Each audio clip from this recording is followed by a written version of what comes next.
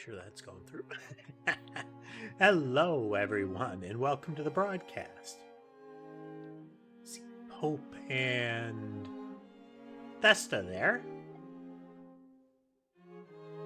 Yeah, I do wish the actual handles were back as opposed to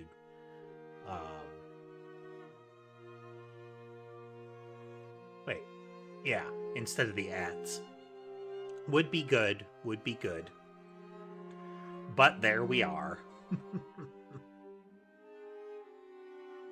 Oh.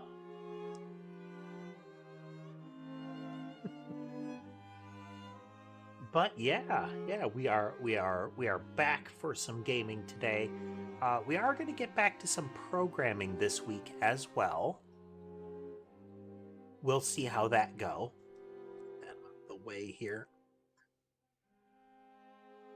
My I'm old blankets.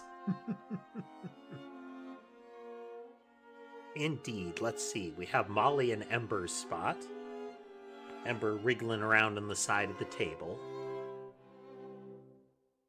Sammy and it looks like Sherbet there and on the bed. Can't see where Mason is. But I'm sure they'll show up.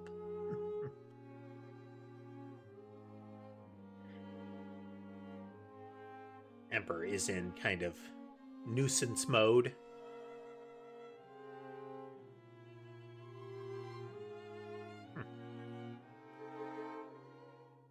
Okay, where were we? That's right, we had wrapped one up. No, we had just started the disco.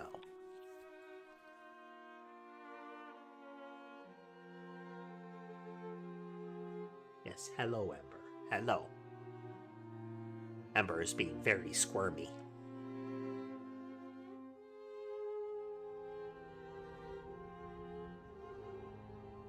Very squirmy.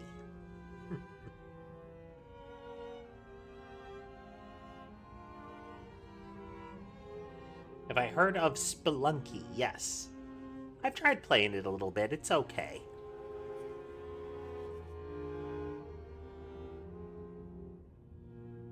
I've known another streamer that has played it extensively. There was a period where I was... let's turn that down a little bit. There was a period where I was extensively playing roguelikes. Due to the whole, we played Noida a lot thing. So we tried it during that period, but it never really clicked,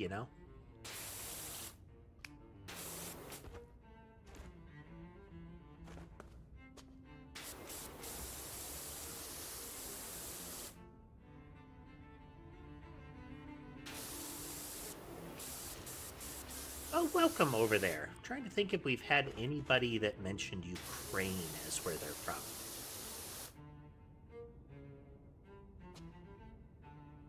Hello, local Therian. Let me think. I've heard that term before.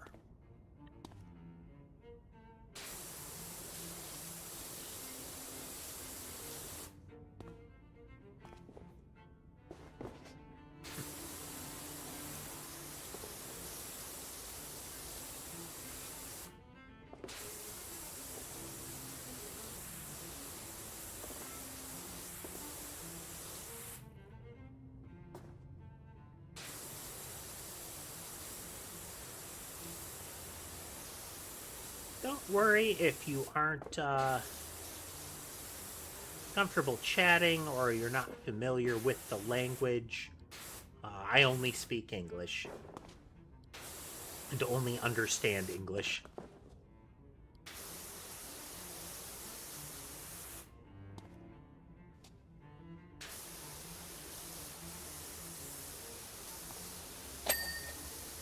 But regardless, I am pleased to have you here.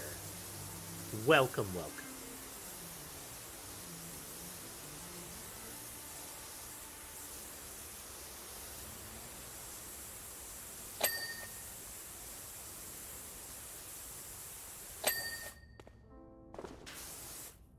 If I had to guess, it's that they're probably going to end, that they would probably end up tailoring the streams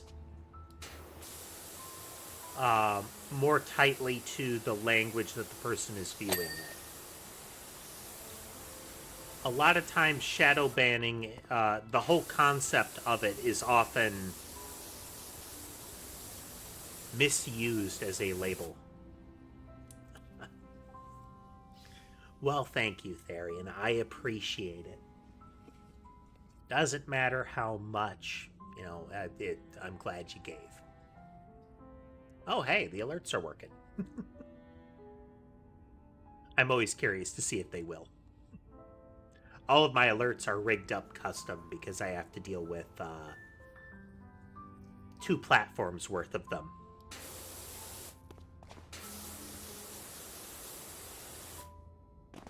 Yes, I am from I'm from the US.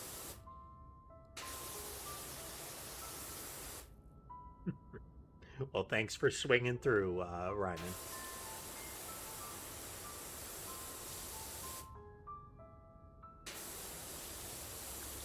Yeah, we've been on a bit of a tear with PowerWash lately. I really enjoyed the first game. Really liked the first game. So, of course, we had to jump in when the second one dropped. Well, thanks for swinging through as well, Therian. Have a good day.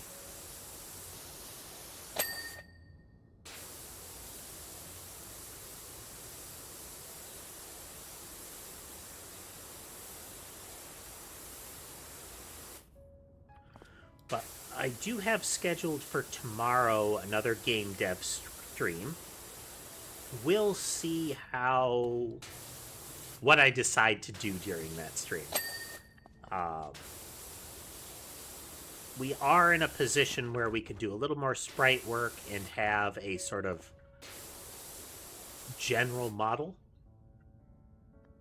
Oh, thank you for the follow over there on Twitch, Fearstrom.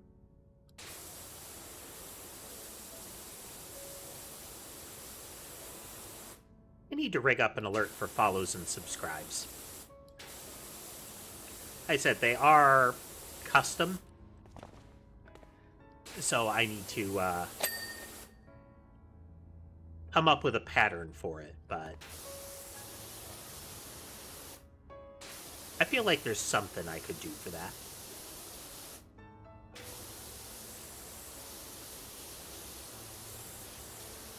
Maybe I'll use that little screen on my left.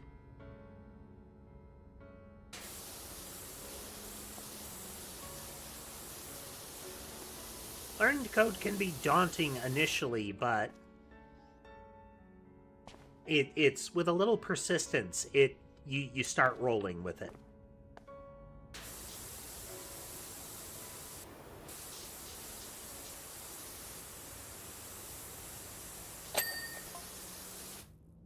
Angel, can you come back to the farm? We had another mishap, this time with our tractor. Okay, so that'll be a small job.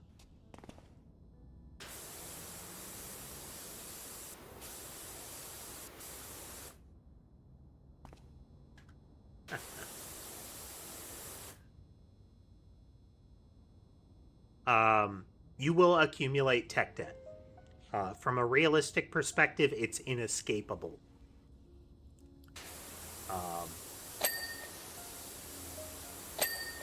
If a team has no tech debt, it's less that they never accumulated it, and more that they're really good at making realistic project decisions. Now, you will have a pile of things that you want to accomplish, but that pile of things is subject to the same rules. You need to be willing to make decisions about what you're actually going to do short-term and long-term. And that's just a good life lesson. That's just a good skill to cultivate.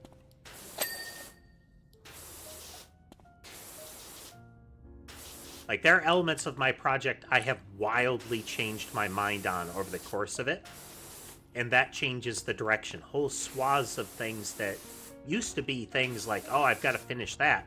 No, I don't. We're not doing that no more.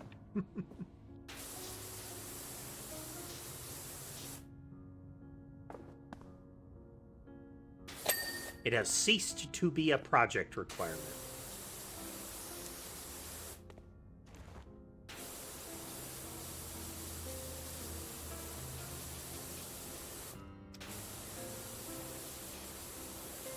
I mean, it's not dissimilar from managing that kind of thing. Like, dealing with it in your life. If you need to get things done, or you want to get something done, you need it to set up a process for ensuring it happens. And that can differ wildly from person to person, from team to team, how you need to do it.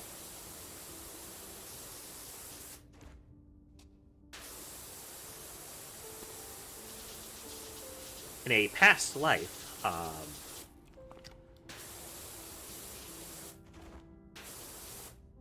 I worked on 2 different types of software development team as far as their objectives. One of them was a team that mostly worked on maintaining a legacy code base. And that code base had, that process had completely different requirements for how the team would interact with issues. Like, the things that team needed to do were determined on the fly. Like, right now, what is the most important thing to be doing at this minute? Whereas on another team, it was very project-based. It was, what are our goals for the quarter, and what do we need to be doing right now to drive towards those goals? There are very different ways of operating, very different ways of looking at the things you need to do. And the same is true for if you're making a big, like,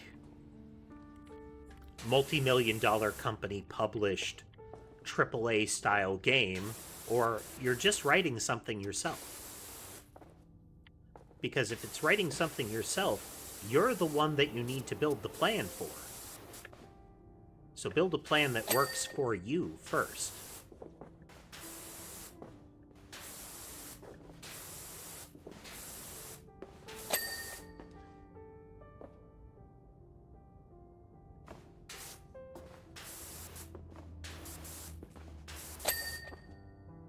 Like, I will say it's ultimately good to have, like,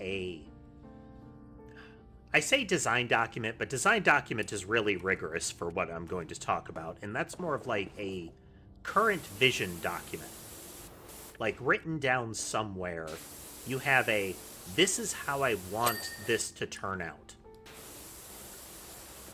This is the kind of game I'm trying to make, and these are the things it will have. Then it's like, okay, when I'm putting together my objectives, when I'm working on things, it's always good to look at it and say, does this serve one of these goals? Like, if I do this, is it advancing towards this thing I want? And if it is, fantastic. You are moving forward. If it isn't, then you need to evaluate not only that thing, but your vision. Because your vision might have changed.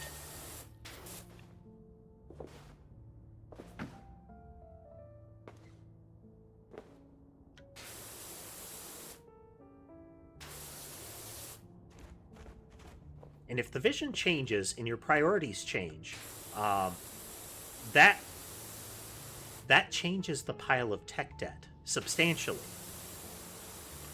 Sometimes it is effectively all of this goes away in its entirety because we have completely changed the goal.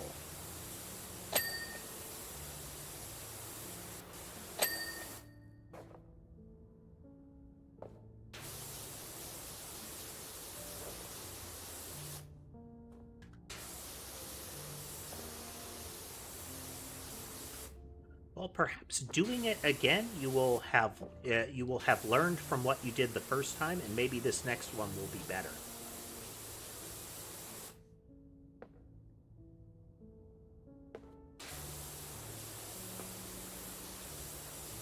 Or at the very least, a little faster, because you've done it before.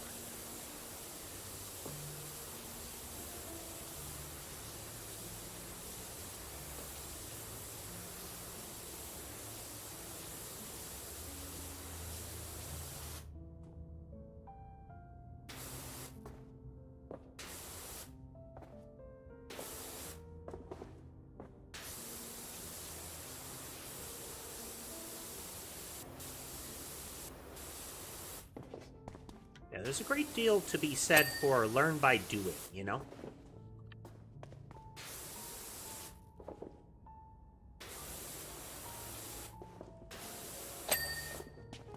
There's no shame in the engine doing a lot of heavy lifting for you. There's no shame in that at all. That is knowing your tools and leveraging them. It is a not uncommon kind of thought trap that people get into entering big projects like that, and that's that if I don't do all of this myself with my own custom code, then I'm not a real boy programmer. I'm not doing it right. And that is wrong on its face. If you have tools available, use them. Or at the very least, consider them for use.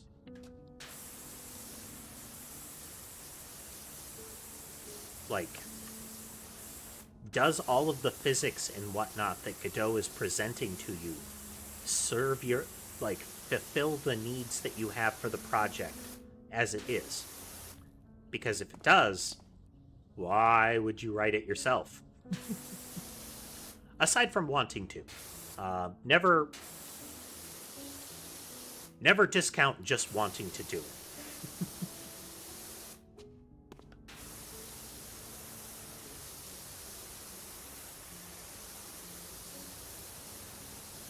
No, you know, don't put yourself down because you're using the tools.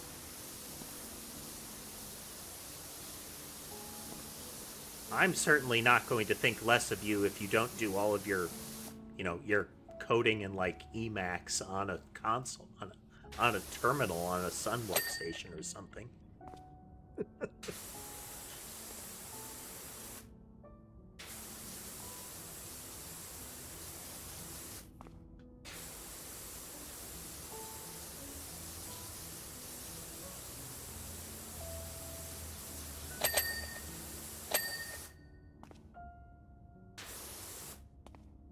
No, like, programmer elitism is something that you should be aware of and realize that it's something that you can largely discount.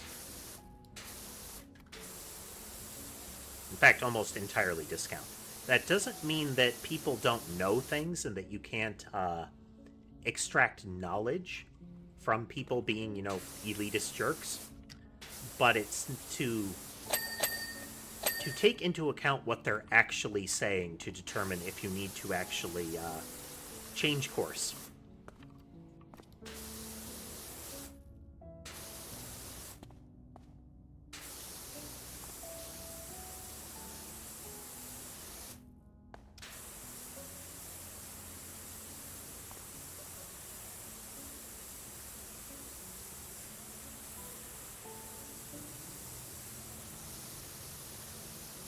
Like, I'm not doing my coding in C. I could. I absolutely could do my coding in C. But I choose not to, because I find C# more friendly, and thus I don't have to deal with the particular idiosyncrasies that C brings along with its capabilities. That is a choice I've made, but you will have people that say, like, well, you should be doing, like, Unreal Engine in C. That's how you really make a game.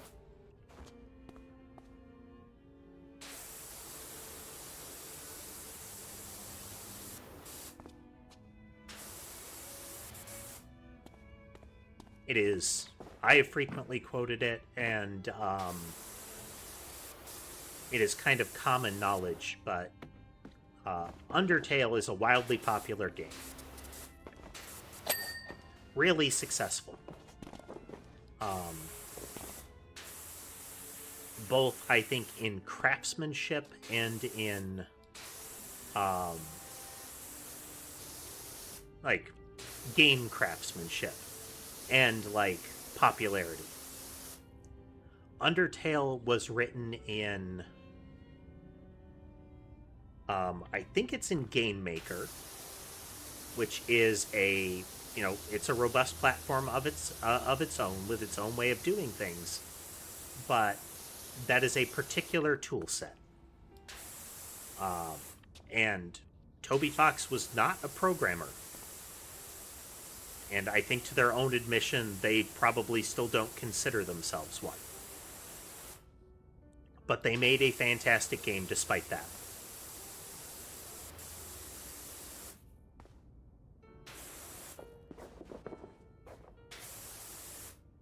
Which should always be an indicator. Yes, you can learn to code even if you have no background in it. Yes, you can use whatever tool set that you want. But it does serve you to be aware of the limitations of that tool set.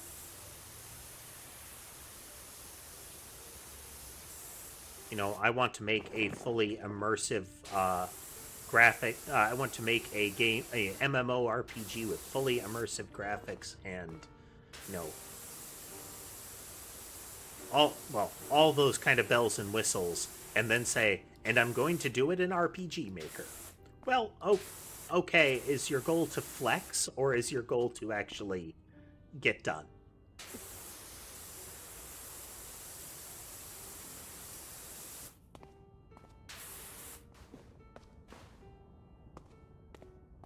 In the same vein, I'm going to make Pong, and it's going to have low-res pixel graphics. Maybe you don't need Unreal Engine for that.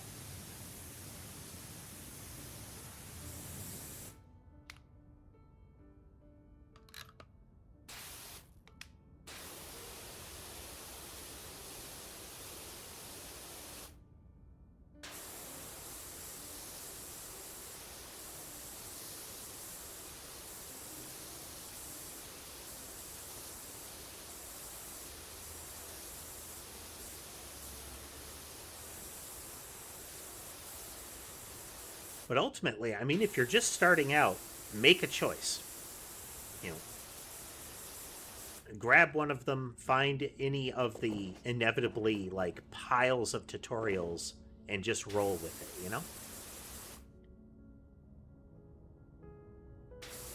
Hello, Sambar. Welcome.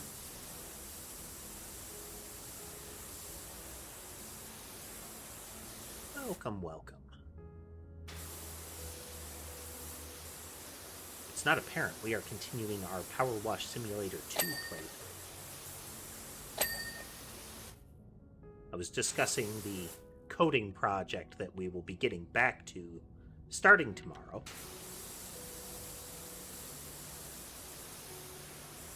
But for today, generally as long as I can, we will be power washing. Because I do intend to get through this.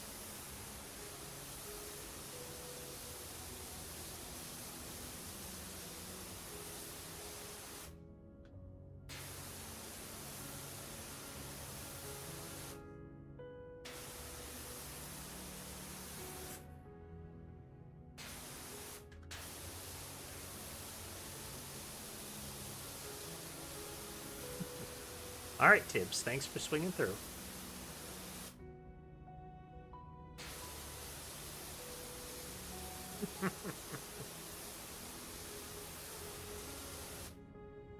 Hello, Ember.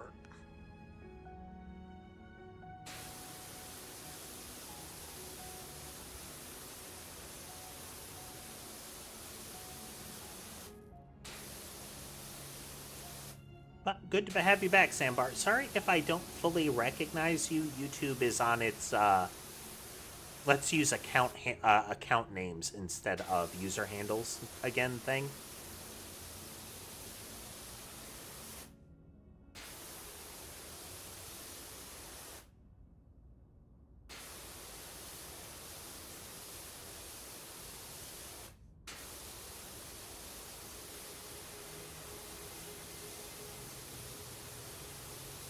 No worries, Sambar. Sometimes we decide we want to do different things with our spare time, you know?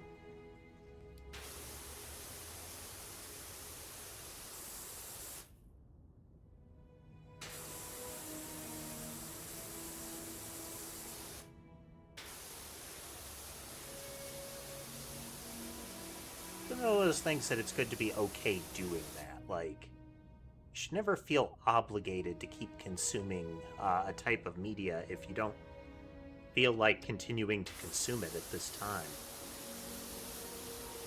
Like, you have no obligation to a streamer to watch them.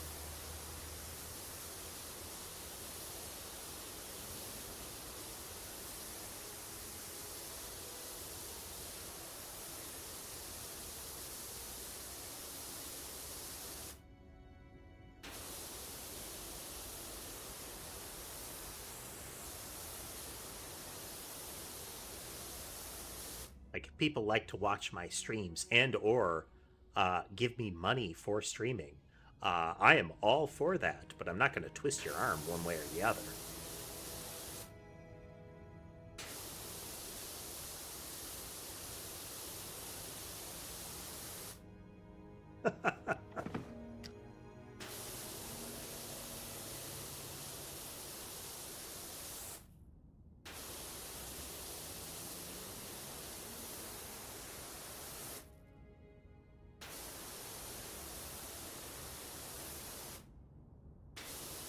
Doesn't help that my channel is a name that is not frequent in a lot of areas and a archaic term.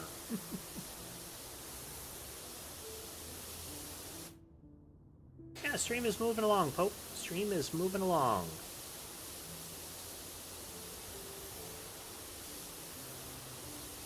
Hit the ground running with PowerWash, and we had some programming chat.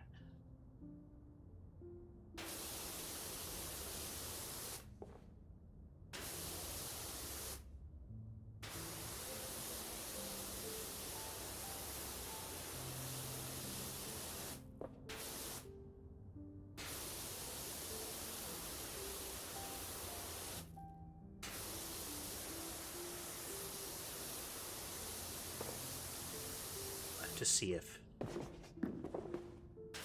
either Friday or maybe some other point, ideally this week, I've got to do some rewiring for the rig, and there's excavation involved, and it's gonna take some time, and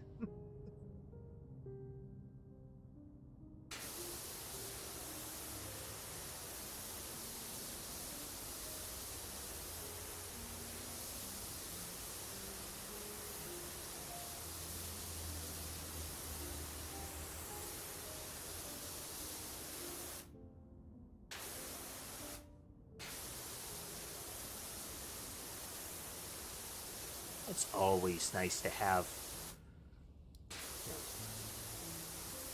your choice of what to do with some time. It's a nice feeling, you know? Like, I have no obligations in the near future, so I can do what I want.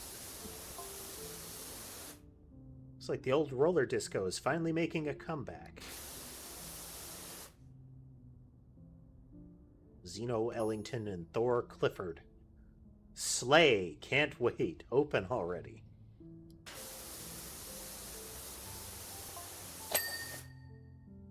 Finally, hope they changed the boots, though. Those things were slower than a turtle in a cooler when I was a kid. Kind of a morbid saying. That weren't the boots, Reg. That was the sticky floor from spilling your slushies all over. Didn't spill a drop. My persistent verticality at rollers can be independently verified.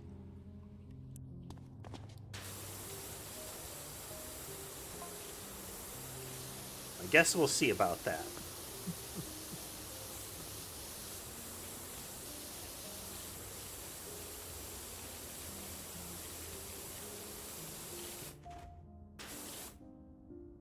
Ma'am. Ma'am.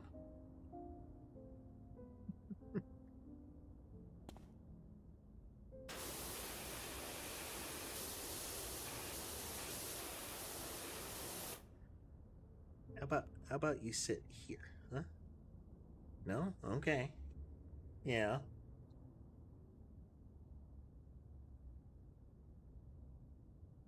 Ember being needy.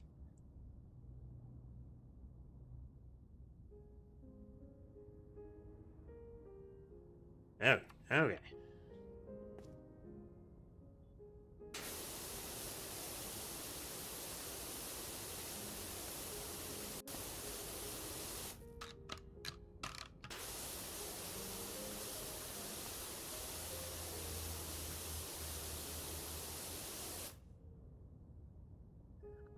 Beverage going here.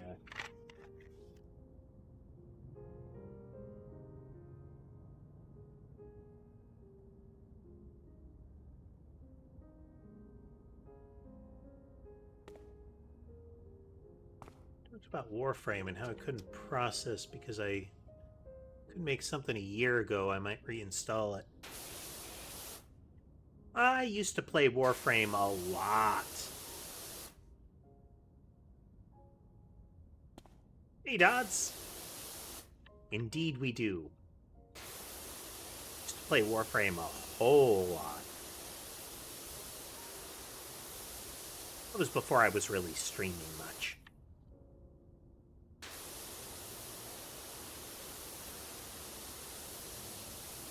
Eventually I got tired of the grind in Warframe, and the direction they've gone with the game, content-wise, just hasn't really done it for me since then.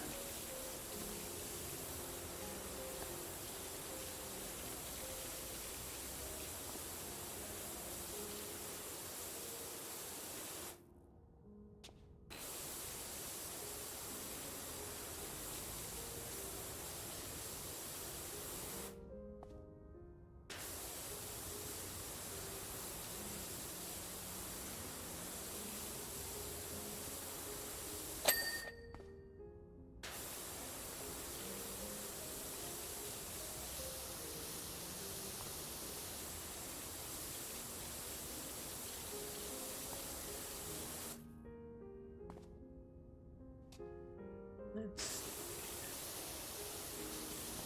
think if there's any games on the horizon that really have my attention.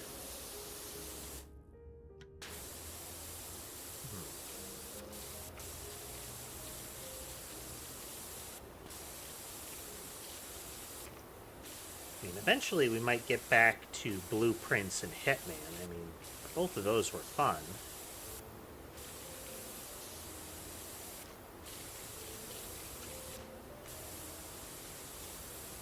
We kind of got on a coding tear, and then this game dropped, and well, here we are.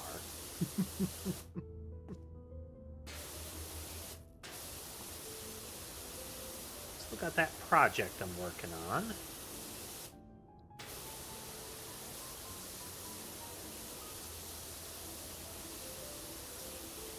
Ideally, it will be something before the end of the year, you know?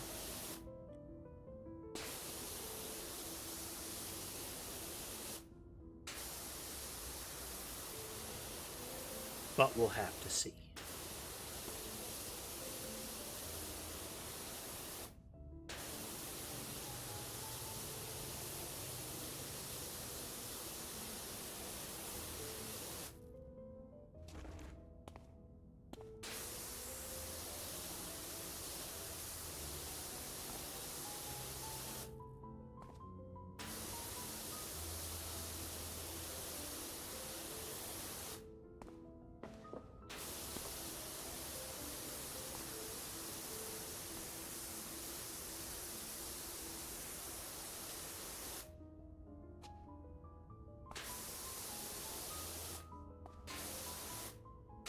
I do like to segment them like this. What kind of games do I play right now? Let's see. Still occasionally dabble in Helldivers. They're in kind of like a fix cycle right now, so there hasn't been a lot of new stuff on that front. so I haven't been playing much of it recently.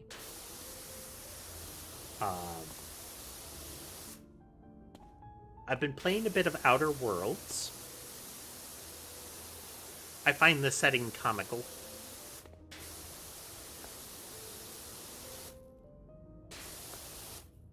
Gameplay, nothing groundbreaking by any stretch, but the setting and the narrative is fun.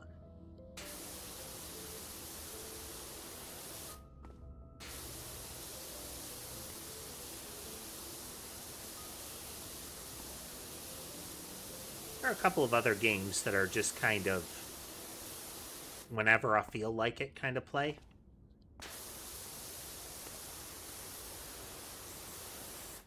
Recently dusted off Terraria and piled on some mods.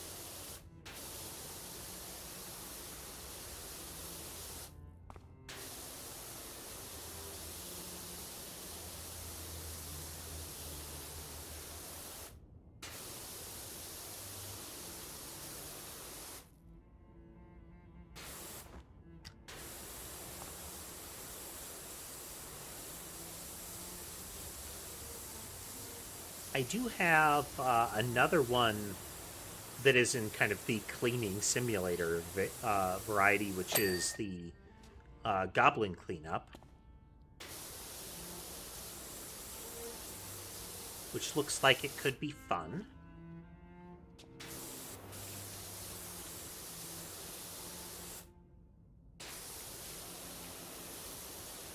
It looks like it will have the comically gory vibes of Viscera, but with potentially less jank physics.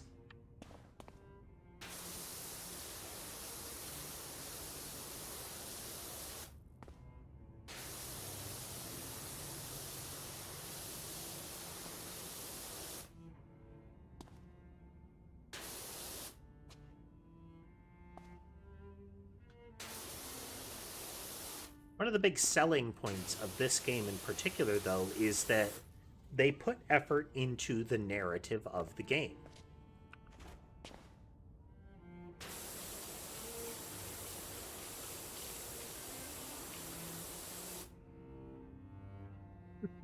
Hey, there's Silent Night.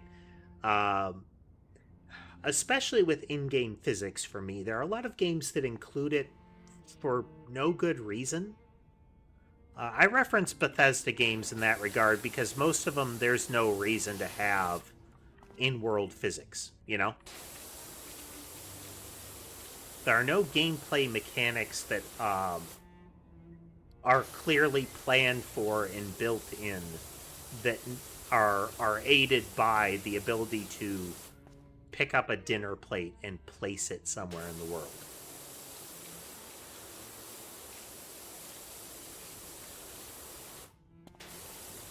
Yes, there are silly meme things that you can do in some of those games, but overall, those physics systems tend to lead to really weird bugs. And a lot of them are the same kind of bug.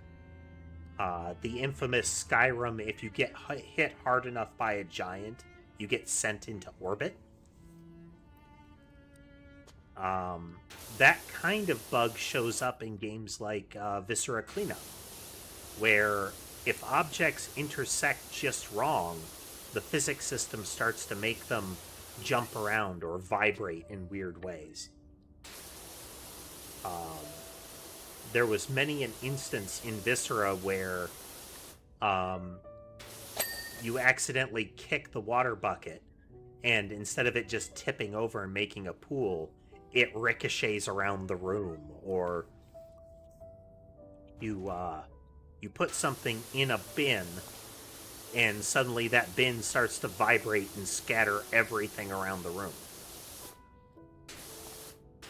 In that way, the physics isn't facilitating gameplay, it's actively impeding it. And that's bad.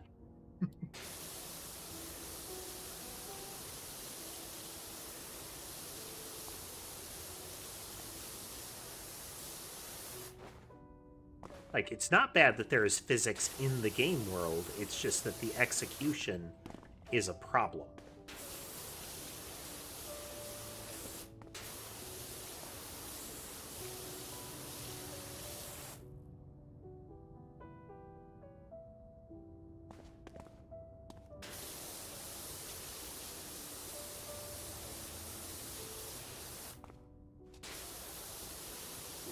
Kitties is playing in the background, and she gets particularly noisy when she's playing.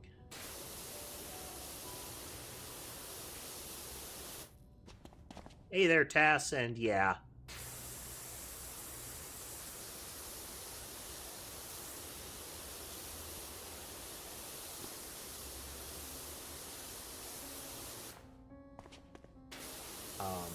One good example of where physics systems popped into games kind of in an irrelevant fashion can just get annoying in weird ways is Starfield. Game had a lot of problems, but so Starfield had all those silly little physics objects. You know, every mug, every book, all of those things were things you could pick up and move around. Hooray. Well, one of the things that you could do in the game is have, like, a ship, and it would have modules in it. And those modules could be decorated.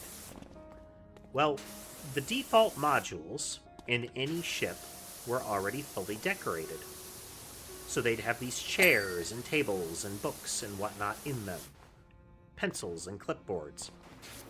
If you removed those modules and replaced them with, say, anything else, all that stuff dropped into your inventory.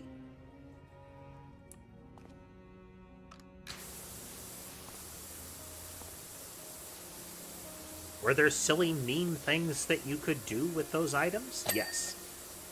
But did they actively make the game better? I would say no. And ultimately, they only existed in that fashion because of the engine that Bethesda made some time ago and just won't let go of.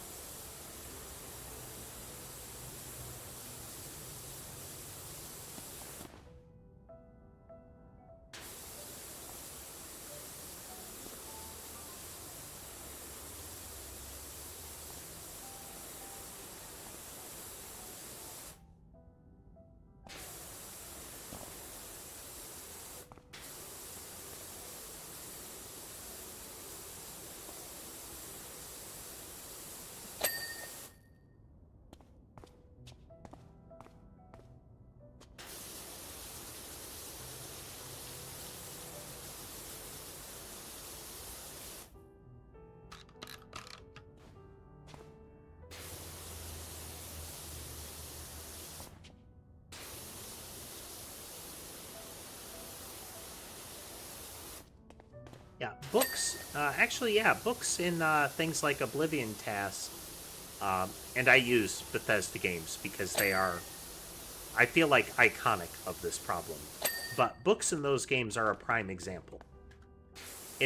Can you read them? Absolutely. Does it usually serve any purpose at all for you to be able to pick them up? None.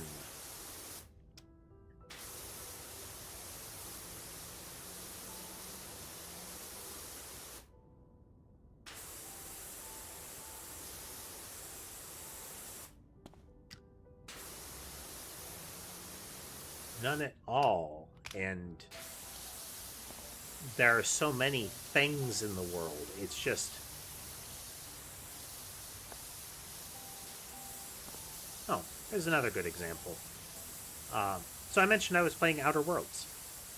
Outer Worlds has... It's not universal pickups, but items appear all over the place.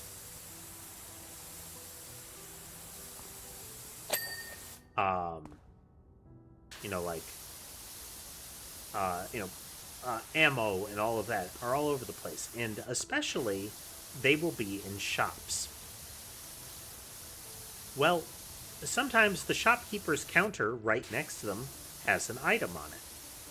And because those items are set up as just like universal pickups that you can take, it is very easy to mispress a button and steal right in front of them.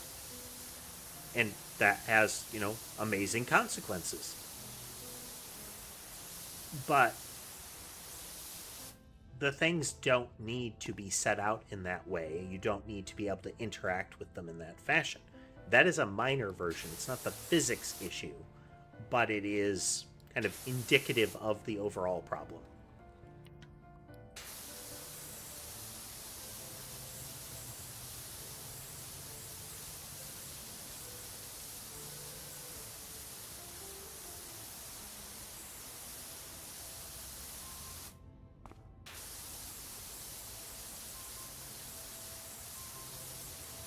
Like, if you're going to sprinkle items all over, what they grant the player should be very apparent.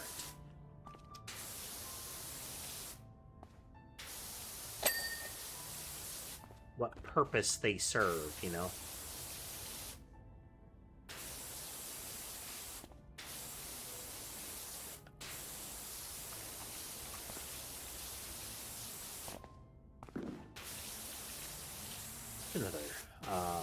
Another Bethesda example, the bucket on the guard's head. Is it fun, silly, haha times? Yes, it is. But why?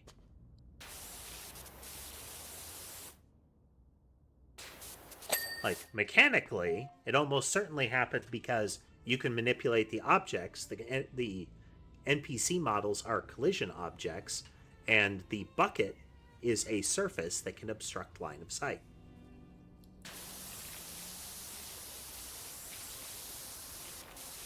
Another Dirt League skit on that same concept. But that is, you incorporated a system and then did not account for how that system behaves.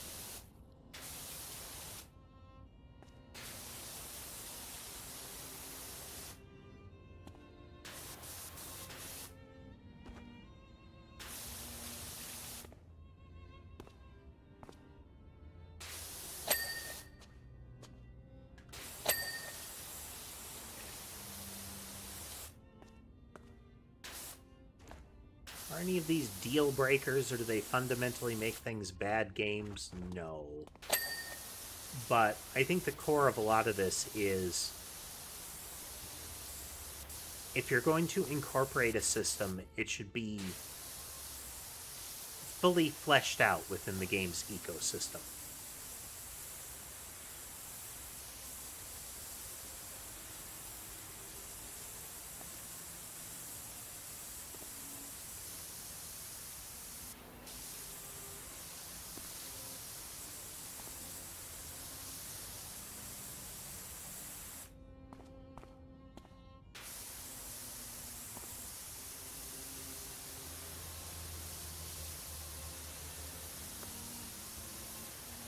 Otherwise, you end up with elements in a game that are there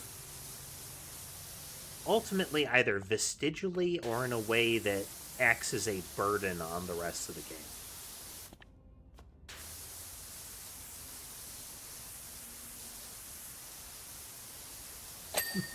Welcome back, Tots.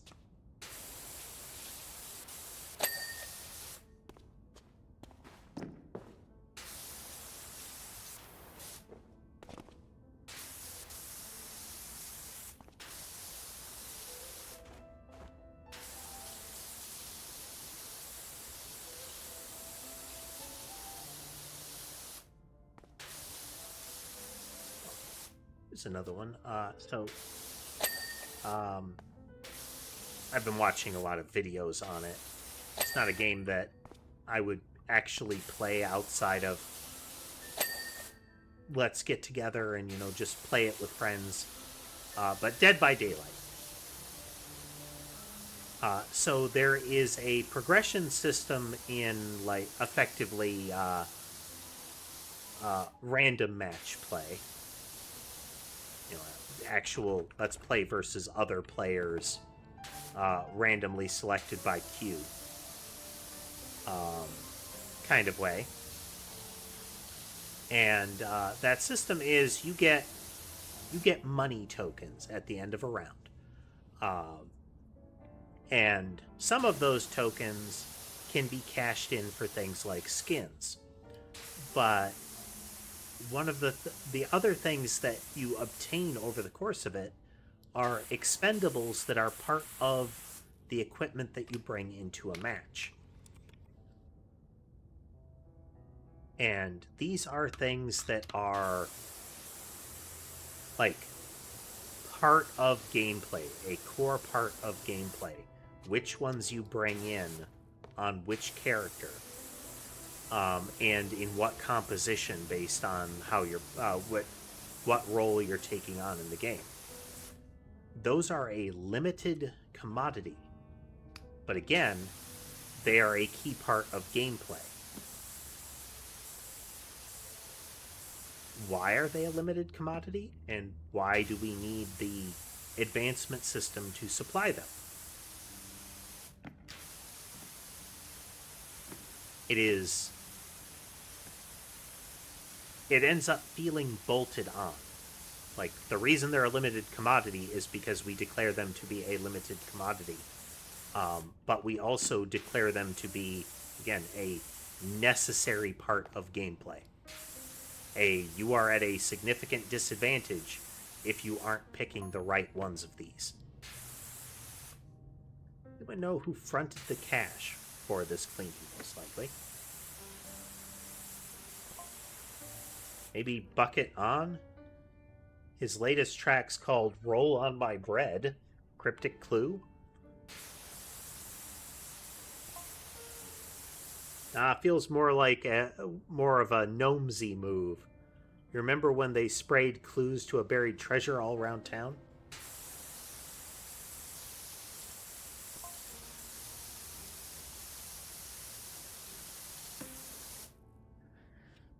Yeah, it turned out to be a spice rack.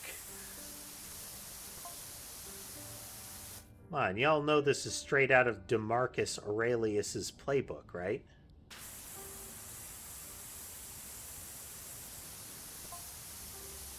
Could be. I heard they've been single-handedly keeping that university running for years now.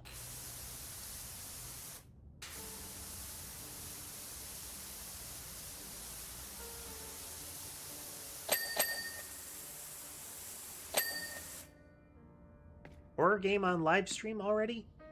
I have played horror games on live stream.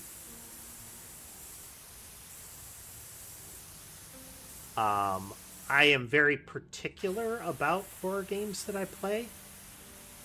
A lot of the ones that fall into the genre end up being scary monster, jump scare, hide in closet, and those aren't terribly fun for me.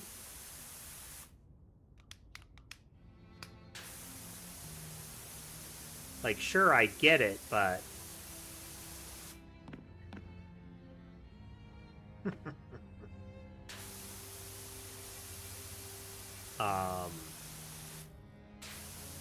I like atmospheric horror, and I like games that build a sense of dread.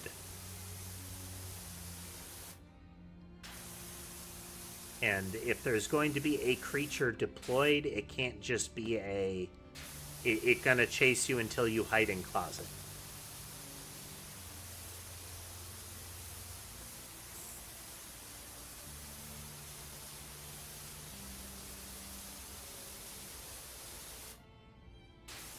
What was the one that I recently played? I can't recall the name, but a recent stream had it.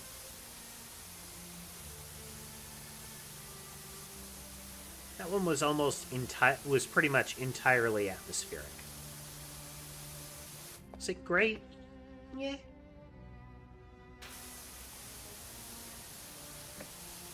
It was okay.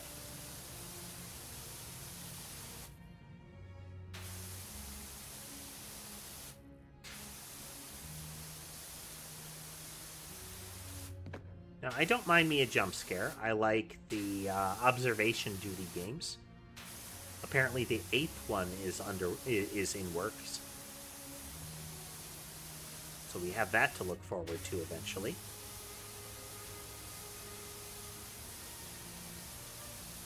A lot of the Chilla's art games are pretty good. They do have a couple of Oh No, Run from Monster, Hiding Closet style. But they also have a lot that are just this is creepy style. They did things like the haunted convenience store, that kind of stuff, where it's just successively creepy events playing out. Sometimes with secrets, sometimes not.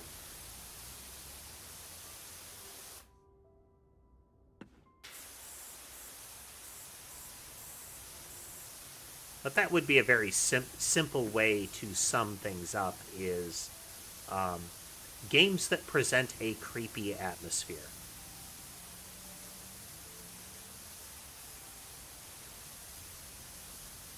I feel like you get better results out of that, for me, than a lot of the standard horror.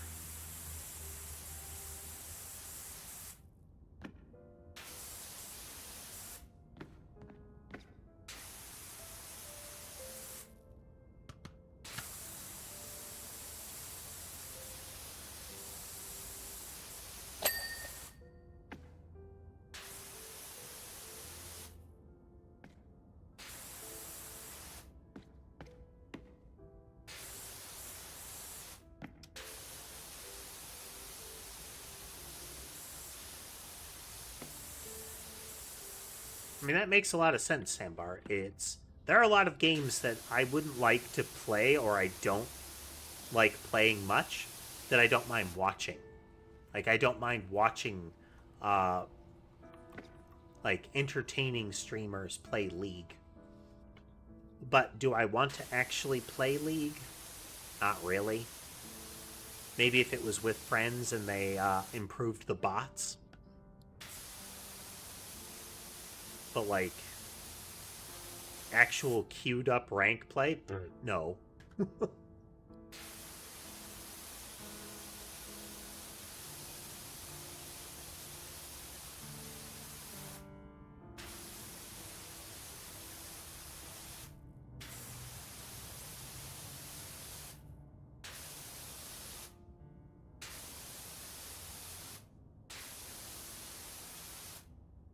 I mean, Subnautica's got big monster creatures and deep water, and both of those things, like potentially invisible or fast-moving monsters, and environments that are large and mysterious, can throw people off.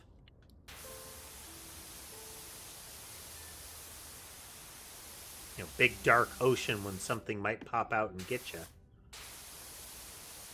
That is a thing that people have problems with outside of video games.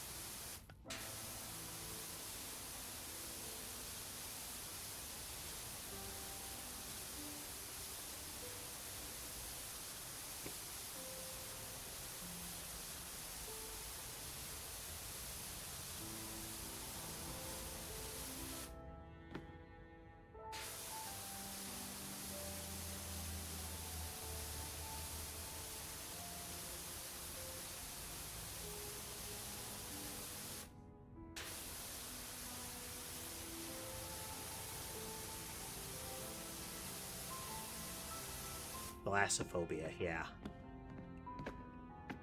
I recall way back a game called EverQuest, which is inexplicably still running and getting updates. There was an area called Lake Rathe, or Wraith, or something like that. R-A-T-H-E.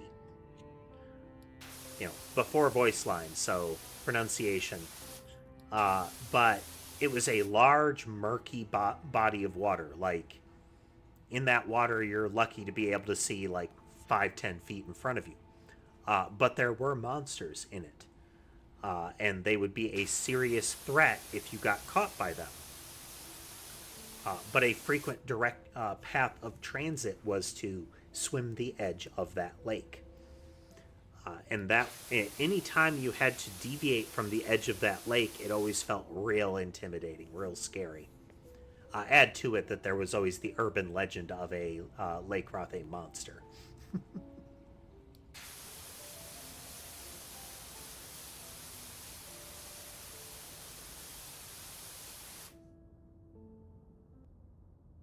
Oh. There is something about PowerWash Simulator and my the VLC player that seem to not play nice with each other. But it always happens in the middle of stream, so... Let's see if I can spot it here. Nope. You dismiss that pop-up and it go away.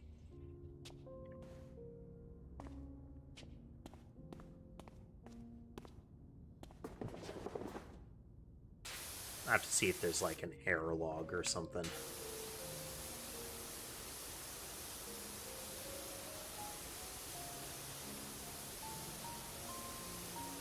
I expect it's some, like, sound device usage conflict.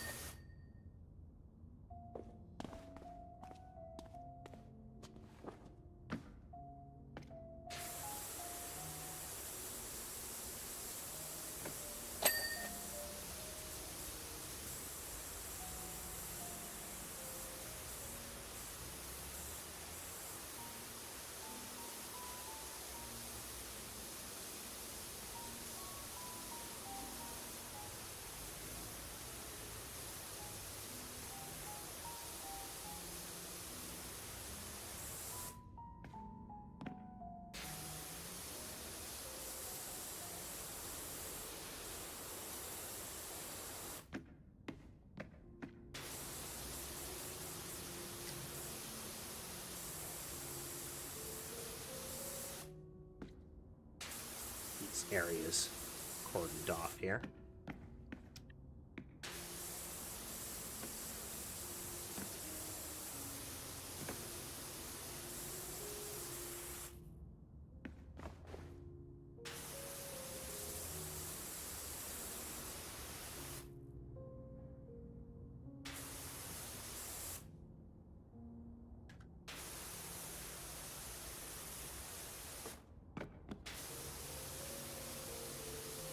We'll advance down the Urban X Power Washer line.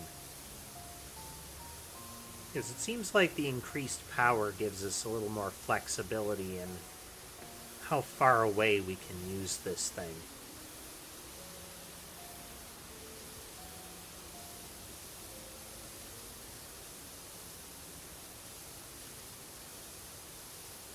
Which in turn means we need to spend time juggling platforms and whatnot less. And less time.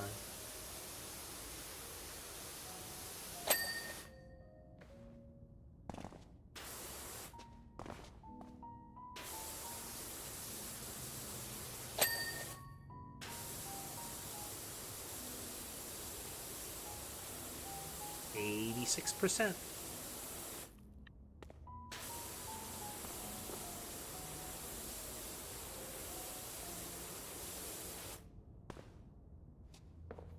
Played a lot of MMOs, and oh yeah, I think there's an expansion or a follow-up to that one.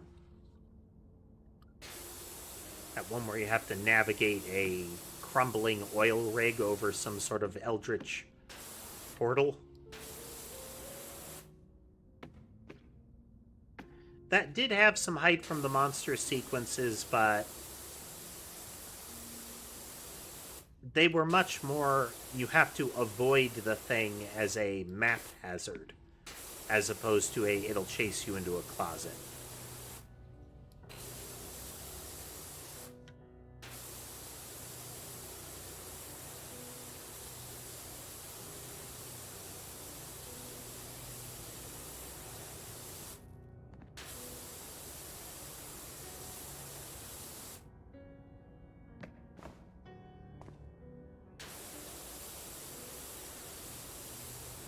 I feel like there are a lot of horror games that instead of using the monster roams and will, you have to run away from it. I feel like they could just use like set piece QTE kind of maneuvers. Because you want the monster to be scary, which means you want the player's character to be afraid of it. So you can't present it in such a way that the player is kind of dunking on it, you know?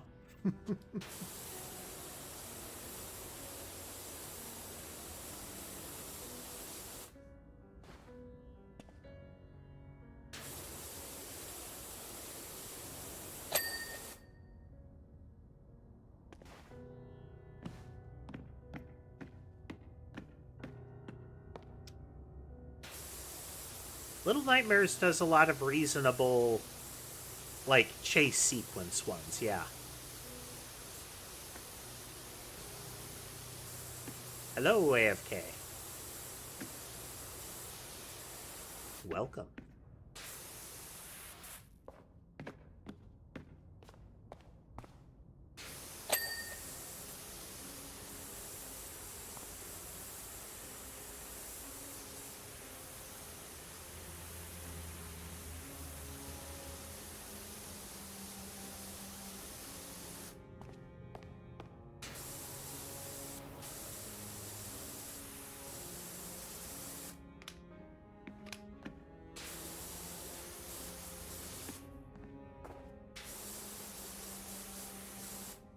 This music track still reminds me a lot of the Alice Madness Returns game. Again, technically the first game too, but I feel like the second game was more memorable to me.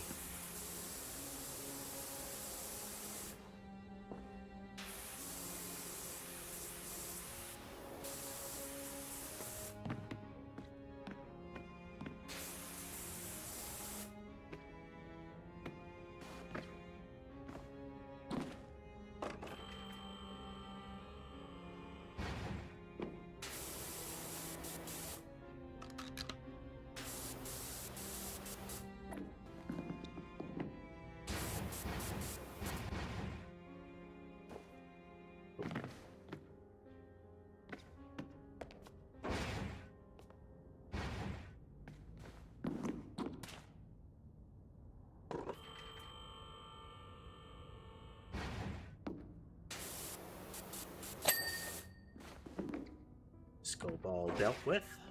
Right there.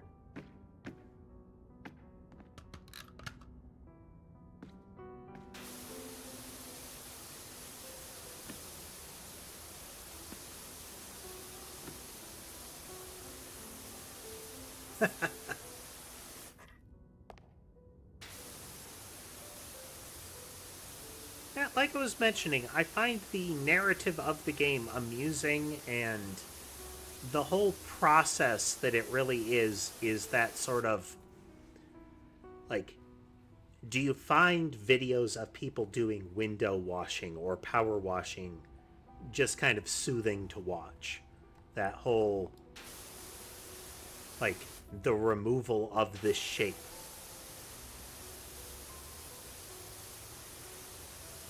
Sometimes it's things like, I don't know what it's called, but people will do painting by, spreading dollops of paint across each other in the process of building it up and forming the shapes. Is less about the demonstration of the painting in form and more about the process of the layers and the addition and removing of. Still an artistic expression, but the video has more of that feel of a sequence of steps.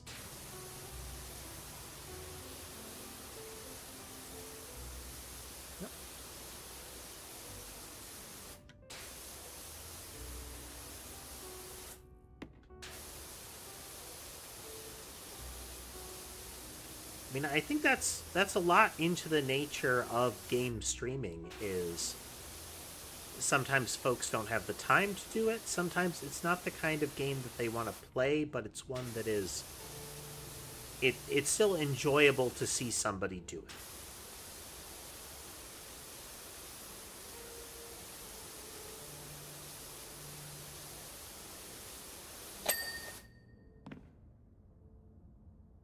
Now, there's the opposite of that phenomenon, and that it's, for some folks, it can be painful to watch some people play a game because they're not doing it the way that person would do it. That is a phenomenon that, I mean, I'm sure you've seen the advertisements for things like Hero Wars.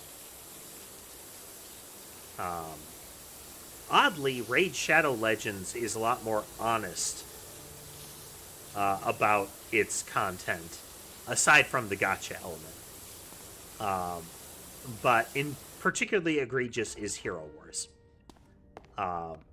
But one of the things they do with their advertisements is that they show somebody playing a simple game badly. And that feeds off of a particular reaction that some people can have, and that is the, I can do that better than these people. So that ad annoys them, and they want to go see it because they can do it better.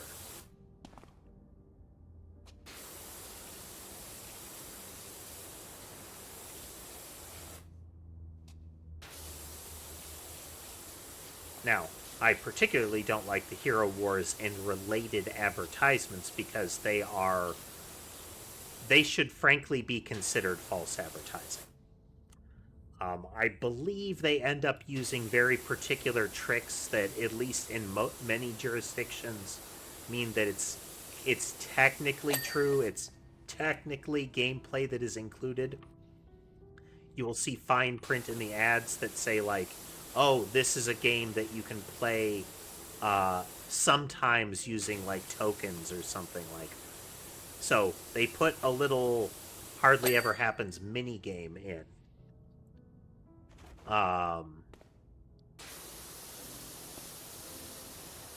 So that they can put it in the advertisement. But the goal is not for that to be the gameplay. The goal is for, like, you know, gotchas and whatnot. But essentially the rage bait gets people in the door.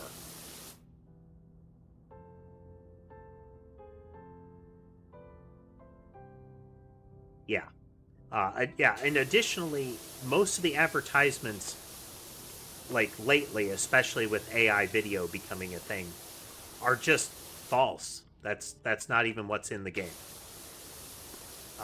You can really see it with some of the user interface that is shown in those games.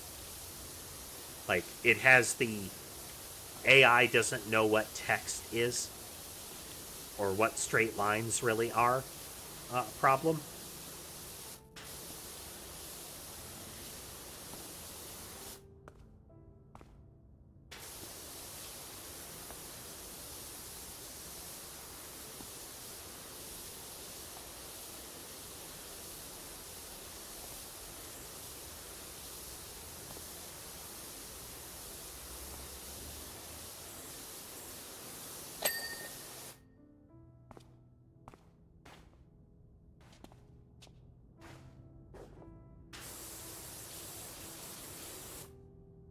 Thing that's annoying me the most about AI ads right now is that's all I'm seeing.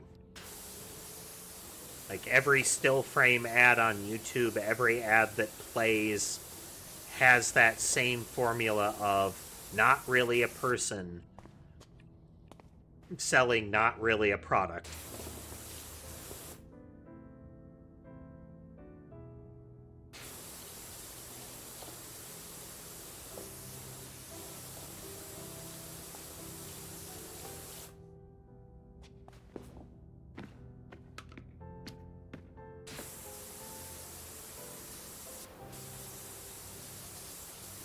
AI is cheaper if you're not really aiming to properly sell a product or to produce reliable results. Time and again, and this is, again, setting aside, like, scam product ads, Because their goal is just to get people to buy their useless crap, so they're not concerned. You know, the government doesn't want you to know about this amazing high-tech lighter that definitely isn't a knockoff Star Wars novelty toy, but we're going to present it as if it's a amazing new invention created by a genius.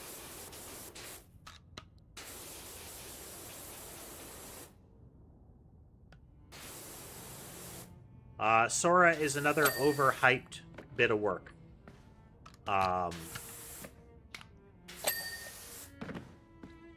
There are already efforts to make a feature-length film using that kind of thing, and it's already looking not good.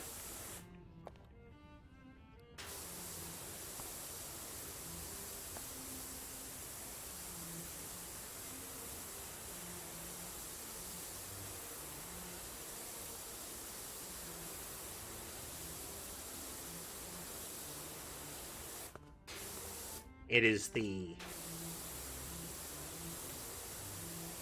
People are able to produce videos, but it's in similar things, but they are the things that don't hold up under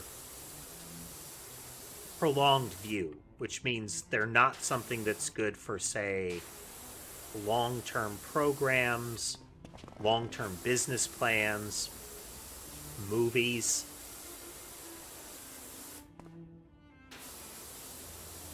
And again, setting aside all of the copyright issues.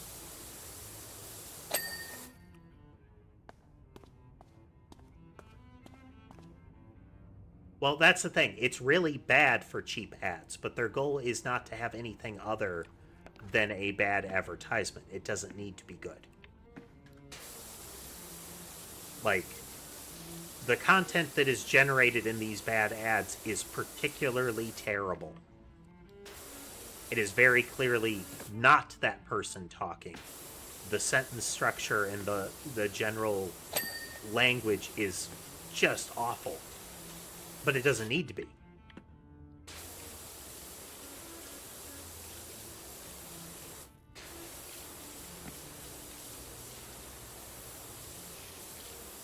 Because the thing they're selling is targeted at people that aren't going to look closely or that don't care. They'll buy the lie that the ad is saying regardless of how the ad looks. So that kind of advertisement, instead they just say, well, why would I hire a person for that? Because they'll accept garbage results.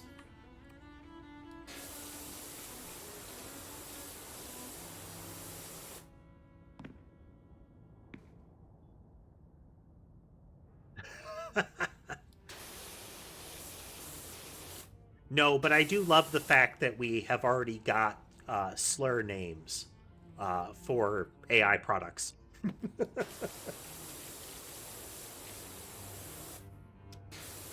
And I love the fact that there are tech bros that get offended when that name is used to describe their latest crummy chatbot.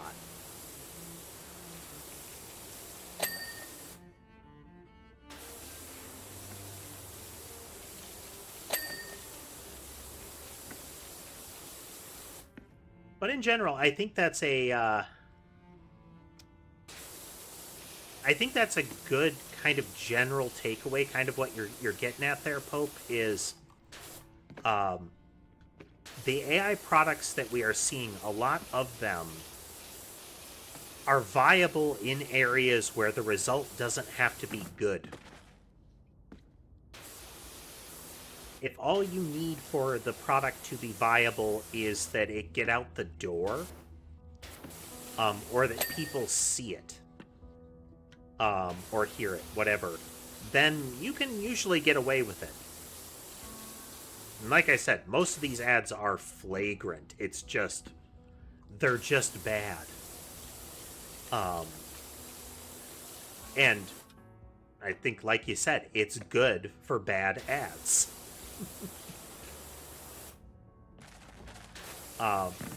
But and bad videos and bad copies of other people's art.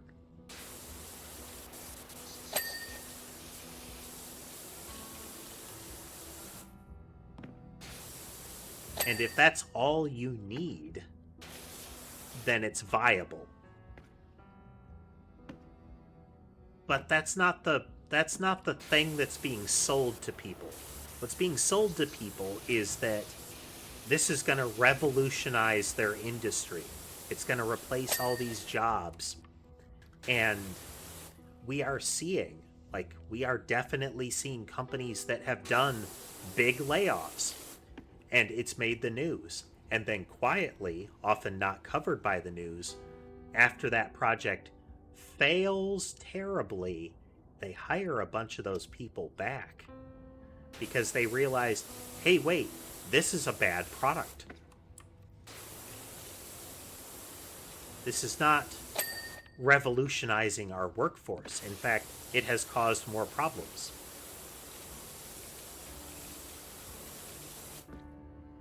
You have software developers that have been rehired, almost certainly with better pay, in order to be the nanny for the AI that initially replaced them.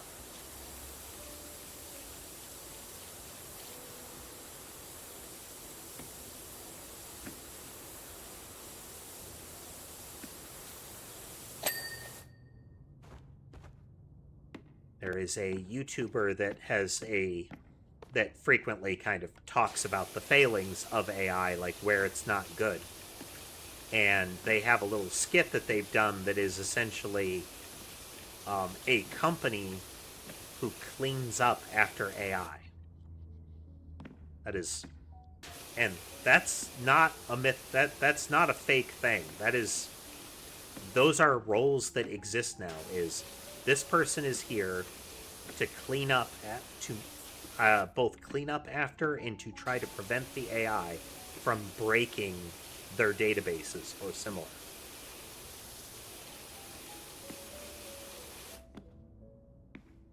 But because we have a demented system for what companies consider advancement, it doesn't matter that they have all of the same people and in fact probably losing money on the AI. They can get up in front of their shareholders and say, we're using AI. And that's what matters, is that they can say they're using the sexy new technology. Not that it actually does anything for them.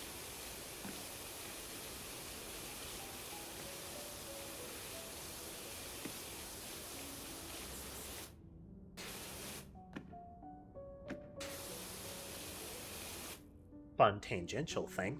Semi-related, but still tangential. I got to see a fun video of a $80,000 humanoid robot that was supposed to be able to perform a variety of tasks, including cooking a meal. And the video is of it spraying the rice that it's trying to make into fried rice around and eventually tipping over.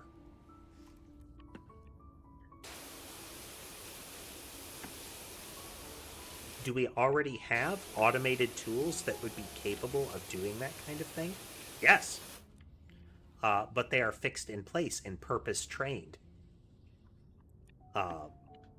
As opposed to trying to be this amazing generalized system. Instead of trying to chase what is currently, in my opinion, and in the opinion of people brighter than me, not attainable. That's a trick, though, Pope. None of the stuff that we've got is really artificial intelligence. Everything that we're using right now is better termed machine learning. But AI is a sexier term.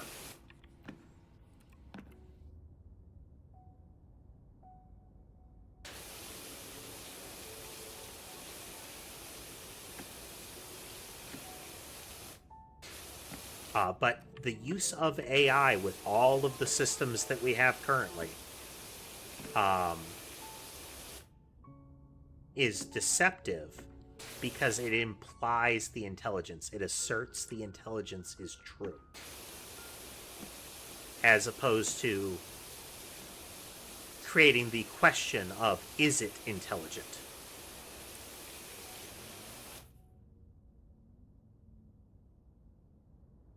Well, Sonic, sometimes it can be healthy to step away from some types of media consumption.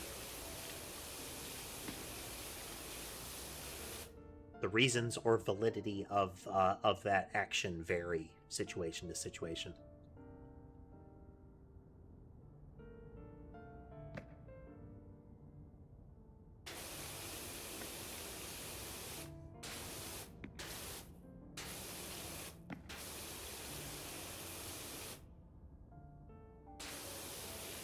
Now, you've even got research papers right now, published papers that you have some that will still say we're using machine learning, and some that will call existing algorithms that have existed for decades AI, because that's the sexier way to describe it. That's the way that will get you backers and funding, is if you say it's AI. Because the people yeeting money at all of this stuff don't care what it actually is, as long as it sounds like the cool new thing.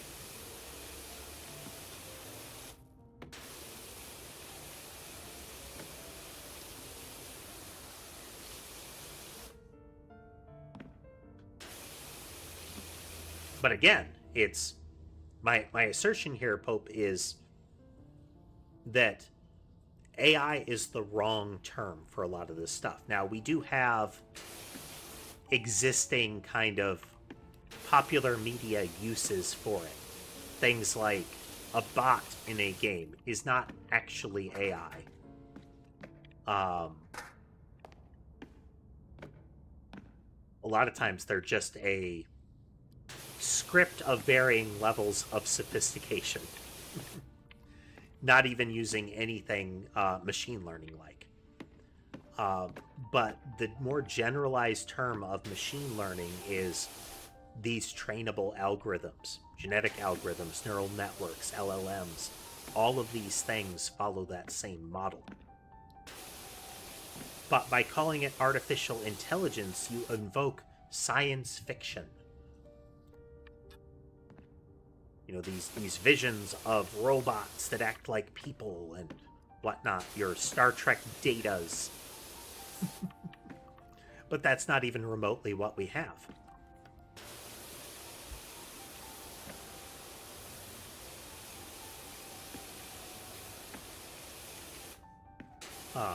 Now, are these algorithms good for stuff? Oh, absolutely. LLMs are doing cool stuff in some research and the like. But do I trust it to do something like prescribe medications or diagnose conditions? No.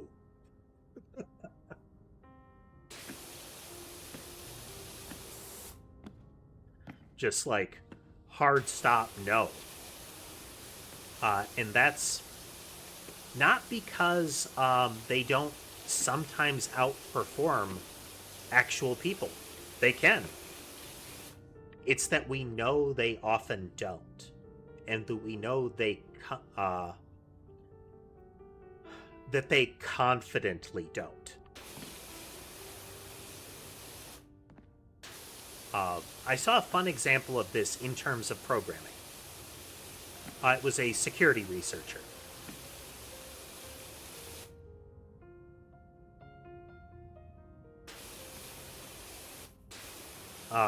And they were talking about how, yes, it will produce code. Like, it was something along the lines of, create a secure login system for me. and it wrote code and it would let you log in. And he's like, okay, are there any security problems with this? Like, he reviewed the code, found some.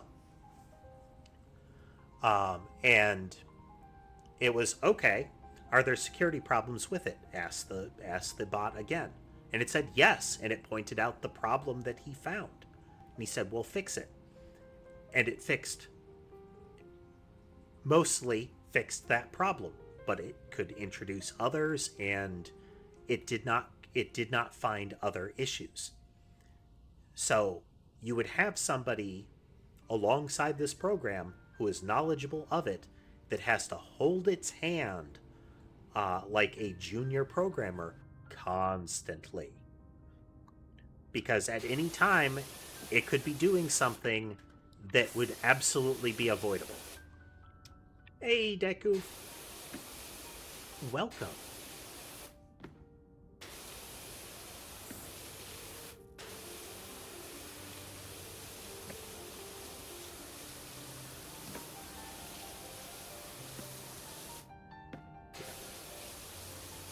We are power washing.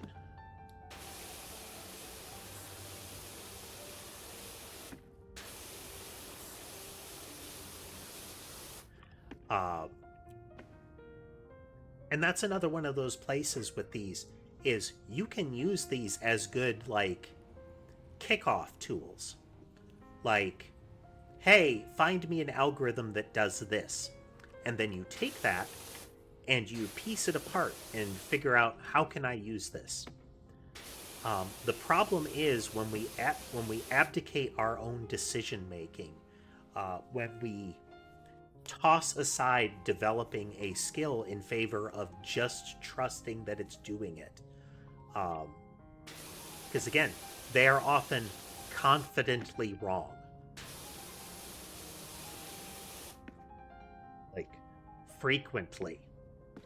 I believe we had a study that was 20% of the time companies reported that the LLM that they were using was wrong in a way that would be a significant issue.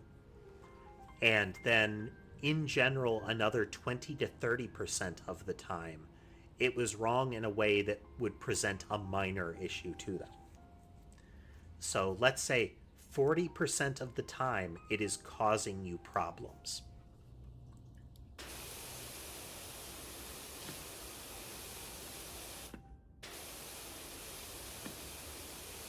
And that is on top of the fact that in order to do this, you would have to have a purchased per unit, per like query subscription with a company that is employing, or that has set up, a gigantic environmentally destructive data center.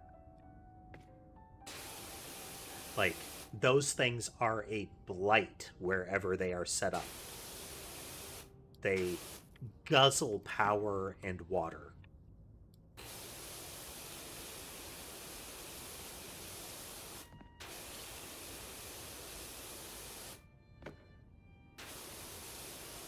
Some other fun things. So yeah, you have to trust the company. That is fantastically apparent due to products like Grok, which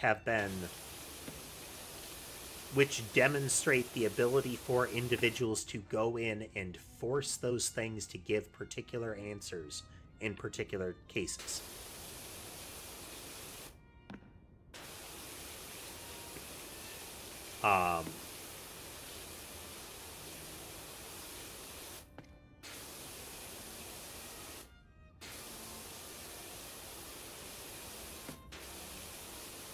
Another fun one is that research has shown that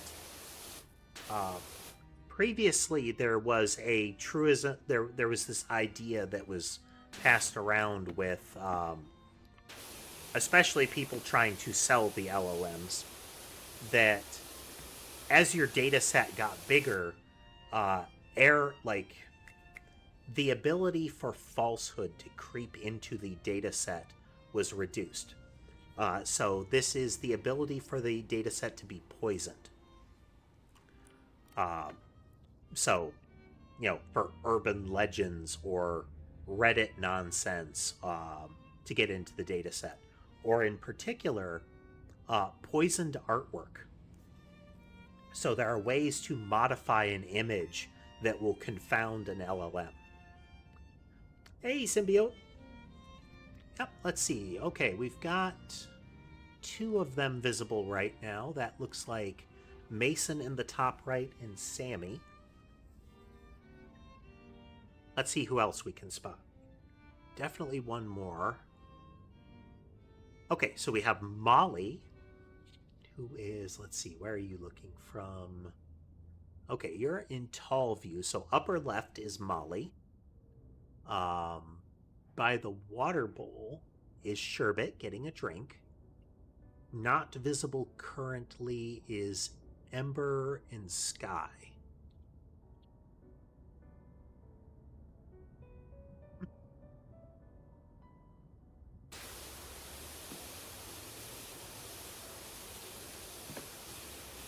Trying to remember what they're called, but there are two different algorithms that are kind of big ones that are active, where it will create some artifacts, and they are increasingly obvious the more you do it. But it will essentially take an image that you give it, and it will make it so that when an LLM fuzzes it apart and identifies what's in it, it will actually see something else. So the idea that, like, you have a picture of a cat, but the way that the algorithm is going to piece it apart and look at it, it's going to see a dog or a car or a piece of toast. Doesn't matter. That's what's getting into the data set. And they've shown something like with very, very large LLMs, it only takes like 150 samples to start causing damage to it.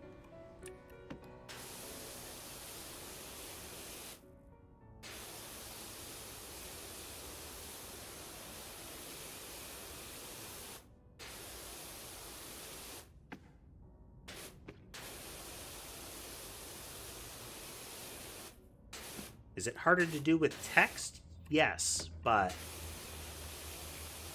it's just a matter of persistence.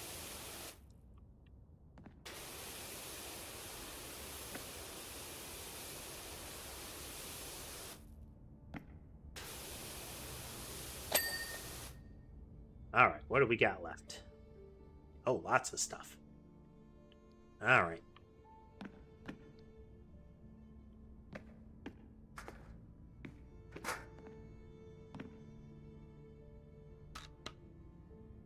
Hey, sharpshooter. Welcome.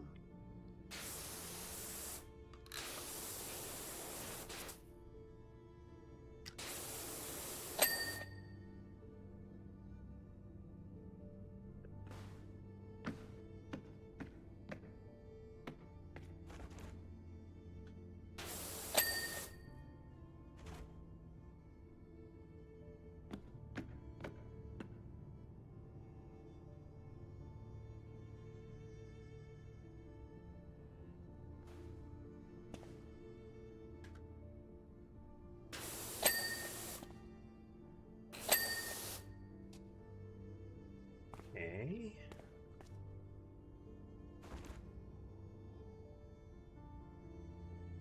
Bottom right is Sammy.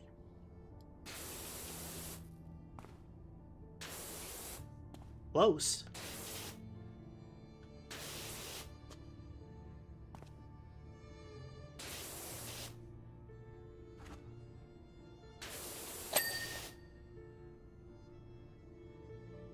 How tall is my model? Like, well,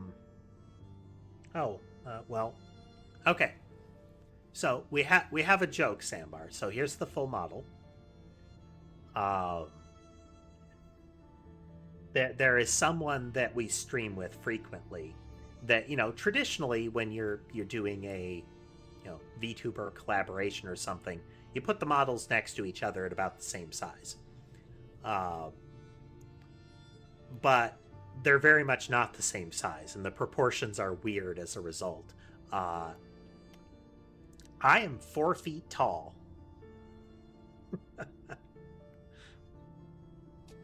Her character model is about 6 foot something.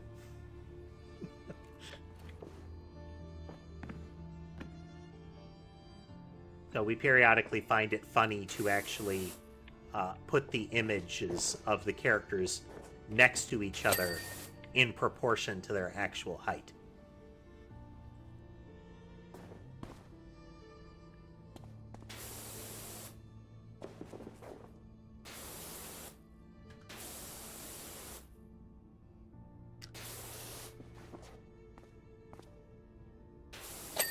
But yeah, she's very tall and I'm just a little guy.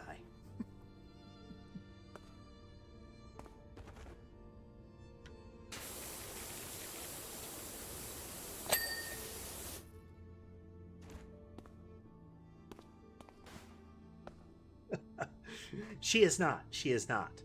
The fact that we have a very similar color palette to our models, um, when next to each other, has prompted fun things like, "Is she your mom?"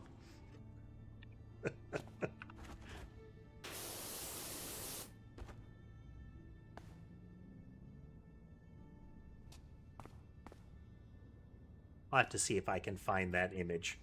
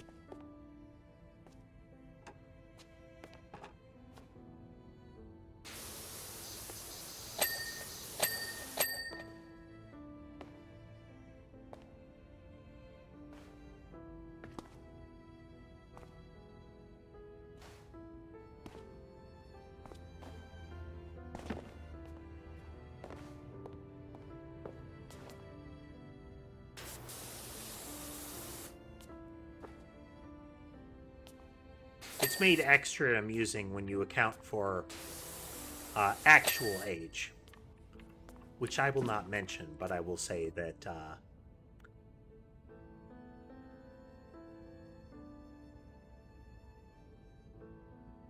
how to say it? Well, I'm older than her.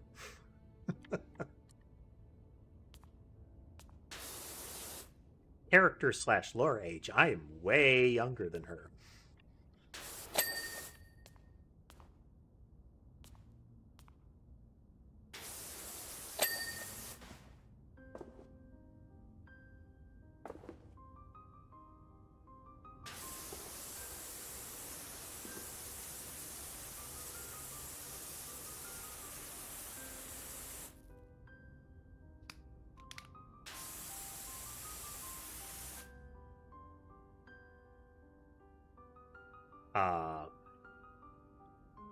Here.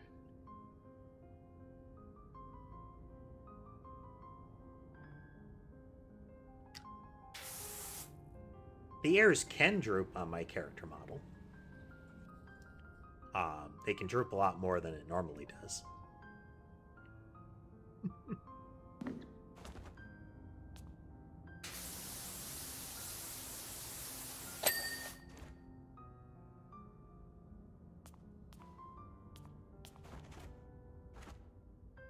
Sambar, I am the proto-nanotype, the first of the new product line of the Kapok Corporation.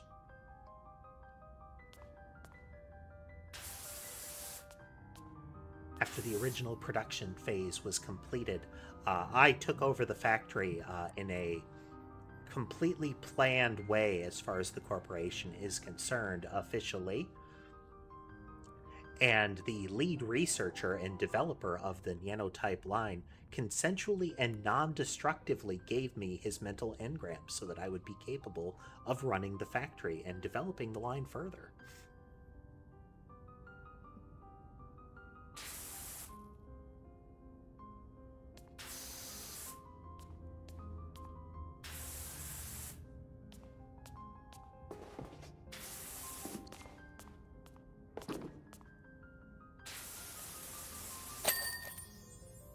Job complete.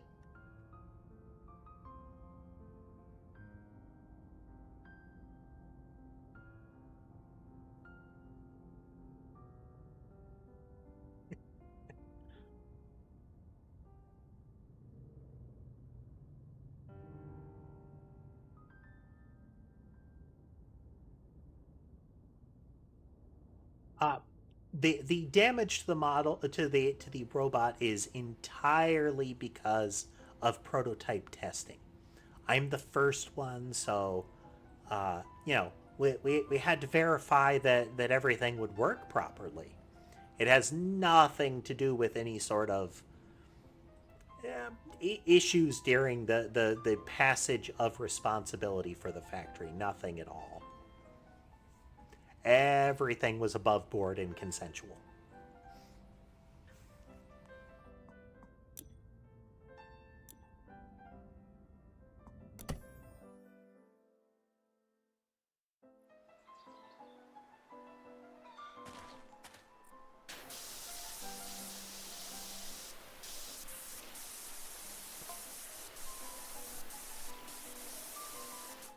I admit, out of all the harebrained schemes I've had, carrying a live bee's nest by tractor up there would be up there.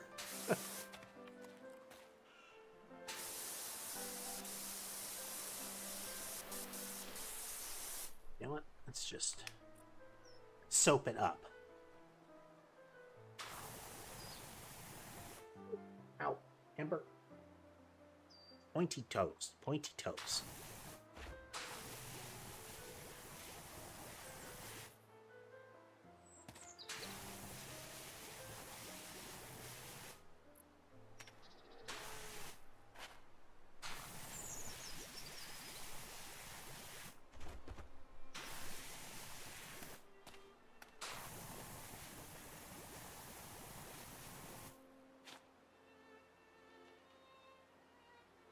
Being very squirmy, ma'am. Squirmy.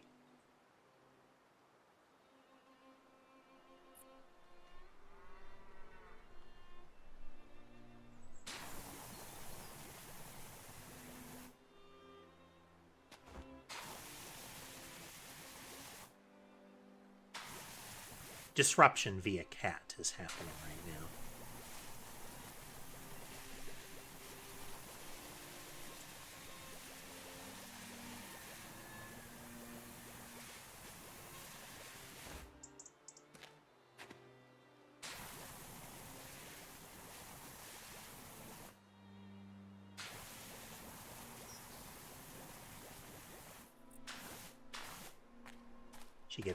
She gets very insistent when she wants attention.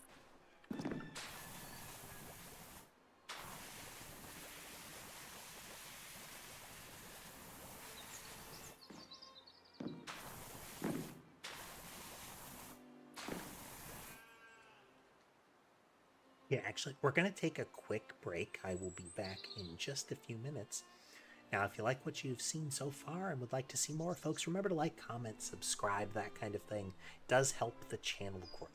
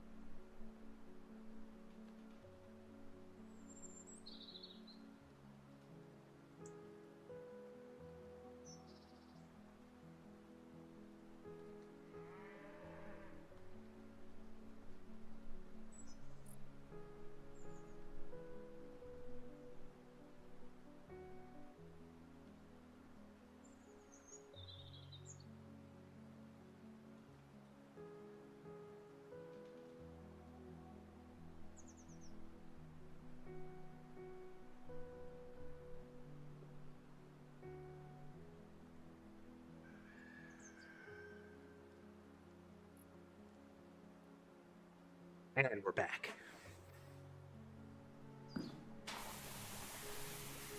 Yes, and hello, Ember. Says, good, you're back.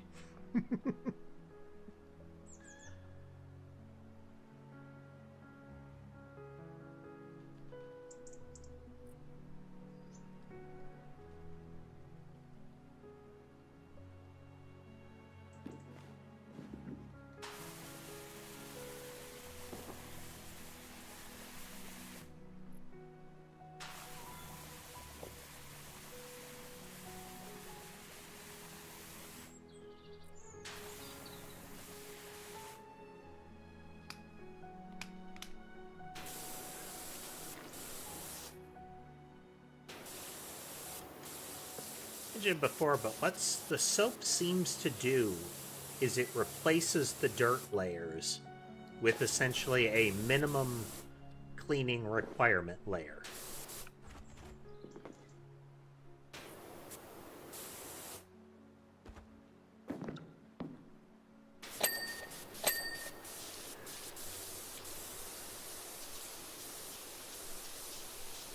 So just any amount of water cleans it off that way.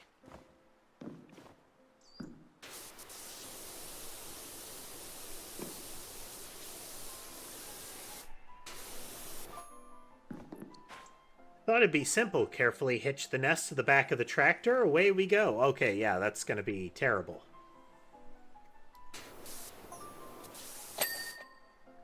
Quick mosey to the hollow willow tree on the edge of the farm. Job done. No.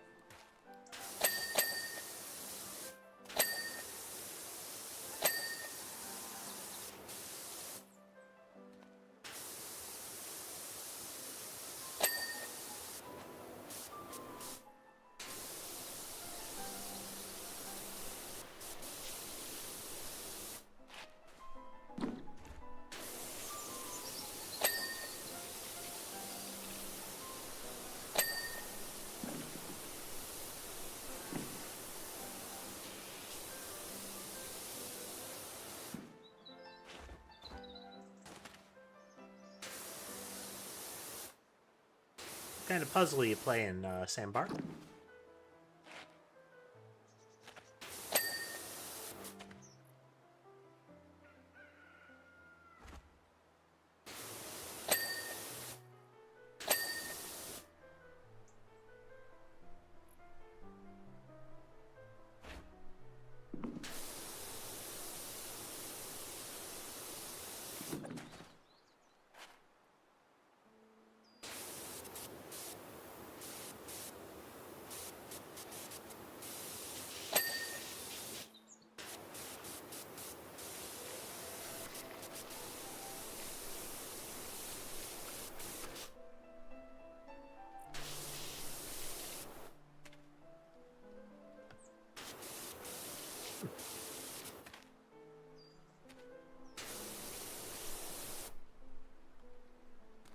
Sure of what kind of puzzle that is, but still. I've done some puzzle game streams.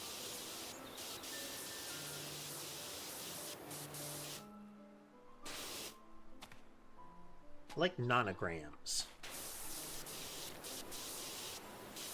I'm sure there are other kinds of puzzle that I would like, but you know.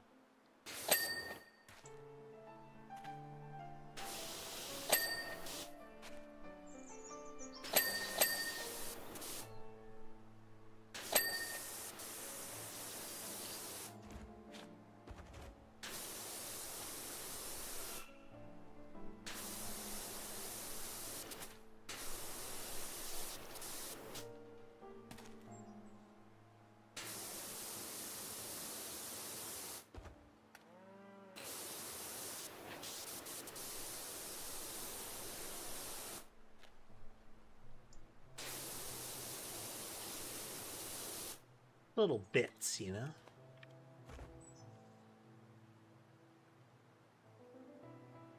Hey there, Donald.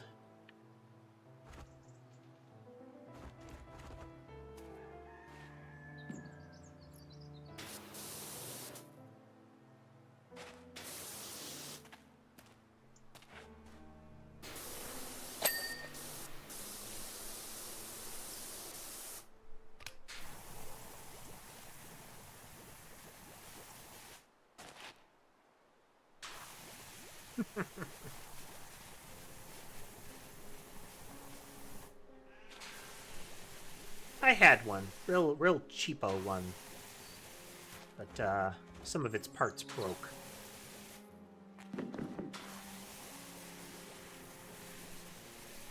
Didn't really see a lot of use.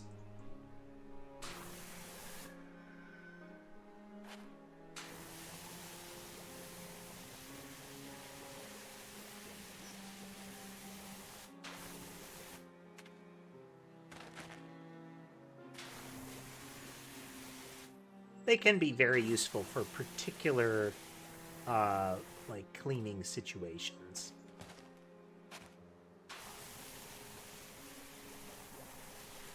But I did not frequently encounter those.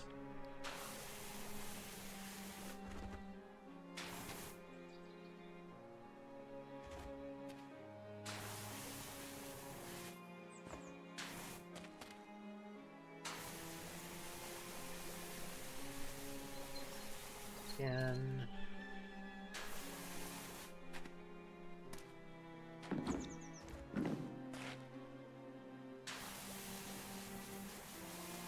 There.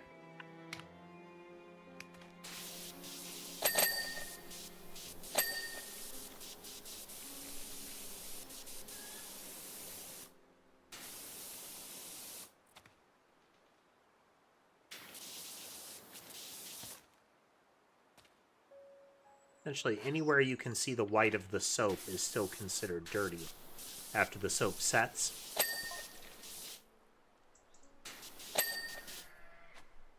I turned the engine on, the hive started shaking, and the whole swarm emerged.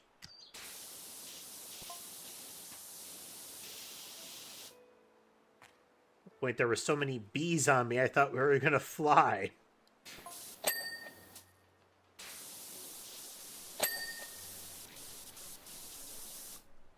Not a single sting, though, and we're already well on our way to our first something of organic honey, I think. Unclear.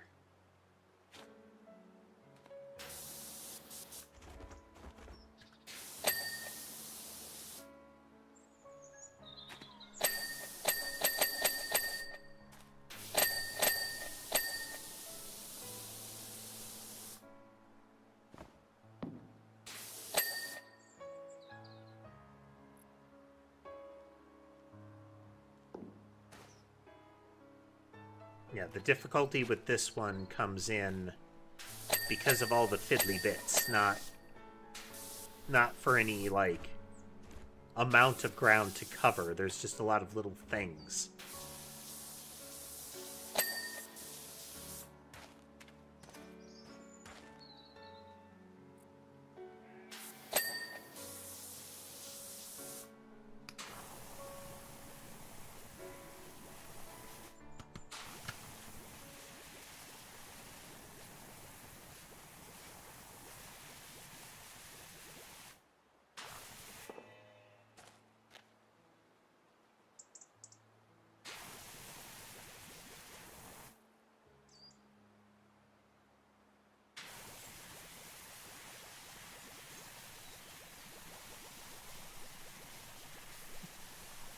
Sounds like you're playing a version of Dead by Daylight that only has the generators.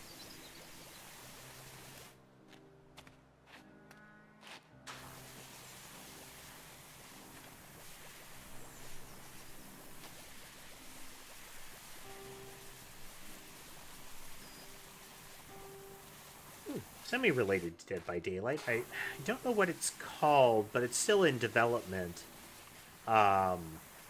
Like, it really seems like they've got a little bit of a ways to go yet. But it is a similar concept in that it is, you know, an asymmetric game where you have a smaller number of players attempting to escape the monster. And it is presented as a creepy old, like, circus/theater, with the monster being a mechanical magician, and the players being mechanical bunnies. The gimmick being that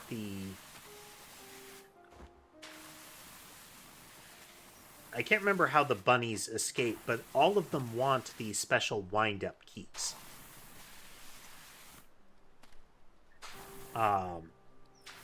If the magician gets a hold of a bunny, they can take any key that they've found. They can essentially shake any items out of them. And they can upgrade themselves using that key.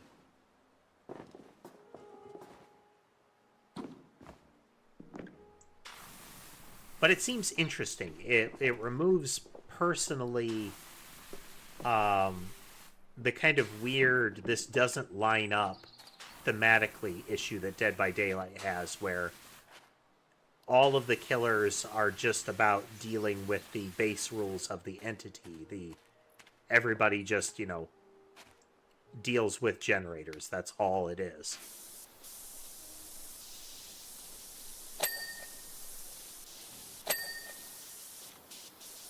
Much more cohesive theme, you know? Oh, you know the silent monks up at the temple? It was from the first game.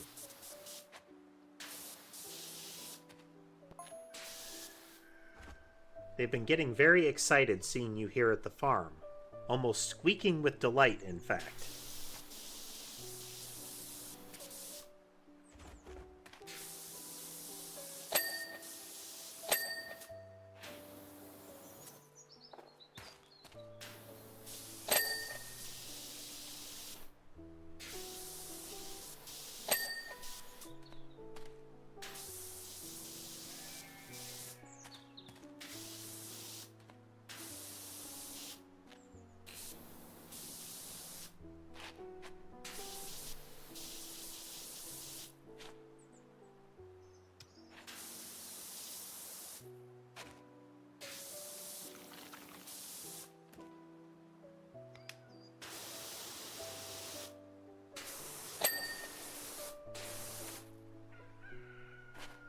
Feeling that it's going to be a bit of a hassle getting behind these wheels.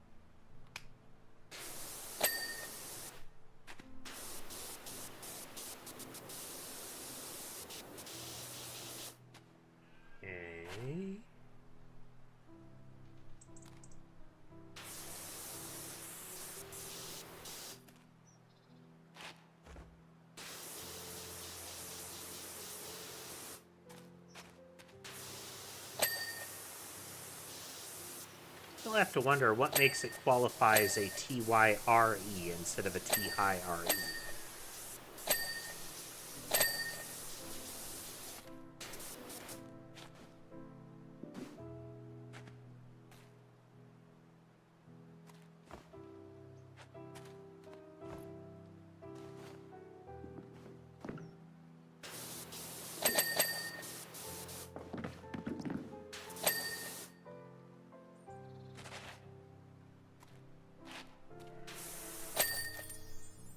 Nice. Aqua Regis, it is time for you to come to clean our temple.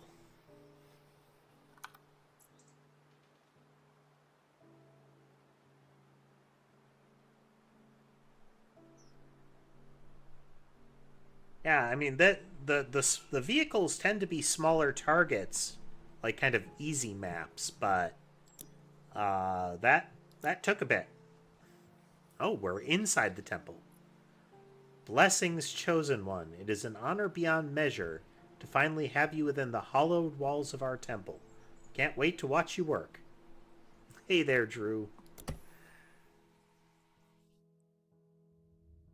Arriving right at the start of another level. Can't believe it. Finally, the master of the flow is here. So is this temple related to the same... Gotta level with you. This job might be quite heavy going. The temple hasn't been washed for centuries.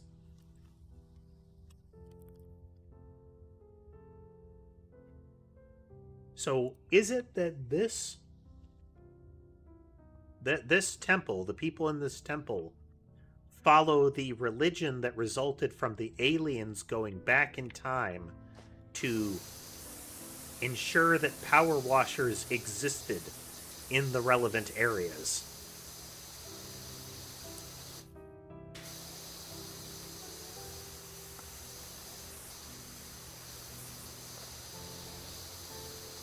That is a very odd thing for people to get upset about there, Drew.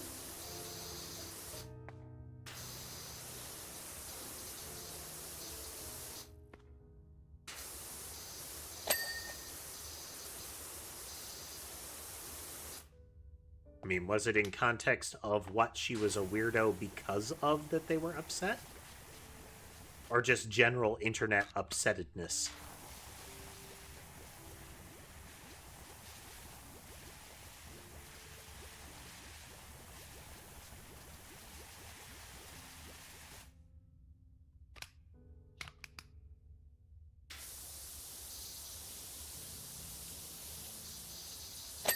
Ah, okay. General internet upset, then.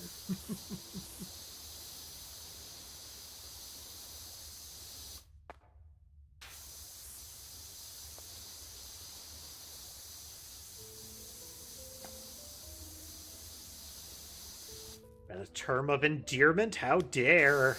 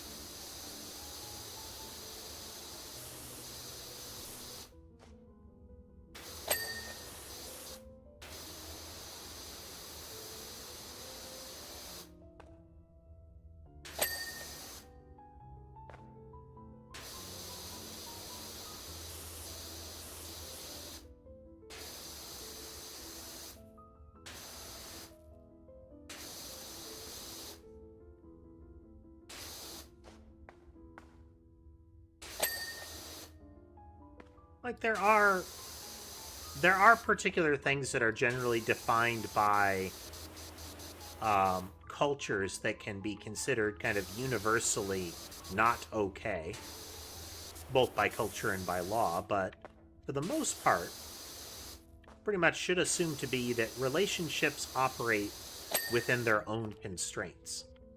The things that are okay for one relationship, regardless of how it's structured, might be completely not okay in another, you know?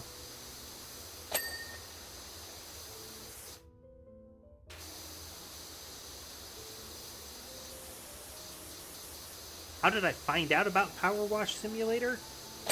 I can't recall what the circumstance was. I know I saw some people, like, playing it once, but I can't remember if it was just I saw the game. I think it was just I saw the gameplay and was like, I want to try that.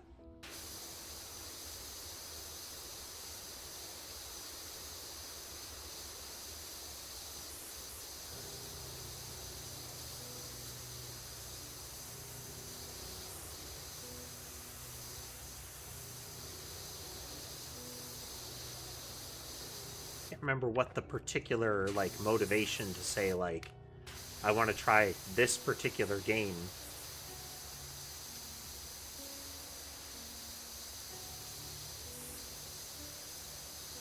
But I suspect at the time I was looking for just kind of a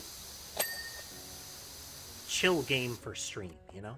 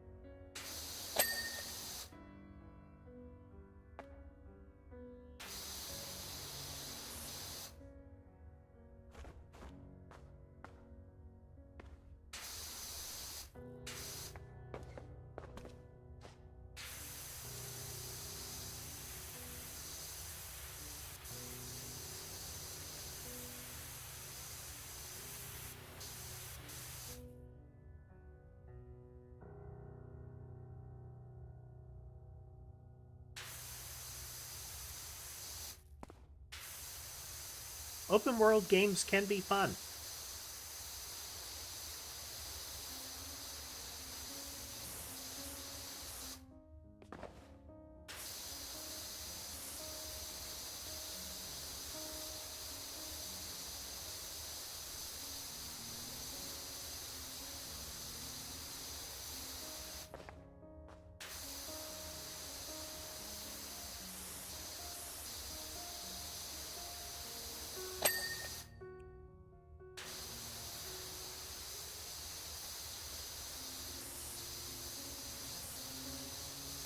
And especially in an internet world, it's reasonable to call somebody, to be expected to call somebody by their visible handle, you know?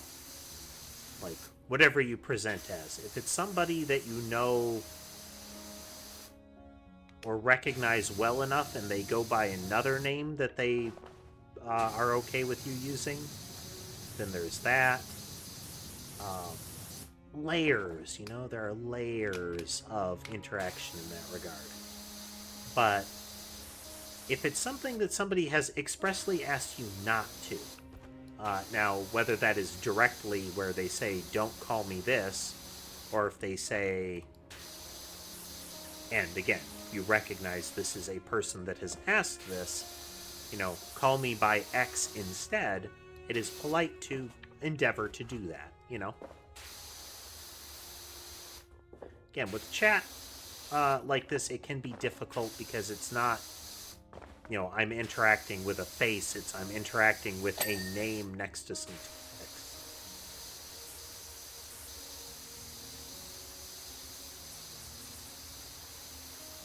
Sometimes you recognize folks. YouTube is making that tricky right now.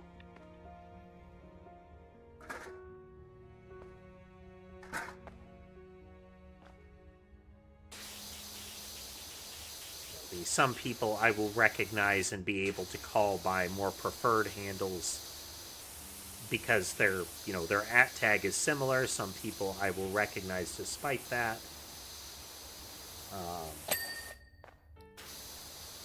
You know, all the fun.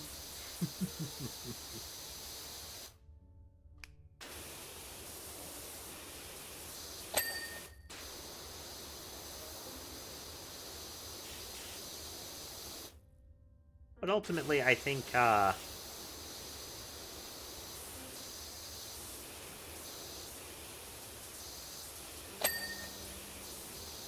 if somebody says, you know, don't call me that, then it's reasonable to, again, endeavor to do that. Same way with please call me that. It's reasonable to endeavor to do that. It costs you nothing to try.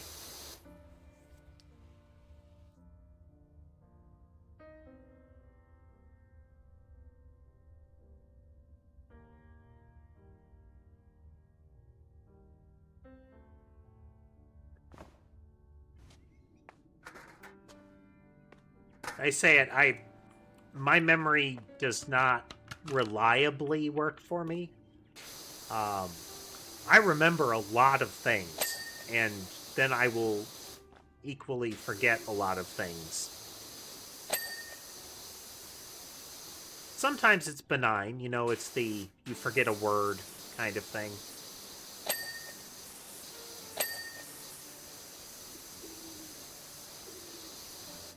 But sometimes I can be reminded.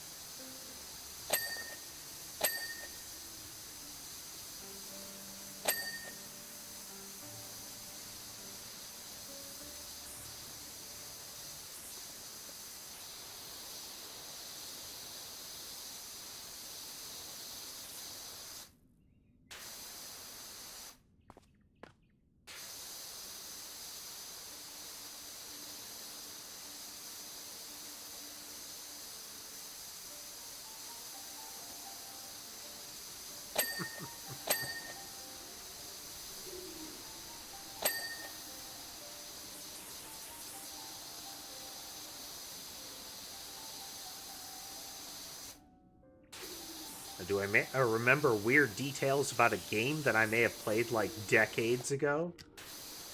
With much greater clarity than I remember names.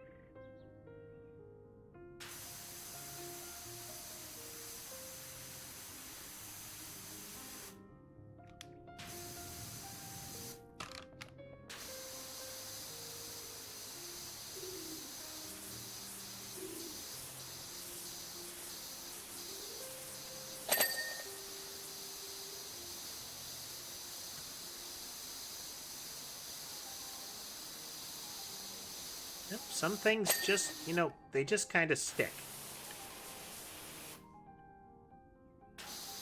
And some things, for whatever reason, just don't.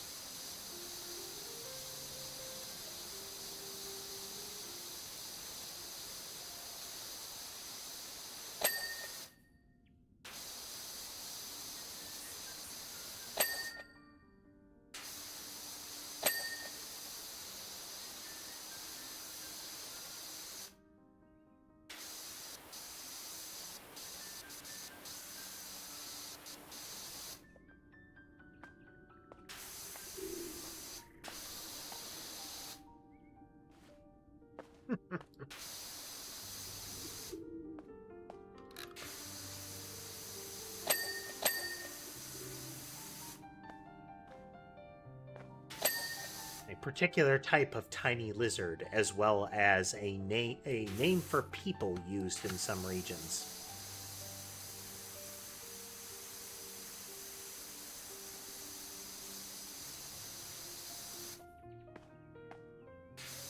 It was also the name of the little survivor girl in the Aliens movie.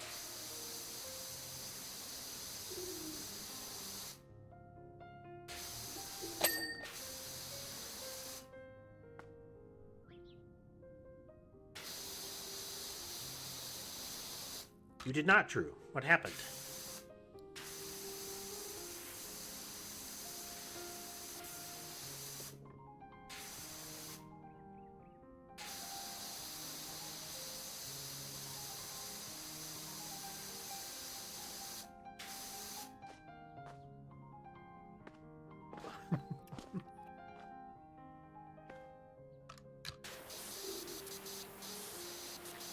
Oh, nice. So, the candles themselves survive being power washed, but the wax puddles under them get removed. Neat.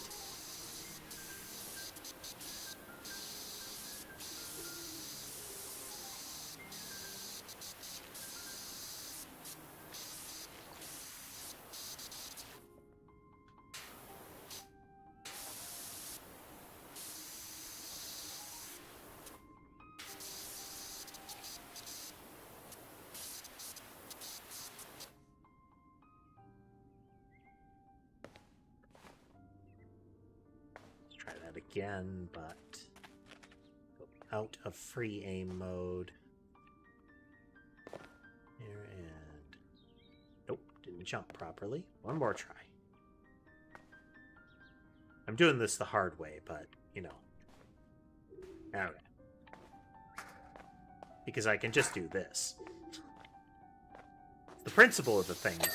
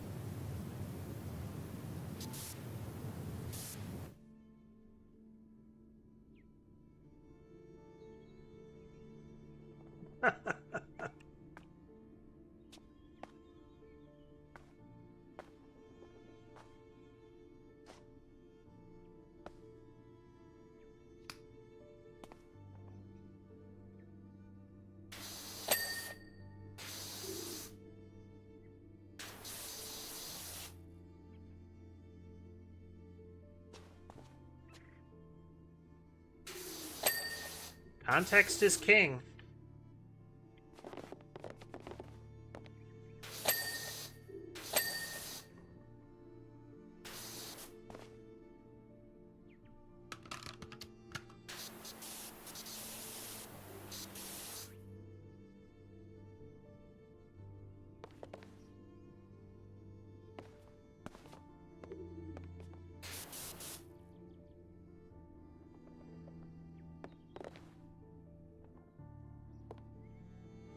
I wish we weren't in a situation where things like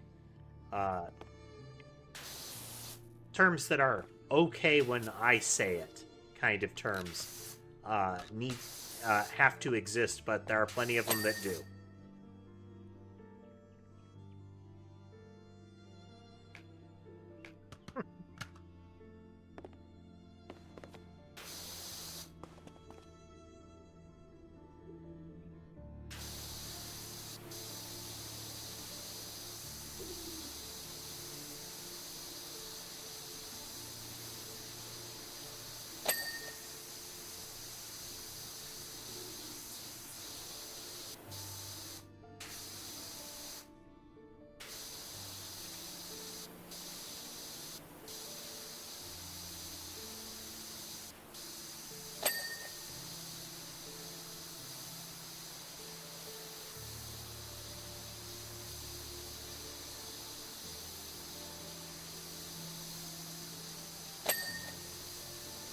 There are a lot of things that can come down to generally, you know. A lot of different things happen with different populations based on both general like isolation or access to different folks. For countless generations, we've been obeying a strict vow of silence until you turned up today, that is, and fulfilled your prophecy. The prophecy. Whilst the perpetual silence helped prevent petty arguments, it unfortunately left us unable to agree on a workable cleaning rota.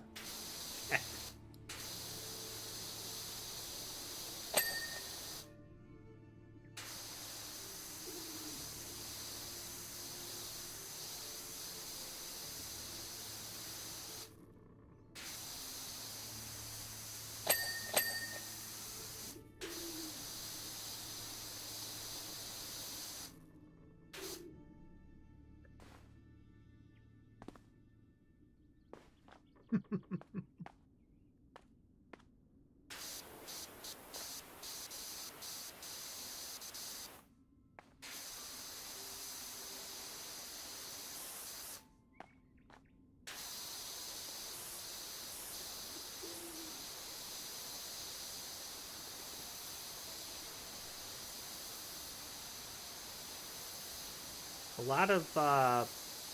lot of streamers, as well as their chat, kind of develop a little kind of microculture, you know?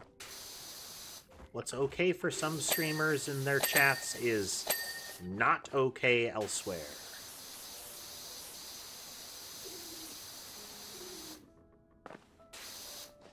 Like, aside from if I say something or the mods say something, obey it.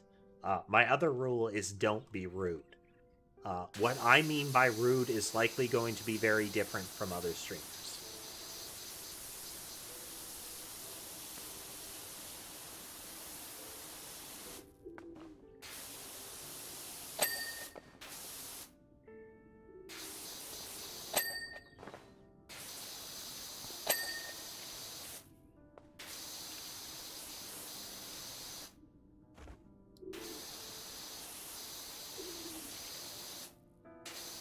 So... okay.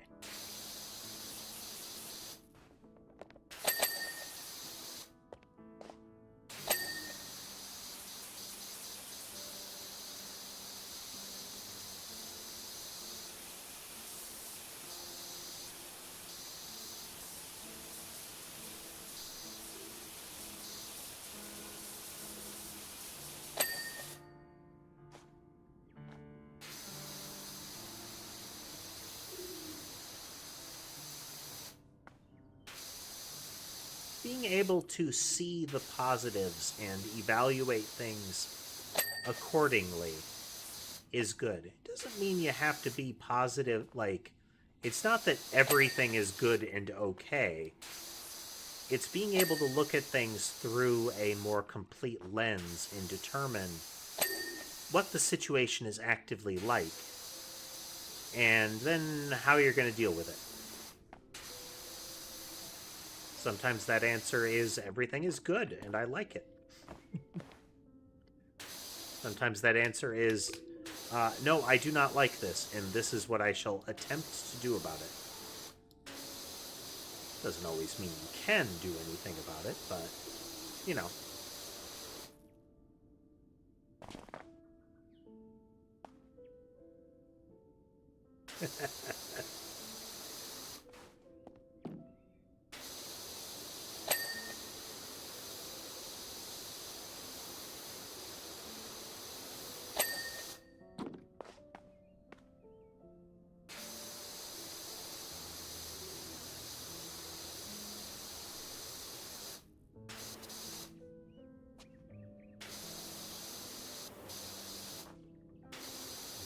But over time, generally, you will see a community as a whole kind of develops its own rules. Now, the situations that you're describing are largely people that don't seem to get the vibe, you know? they try to push their own take onto the situation when it is made apparent that that's not what this area is like, you know?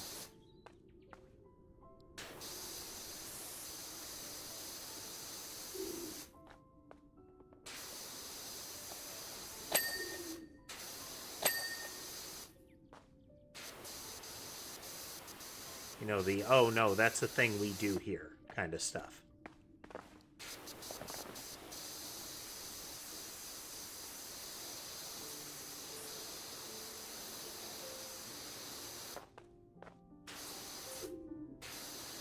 And if the environment isn't one that you like, then step one is generally get out of there as far as communities, if possible, you know. It's not universally applicable. You can't always just walk out the door. But when it comes to internet communities, that's step one. Don't be there if you're not liking it.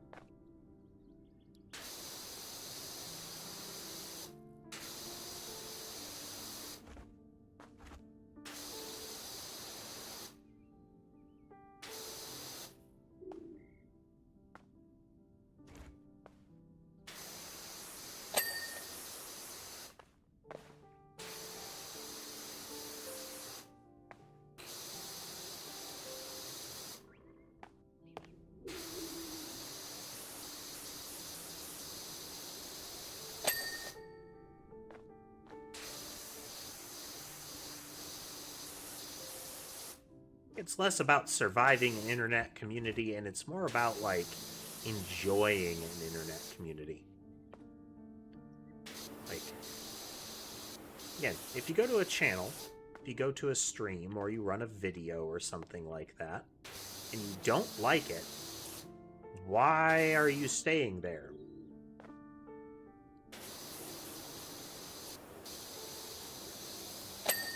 Like, and this isn't like, oh, you know, you're hate watching it or something. That's you are enjoying it. There is a thing that you're getting out of this, you know.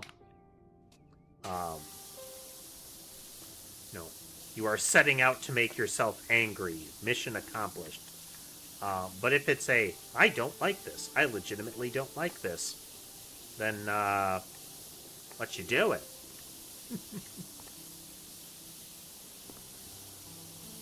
You know, sticking your arm in a beehive and being like, this is really not enjoyable. I don't like that there are bees in these beehives. I greatly dislike the fact that they let bees sting people that stick their arm in beehives. Maybe take your arm out of the beehive. You know, step one.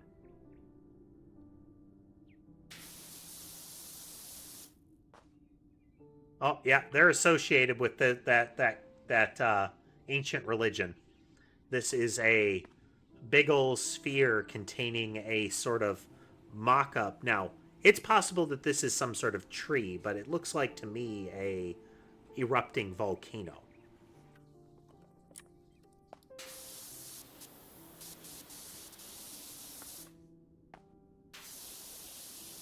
Can't rule out that it's like a tree on a hill, you know?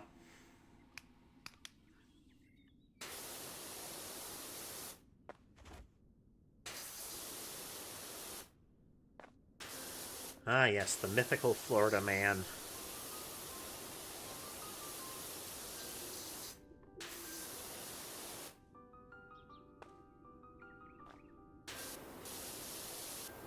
It's kind of interesting that the whole concept of Florida man isn't actually anything special. It's not really about Florida. I mean, people do weird stuff in Florida. So a non-trivial amount of it is like, you know, travelers, vacationers. But the fact that the reason that people know about the concept of Florida man is that is a, there are regulations in place down there that have publicly available reports broadcast in that format. You know, Florida man or Florida woman charged with this. That is a regulatory requirement that they put out bulletins like that. So it's not so much that it is more prevalent there, it's just really visible.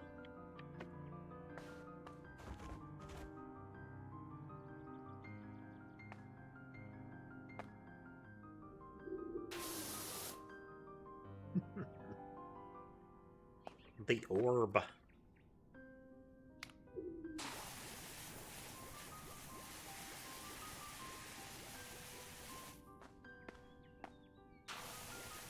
Linth. Not a word that you frequently get to use outside of video games. Linth.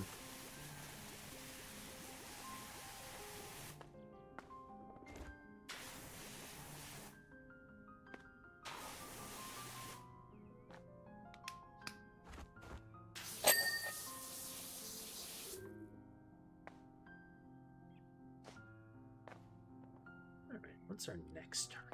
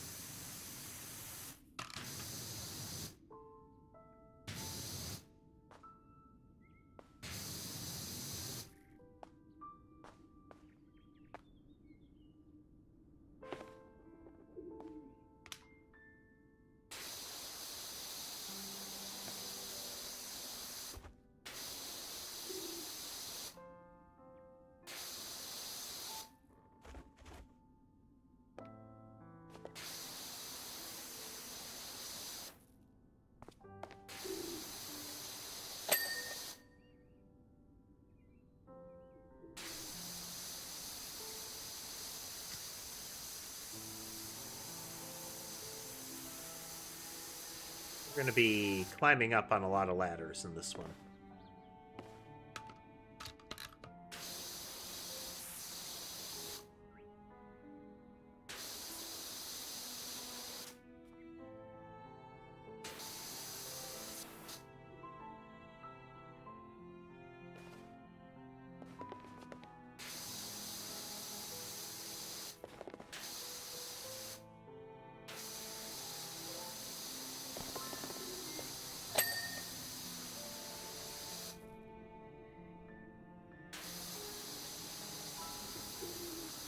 We're also going to be relying a great deal on that find what I missed in this one, given the amount of, like, decorative architecture here.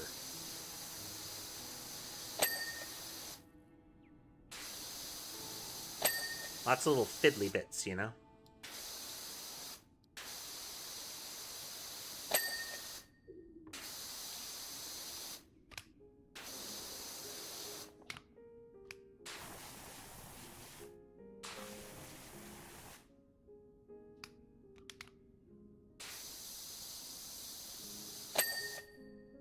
Okay. Whoop.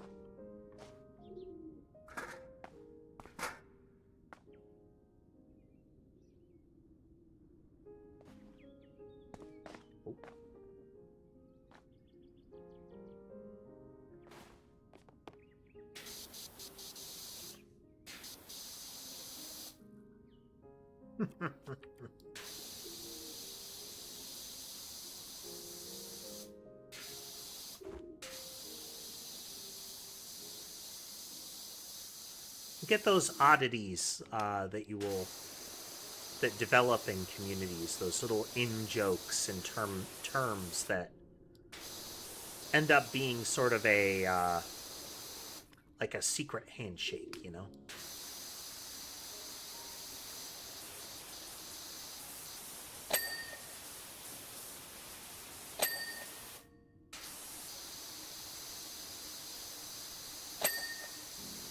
Being aware of the concept means that you're you're one of the you're on the inside. You're one of the real fans because you know that. Sometimes that is it's a thing that you learn. It's a thing that you see, like, oh, a community does that. Sometimes it's a gatekeeping thing. Like, you're not a real fan unless kind of thing.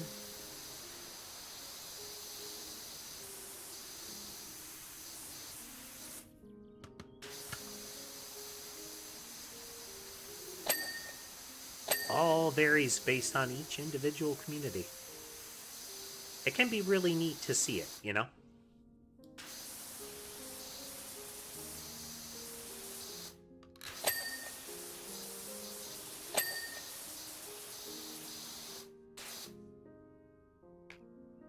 One that could throw some folks off.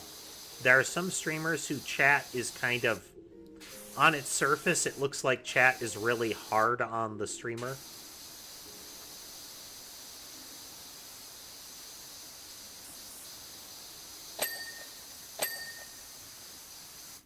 But it ends up just being again, kind of an expression of endearment.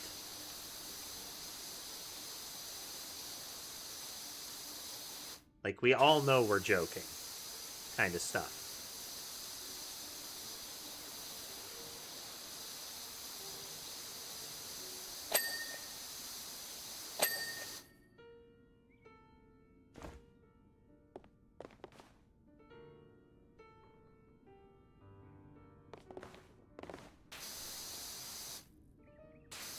And that's another. I mean, it might be the sort of community that they've developed where that's almost to be expected, as far as, like, harsh criticism. If you are presenting yourself as, you know, the bestest boy at this game, and you completely drop the ball, then, you know, getting some flack is sort of to be expected. And even then, maybe the moderators crack down on people because the person doesn't like that. They don't take that criticism. But they're attracting a crowd. Their community is populated by people that do that sort of thing. That they will get in there and they will say, look at this guy who's pretending they're good. They really suck.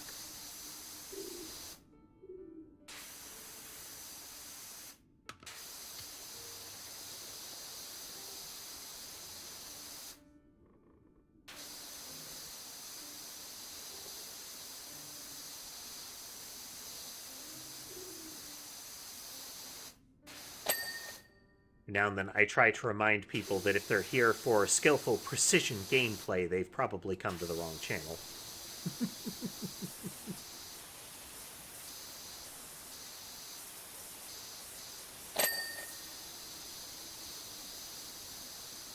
Any perceived skill at a game is not guaranteed to continue in any fashion.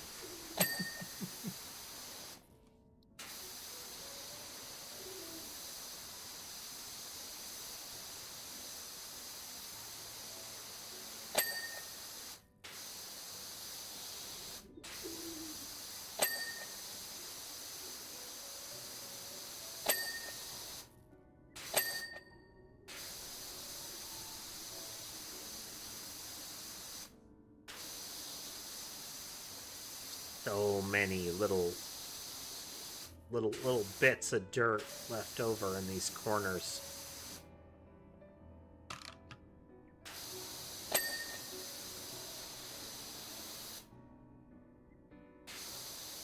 Some of it's just an angle thing from where I am, so I'll be able to get them, but still.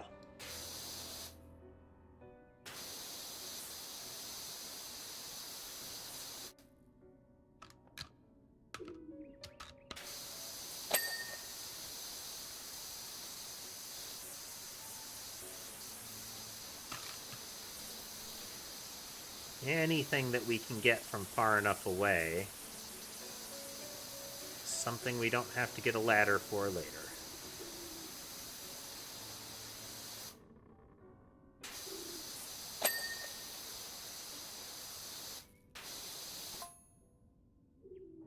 Why were we obeying a vow of silence, I hear you ask? I did not ask.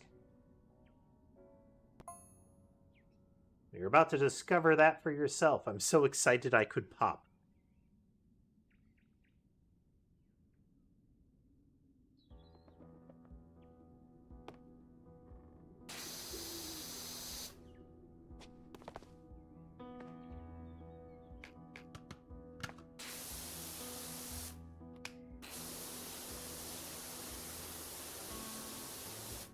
get some of the floor and reassess what our next target will be.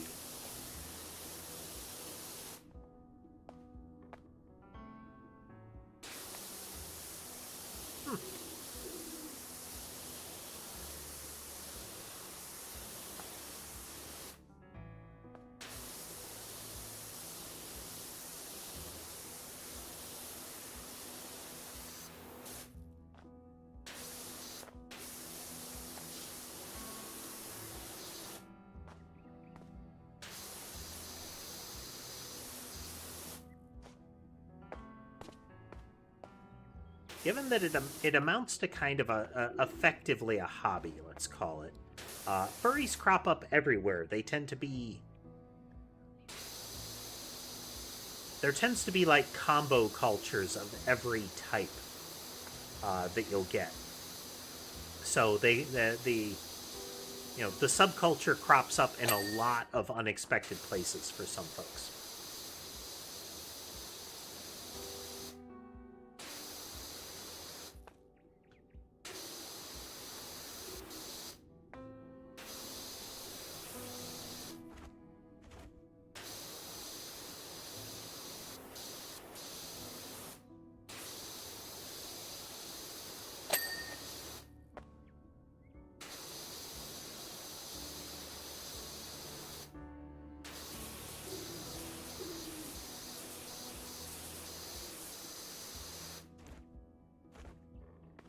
Yup.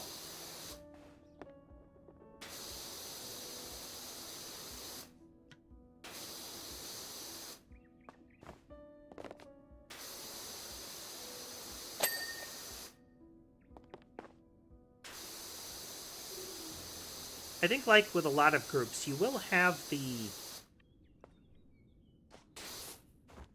Let's call them the obnoxious proselytizers.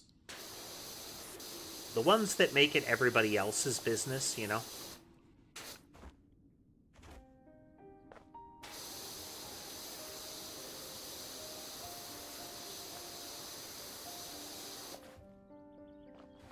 There are a lot of particular cultural overlaps with the sort of things that the furry communities do that often has them considered very welcoming communities.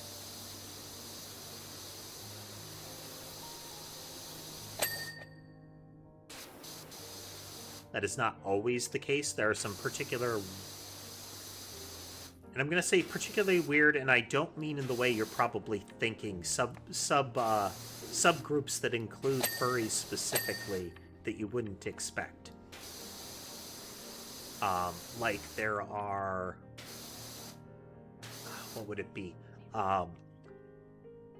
Furry groups that that unironically espouse Nazism.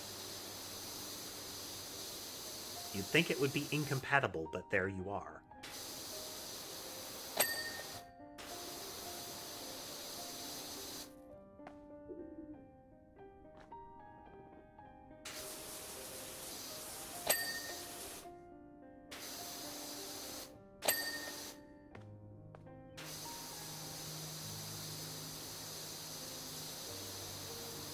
But just like a lot of things, and we don't equate them, but it is the kind of group that suffers from internet memes.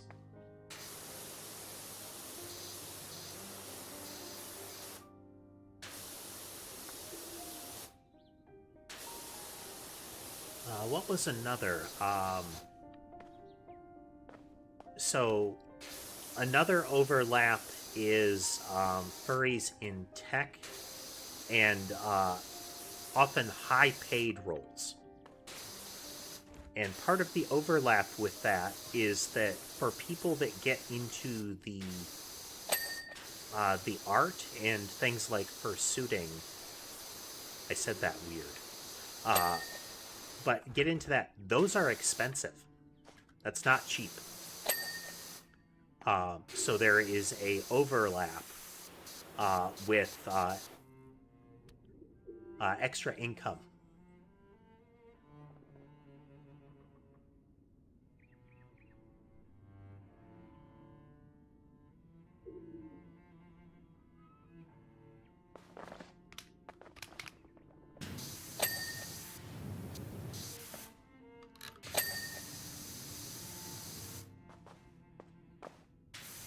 Oh no, that term is outside of Germany as well, Sambar, and uh, I would say they're at least as annoying everywhere else too.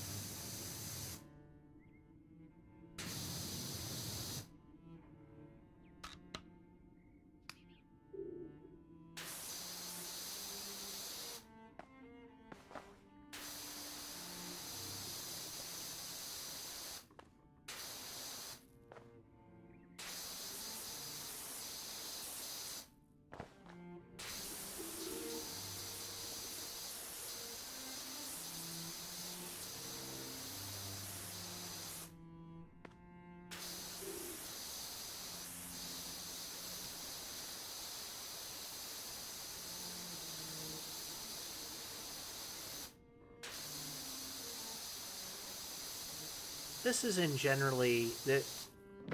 As a whole, today's stream is a good indication of. I try to promote a real laid-back atmosphere here. Yeah, we touch on some topics that can be, for some folks, a little touchy-er, but we go for a laid-back atmosphere. Something I want to feel folks make it feel comfortable for folks to have a conversation, a polite, actual conversation, you know? I absolutely don't encourage the debate me crowd.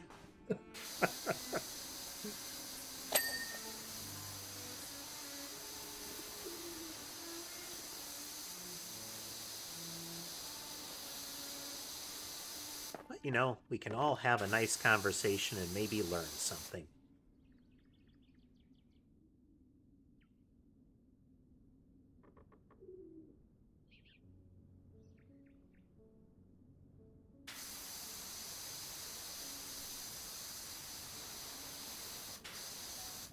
Things can be like that.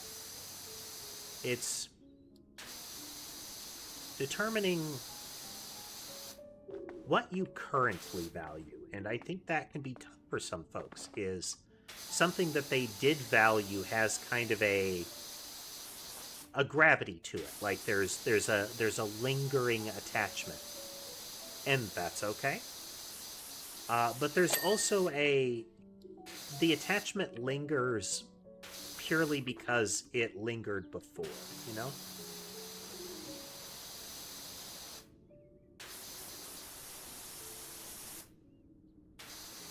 And yes, there are things that I am like that about. There are things that I am intensely like that about.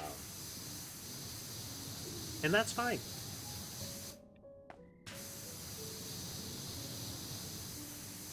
But there's also that, like, is it something that you actually want to let go? You know? And it's that determining, is this something that I actually want to let go, or do I just keep saying I want to let it go? You know? You know.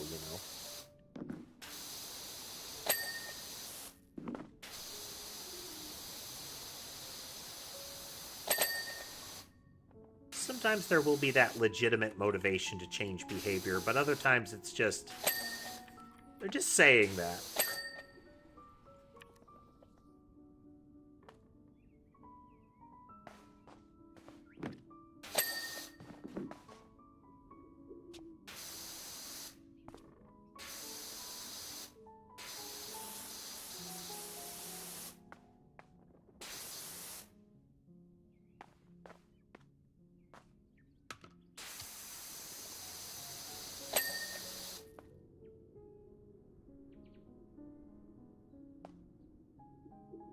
Am I okay? Am okay. something wrong with the stream? Has the sound gone wonky once more?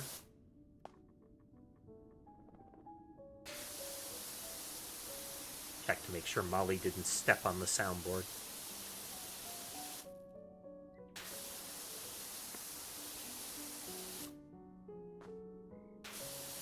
She is the only one that does. All of the others cross over the soundboard. Molly is the only one that will plant her feet on those dials.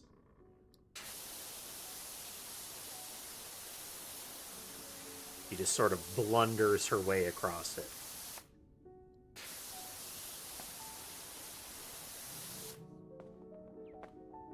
Like, if it was Sky, I would think it's on purpose, but Molly is just a klutz.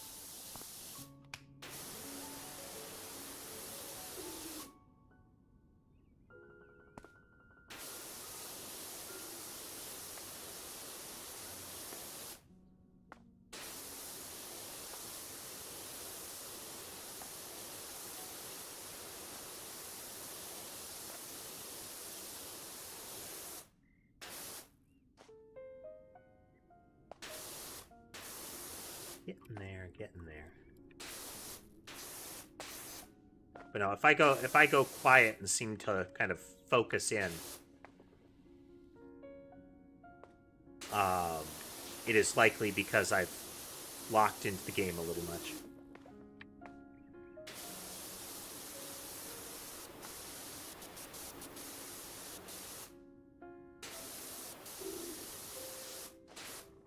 Oh no, Silent. That's just a... I didn't think I did, but that was just me commenting on the behavior of some folks.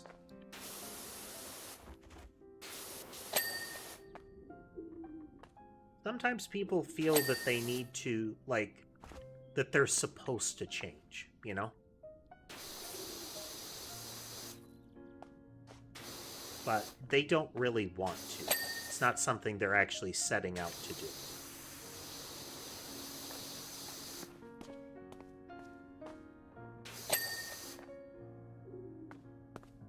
Really not a place that you ultimately want to be, where you know, your motivations don't actually line up.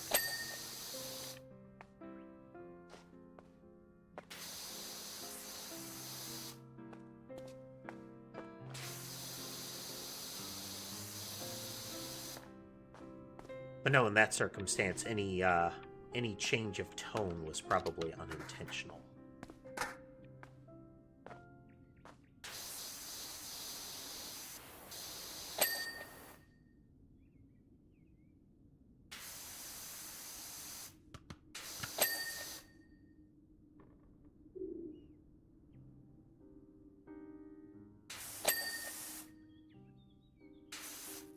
Alright, we need to get way up there to see those properly.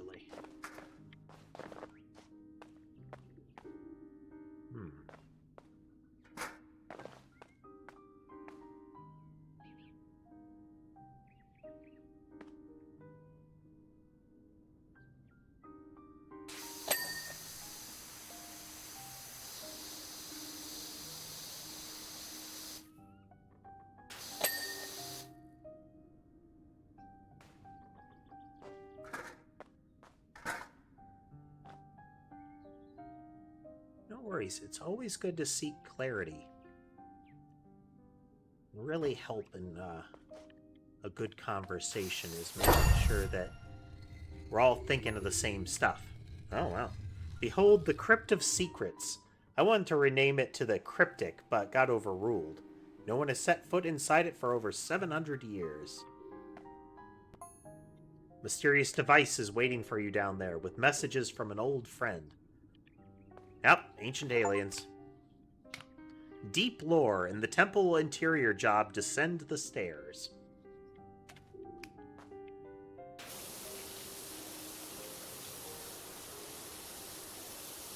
Close the stairs off, then descend the stairs.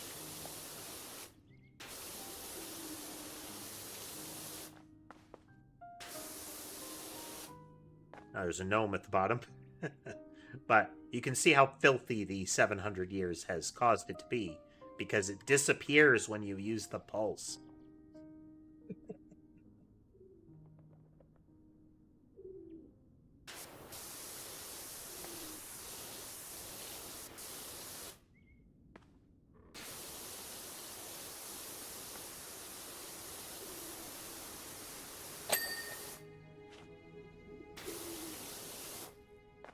feel like the kind of dirt that this town accumulates, you really wouldn't want to touch at all.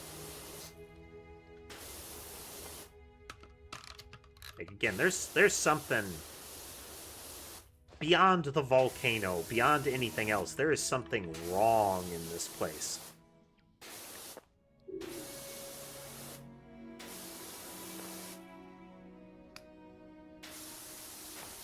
A particularly nightmarish level of filthy that happens here.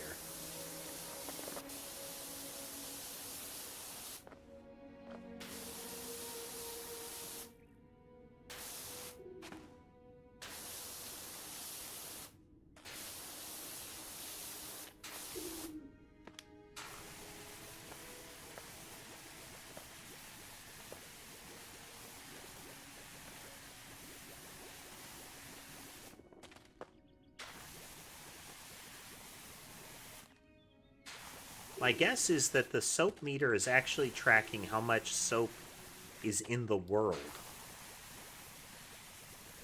Since, again, it replaces the dirt when it hits it. So I'm guessing the amount of surface of soap layer is what it's actually tracking. Not just the act of spraying soap. It's how much soap sticks, you know? That's my guess.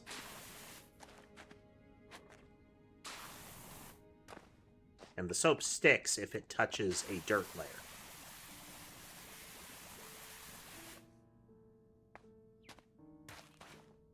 We're doing this to clear the steps and also clear the edges of this area so I can actually see what I'm working with.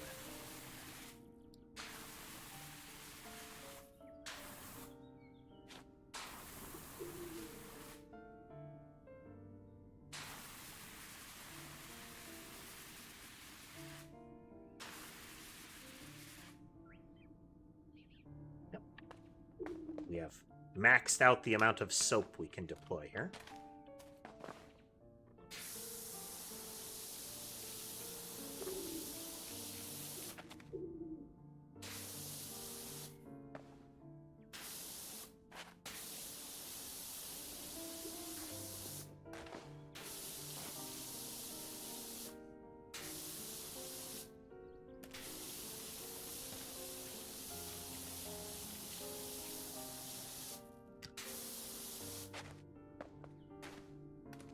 Other reason we used the soap was that the dirt was relatively thick.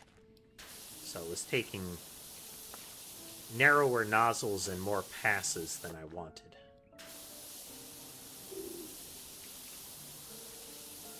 So I think we're now approaching the point where the weird of the plot in the second game is going to start kicking off.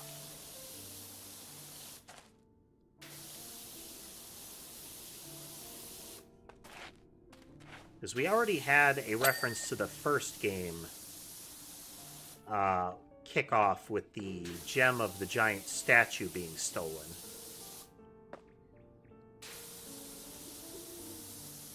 Resulting in the beam going away.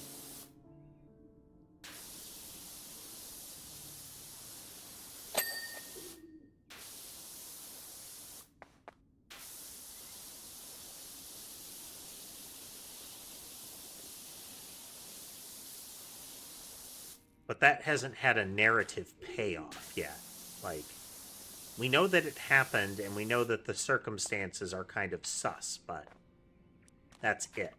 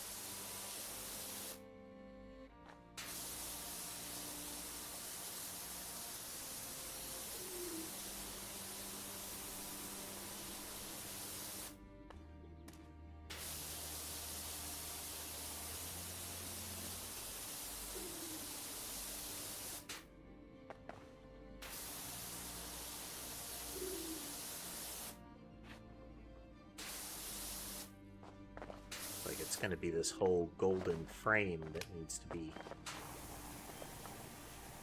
cleaned up.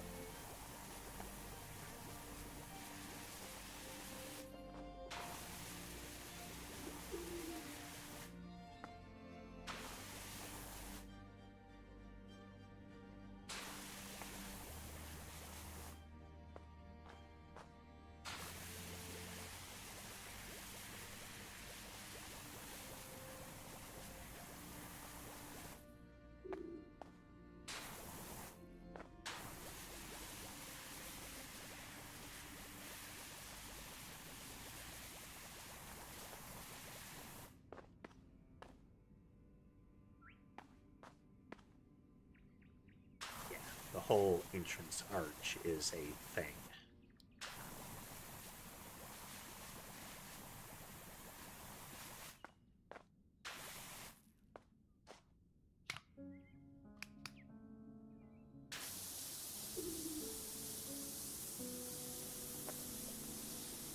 Should make it easier to clear since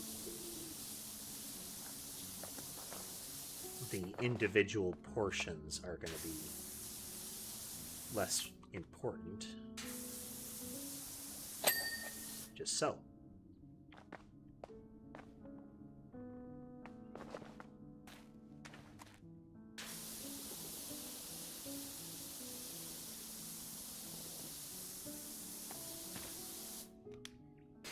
Switch to green.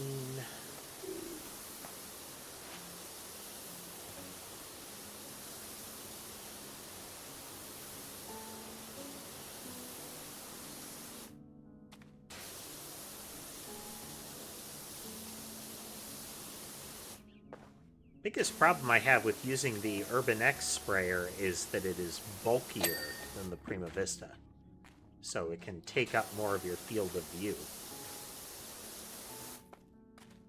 Which means we may go for the final Prima Vista as the actual one we get next.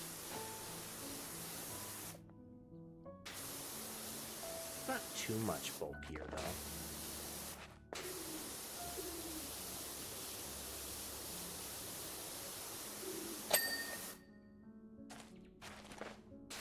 Such big surfaces that they're being cleared off more easily than they otherwise would.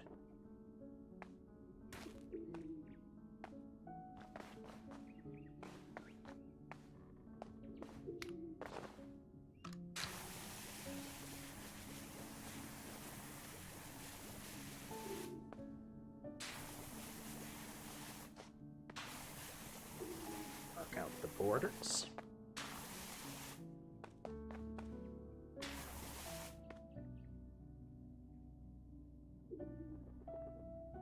Neck of my model, I don't have the ability to remove the lab coat on this model.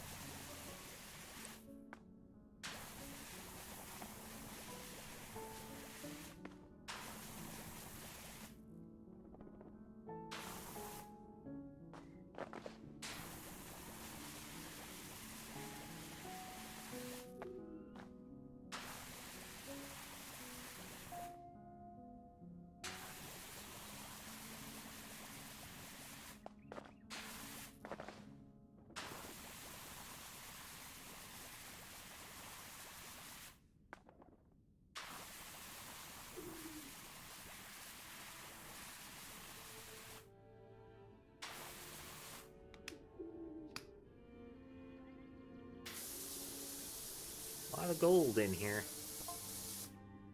Hello, old friend. Your time-traveling pal, Cerulean Sky here. Remember when we neutralized Mount Rushless and saved the world together a couple of years back? Good times. That would be the alien, I believe. Well, we need your help again.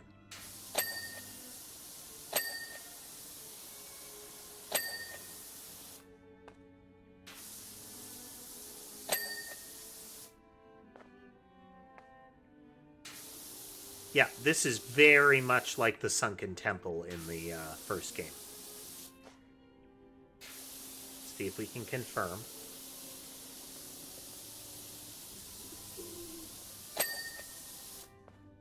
Okay, this is like So we have the pressure washer guy here. Masked individual with backpack and a device that's spritzing water. So the base level of the game, like the surface of the game, is that you pressure wash dirty stuff. There is actually a plot line in the first game. Spoilers, but the first game is old.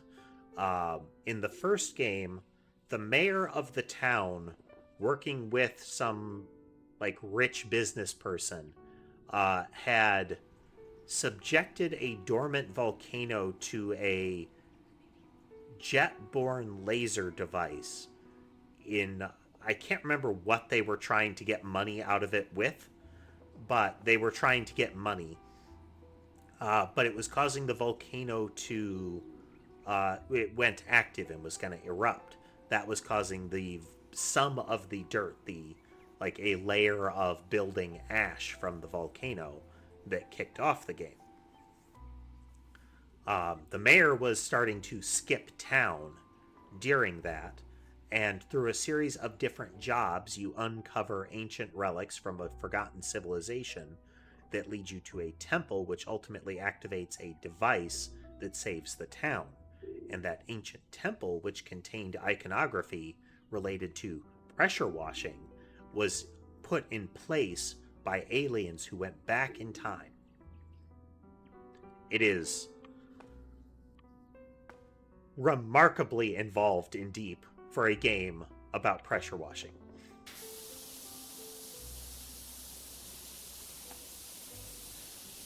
Like, surprisingly involved and deep to the extent where the advertisements for this game, for the sequel, mention yes, the game has lore. Let's see, a walking house with, like, dragon body. Some sort of, like, looks like it's meant to be like a mining vehicle. We'll have to see what else we get here.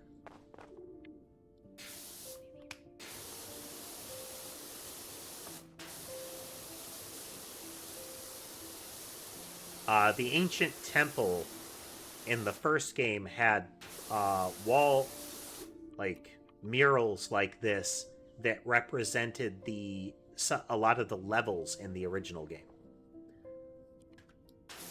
Just in a way that people that didn't understand what they were writing or what they were drawing, they didn't understand what it was.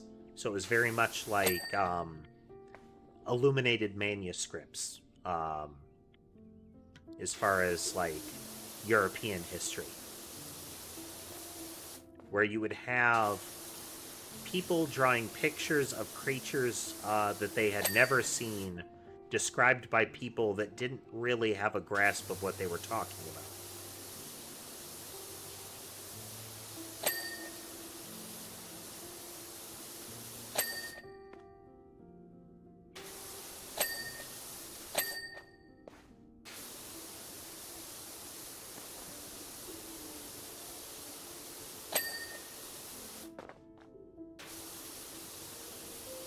So stuff like how people describing a medieval explorer describing a giraffe, I believe, is what led to the mythical creature, the Kirin.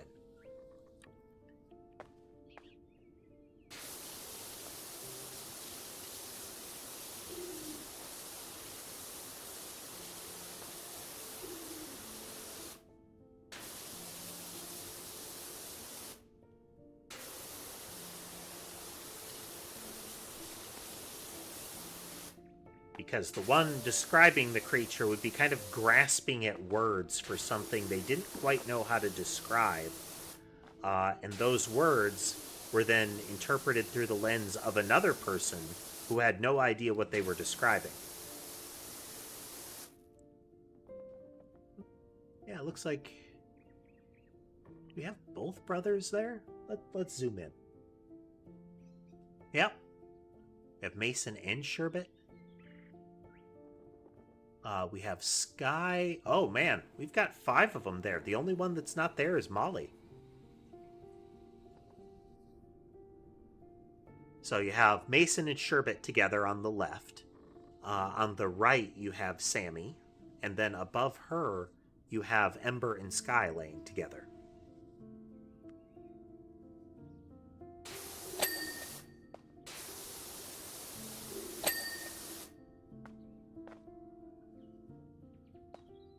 Okay.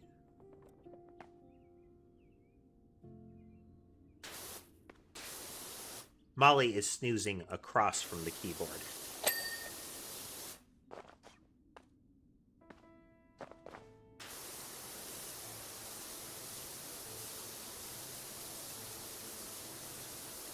Happily, Molly only goes after the keyboard when she's sitting on my lap. She'll swat at the space bar and other keys as I try to press them.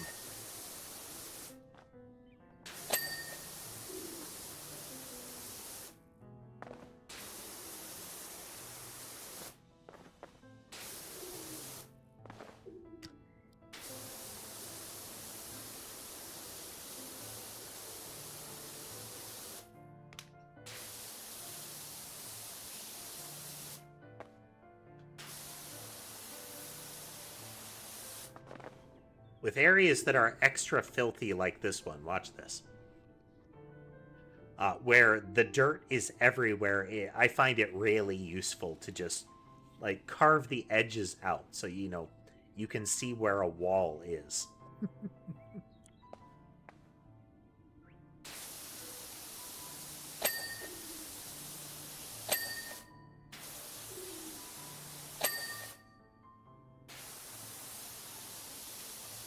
Both functional, and it also means you're more likely to get those little dings of success,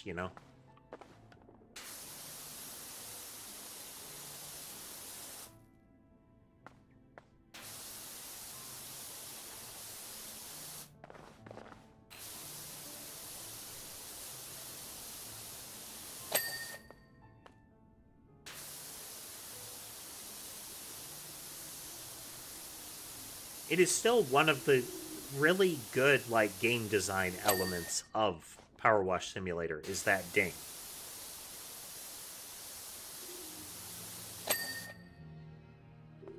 I often refer to it as, you did good, here's a cookie.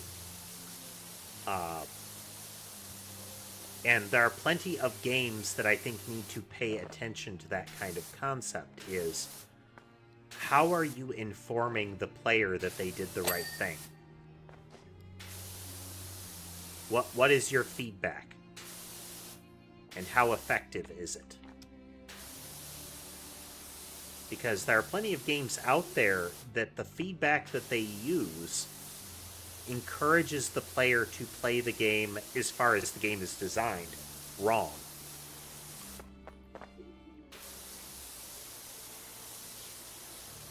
Like, the optimal way to play the game, and often to enjoy the game is the real problem, is to play the game in a way that you are not supposed to. And this doesn't mean, novel ways to play, like speedrunners figuring out interesting stuff. I mean things like perverse incentives. Behavior interactive. Again, let's talk about Dead by Daylight again. There are several problems that have arisen in Dead by Daylight that they are still struggling to solve. One of them is on the killer monster side. And that's that not infrequently, the killer will, catch somebody, and then they will sit there and they will camp and make it so that that person cannot be rescued. And they will do that until they remove all of the players. There is counterplay to that, but if you're the person that's caught, the game sucks for you. Alternately, there is, if you injure everybody such that they're crawling on the ground and can't help themselves anymore, you will effectively you win, because then you can just pick each person up and kill them off one by one. Those are not the way the game is played, or is supposed to be played based on scoring and all of that. But it is also, as far as the game mechanics are concerned, the sometimes the best ways to do it. There are ways that you can combat that on the receiving side of them. But as far as victory conditions, the game encourages you to do that. There are behaviors on both sides of that fence that are poorly encouraged, but that's kind of the situation. You see, once we thought everything was back to normal, we hopped into our universal flux orbiter to go home to 2278. Unfortunately, we were prevented from doing so by an even more cataclysmic event in your very near future. After a brief panic, we knew what we had to do. Travel back to the ancient pacifists. Together, we devised a plan. But when we tried to travel forward to enact it, we ran out of time fuel and dropped out in the year 1289. Luckily, there was one building nearby that we knew was still standing in your time, this temple. From here, we could send a message forward to you. Our only hope, providing this phone's battery holds true.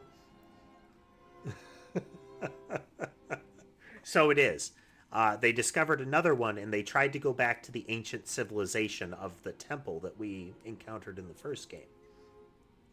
But they couldn't get back forward in time, and stopped off here, and essentially did it again.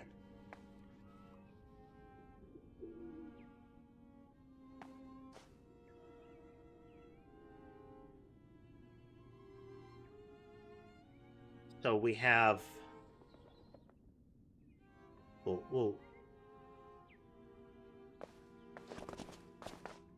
So we have a moving house that has, like, a dragon head and legs. We have some sort of, like, armored bug-looking thing that seems to be breaking rocks. We have what is presented as a fiery dragon with wheels that the power washer is inside. That says train to me. Then we have a wheeled structure with a tall pole in the center and animals on the various tiers.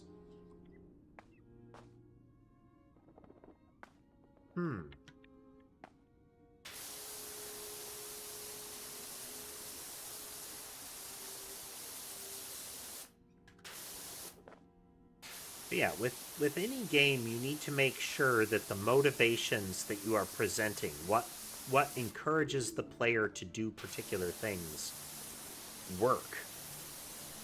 Sometimes it just has to be the story is compelling and the player moves forward because they want to see the rest of the story. Fantastic. But you need to figure out what that payoff is and make sure that you're giving it to the player in a way that tells them this is how you progress, this is what you're supposed to do.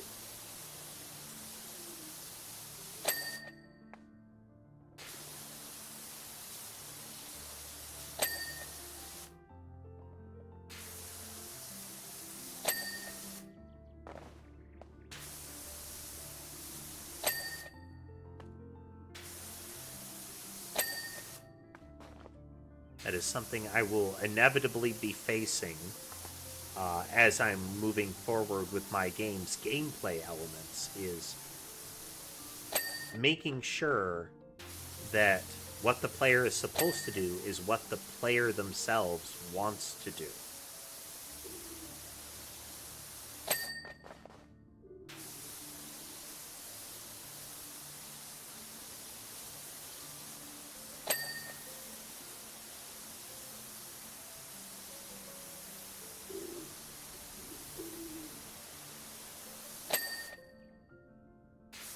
How many times per week do I stream? I try to...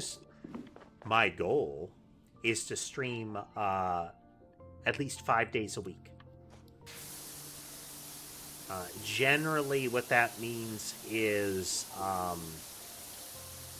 that I will start 4 p.m. U.S. Central Time on every day except Monday and Friday. That doesn't mean that I won't, but that's what I'm trying to make my schedule.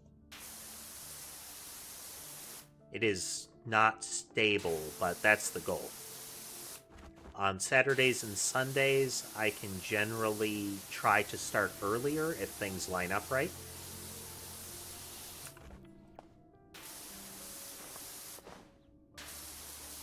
But I do post to the streams a little in advance on YouTube, and I try to make sure that I let people on the Discord know what my plans are. Like, if I know there's not going to be a stream or that there should be a stream, then I will try to call out there. Working on it. Trying to do better.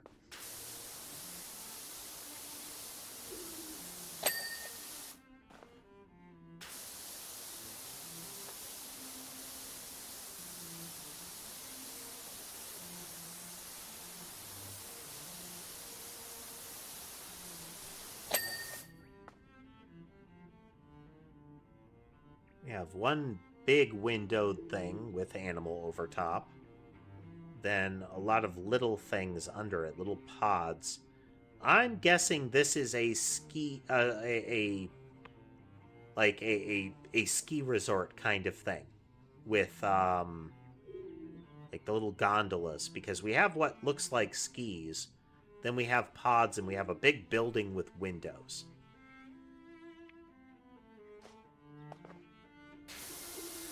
If you do happen to miss a stream, shameless plug, I do have all of the VODs on YouTube.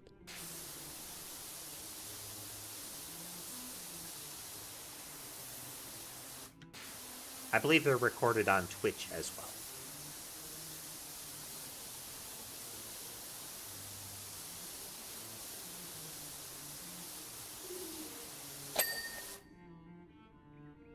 This is some sort of flying device.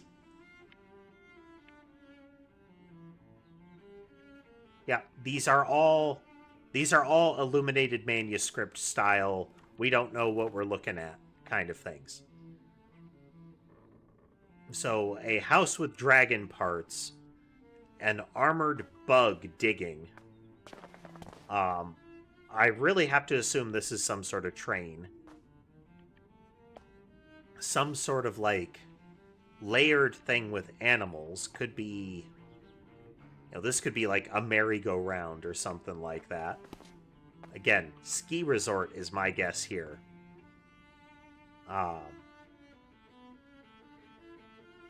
Though potentially these could be like boats. And then some sort of flying thing. These will be levels in some way.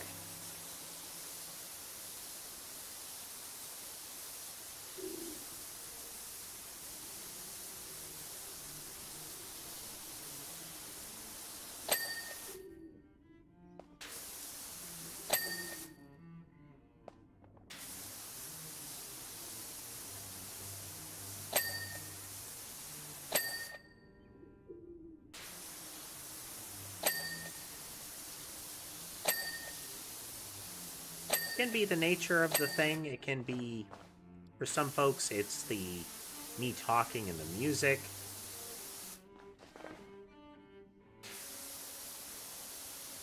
Sometimes it's a conversation. People stick around for their own reasons, you know? I'm glad you found something to enjoy about it.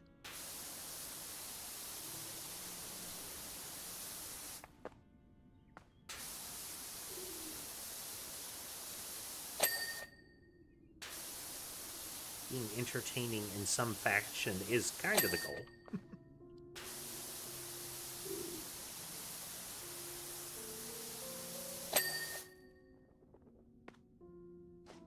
Okay, still have the central pillars and... Oh, this is a smartphone.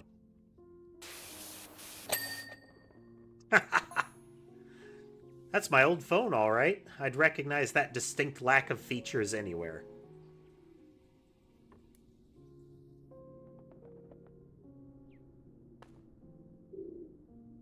There's our obligatory gnome on this level.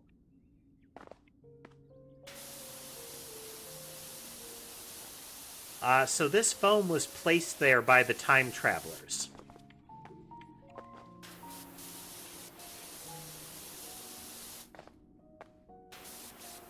Now, and I think that might be the gimmick of the unknown number, but it could be anything. We'll have to see if there's further about it, you know?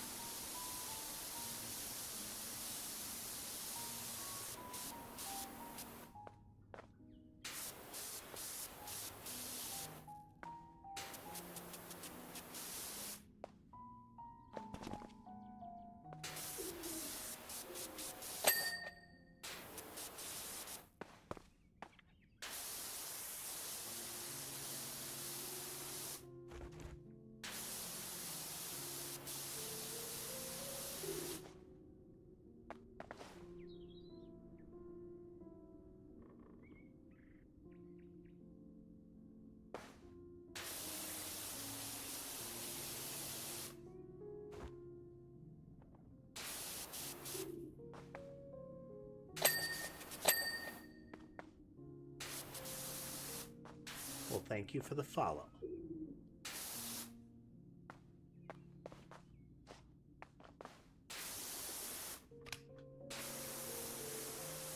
I appreciate it.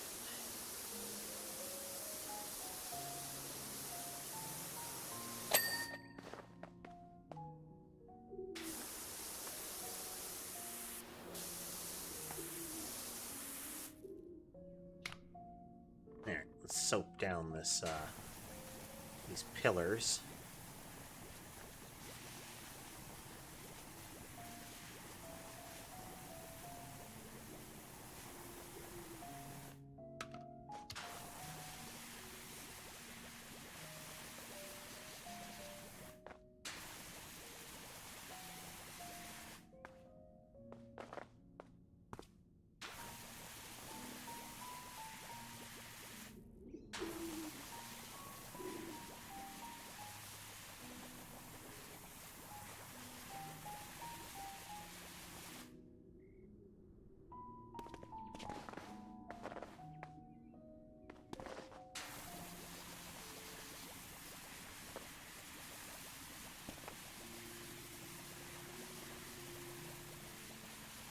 They so improved the soap mechanic.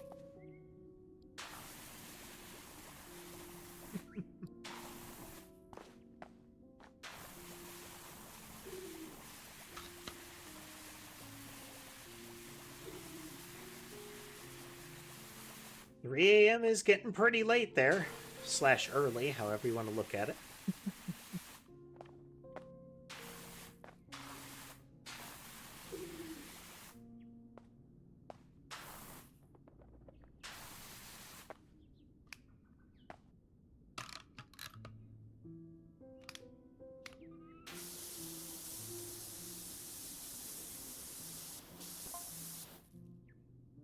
All we need you to do is take out the heartstone of the pacifist desert statue, give it a quick 180 flip, and pop it back in again. Couldn't be simpler. You'll know when the time is right. Oh, and don't worry about us. We love it here in the past. After all that jet setting, it's really nice to stay put somewhere, fourth dimensionally speaking.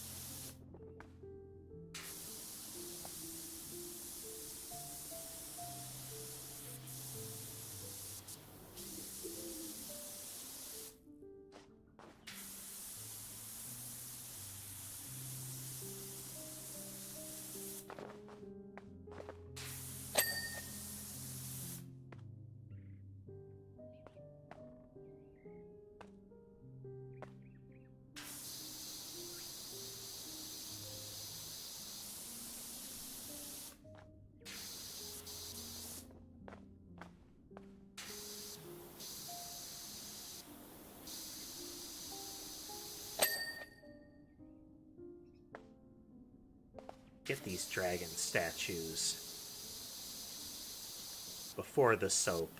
It's a little easier to deal with soaping everything because these have weird contours to them as far as getting the soap on them.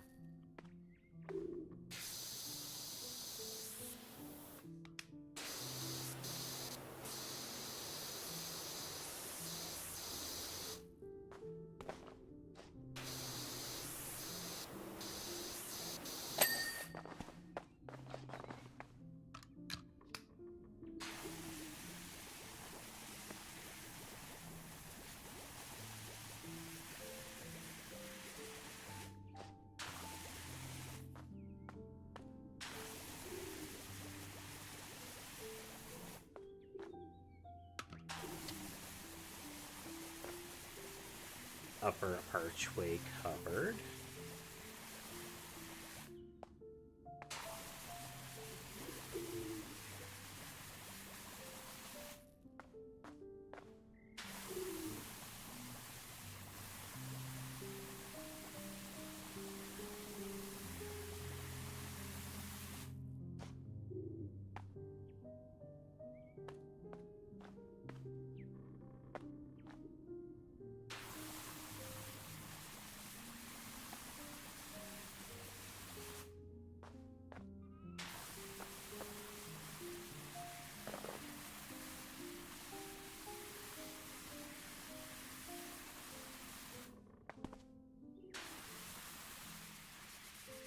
Looks like the murals are indicating something with the moon.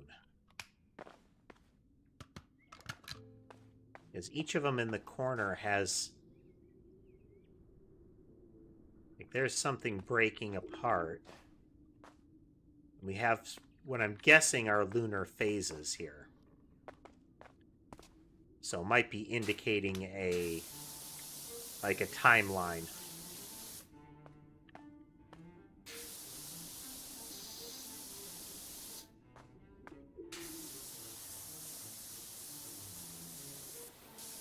No, I can't really recall anyone in particular there, Sam.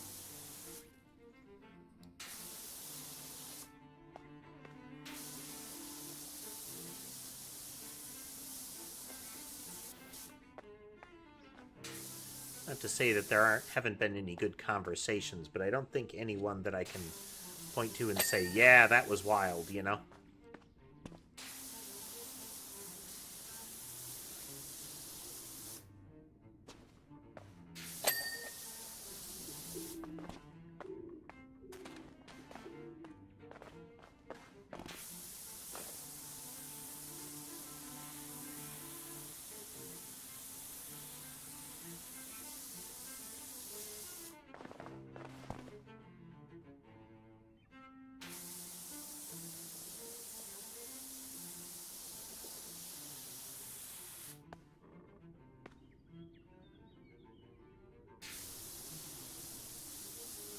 Oh, the butterfly symbol is blue sky. I do post stream notifications to Twitter, but I don't really use Twitter.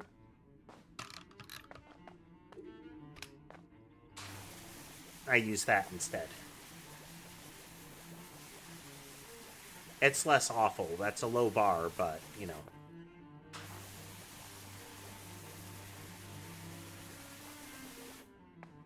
I actively like the posts that I see on that.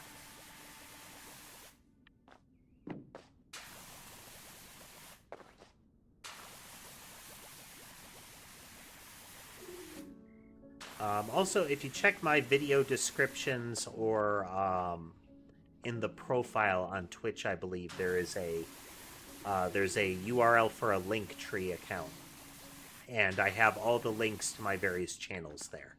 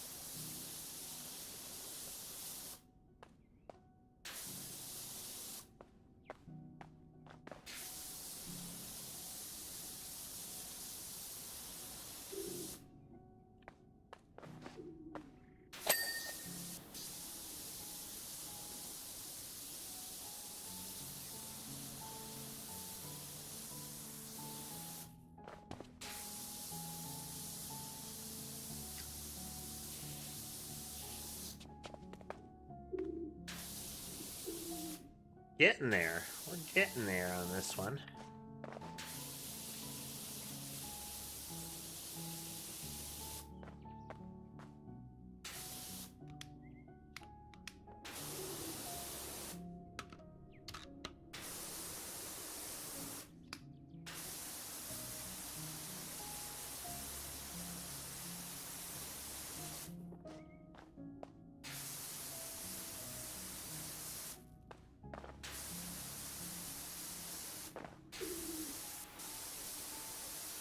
Kind of a shame that you can't upgrade the floor washer.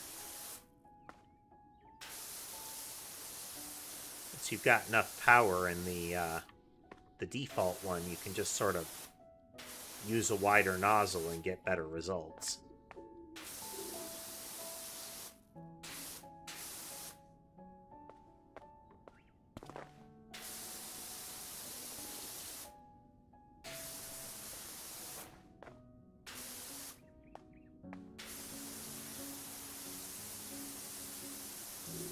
But if nothing else, it's a good early thing.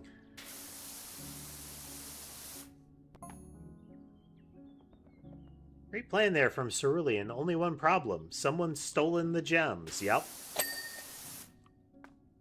And there's our hook into what is likely to be the mayor's evil scheme.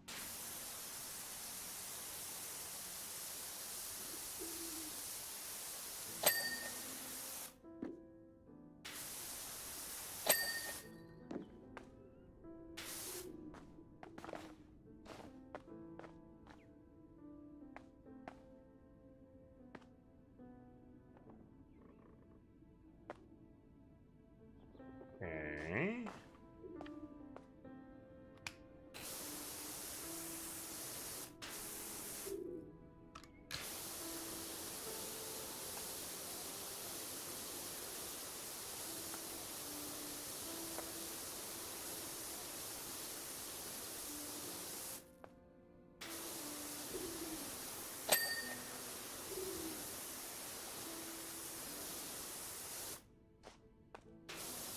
In regards to the game, so one of the things that we need to do is we need to get some further sprite art in. I need to finish up the yarn ball weapon. I need to get some art for an actual set of tiles, probably multiple of them, and try to make a level in a pure bitmap sense like I've got set up. I have some thoughts on getting a visual map editor, but for the time being, we'll just go with a bitmap set. Since that's what the data files look like.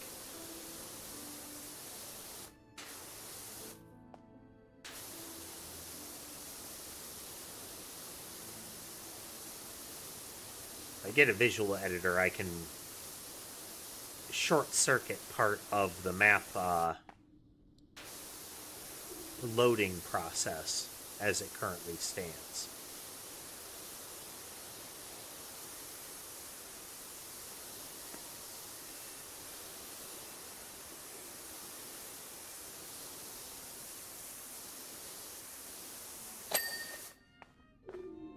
Right?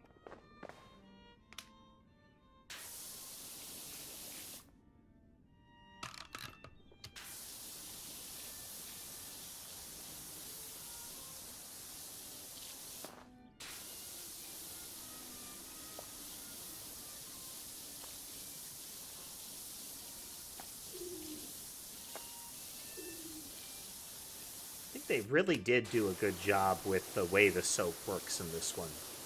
It's functional. It doesn't have the feel that you shouldn't use it as far as resources are concerned.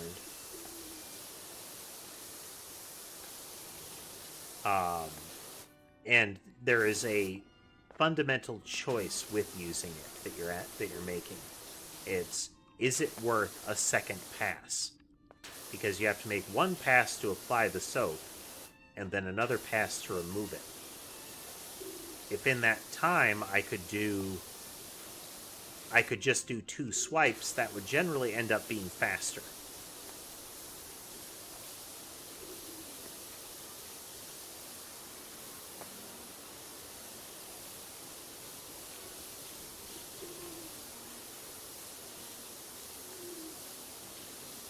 But if it might take more than that, or it would be slower because the nozzle has to be narrower, then the soap might be the better idea.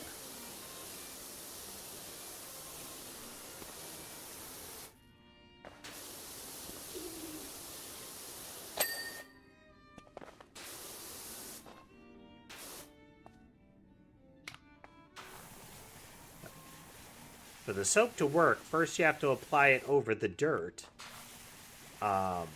in this, and then you have to go over it with water again to get rid of it.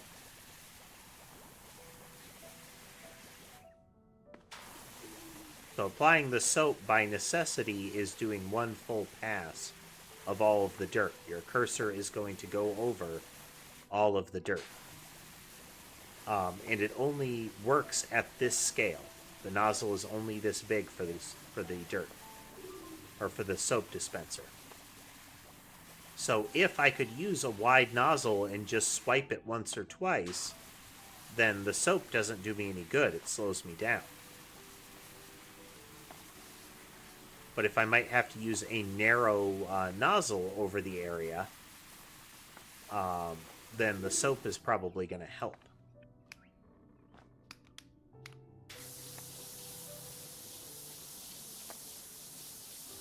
Once the soap is down, you don't really need any pressure at all to rinse it off, and it will remove any of the dirt that was under it.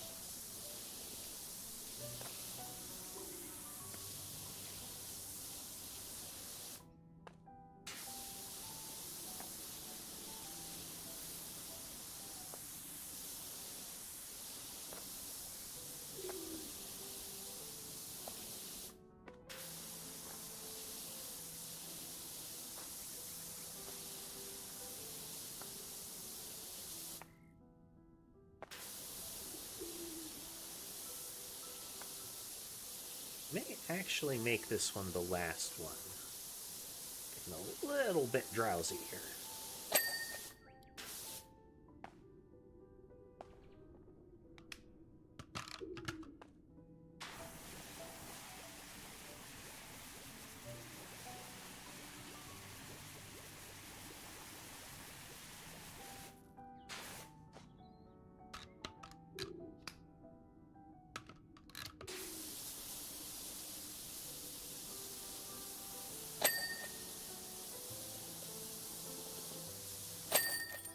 But we'll see.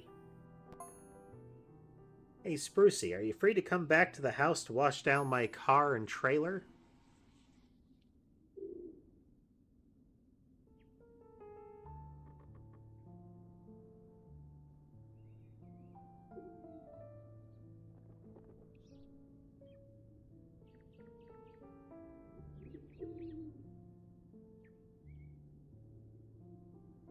Fantastic. The way the water hit the wood and all that was amazing.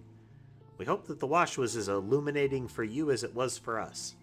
Now head forth and fulfill the rest of your prophecy. Let's see how far we get into it. Still no sign of Karen, despite the absence of the merman hum. But I have at least now received this single text message. What's taking you so long? Wink emoji. I replied with a question mark, but got nothing back. I need you to clean my car and trailer so I can watch and get into the deep, meditative state needed to work out such a fiendish conundrum. I feel like what we're going to find out is that she left like a note for him where she was going, and he just hasn't figured it out yet.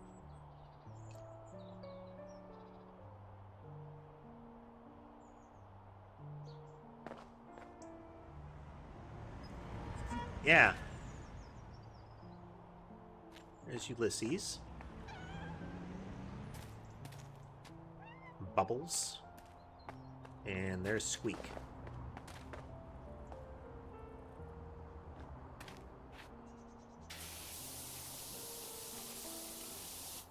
I mean, I wouldn't put it past this game to have another alien. Yeah, the gentle white noise ambiance. Now I can focus.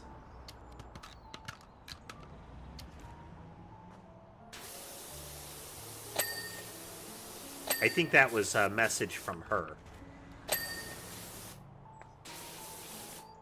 Actually, no, that's... Yeah, okay, that's them saying they have to get into a state ready to think.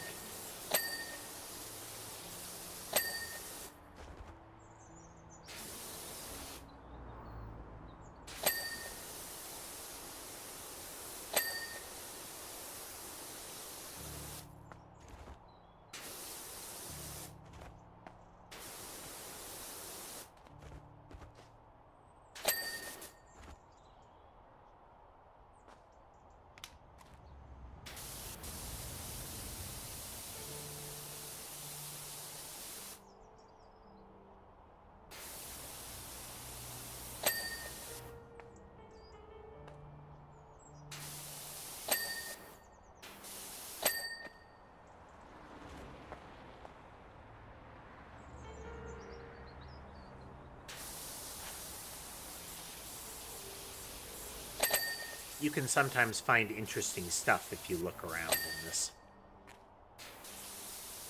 In the sequel here, there's always the 3 cats, Ulysses and her 2 kittens, as well as a lawn gnome.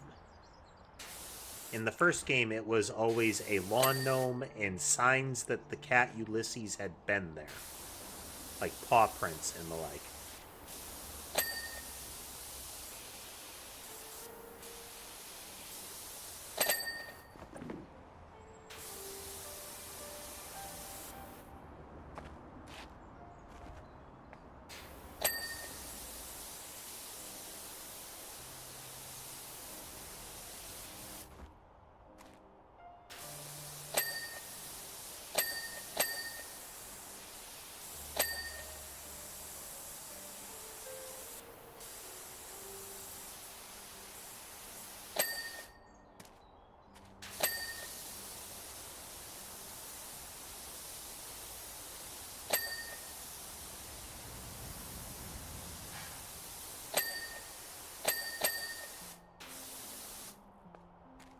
So we can't see it, but originally the ancient statue that has been referred to by the time travelers, its beam would pass overhead here.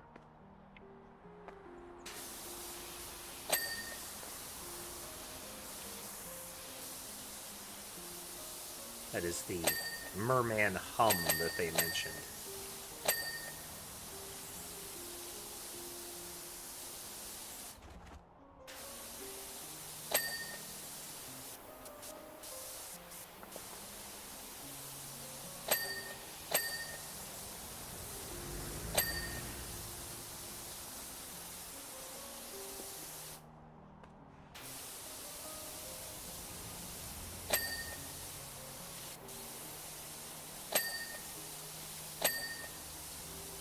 Car has a lot of little parts that count as being cleaned individually.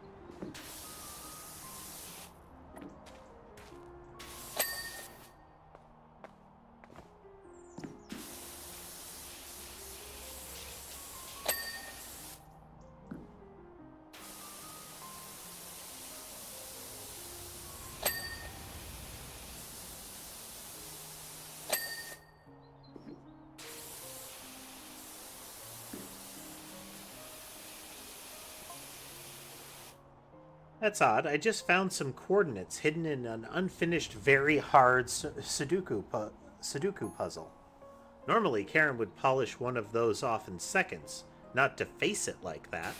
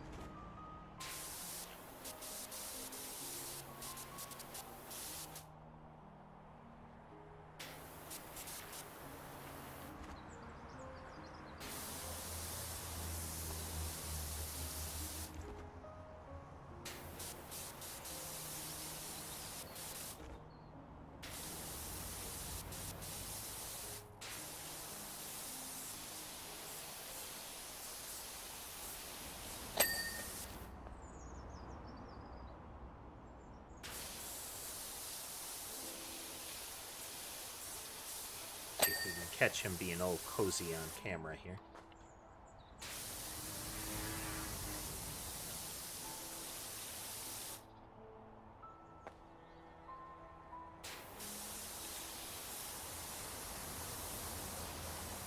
Very classic style camper here. All curvy and chrome.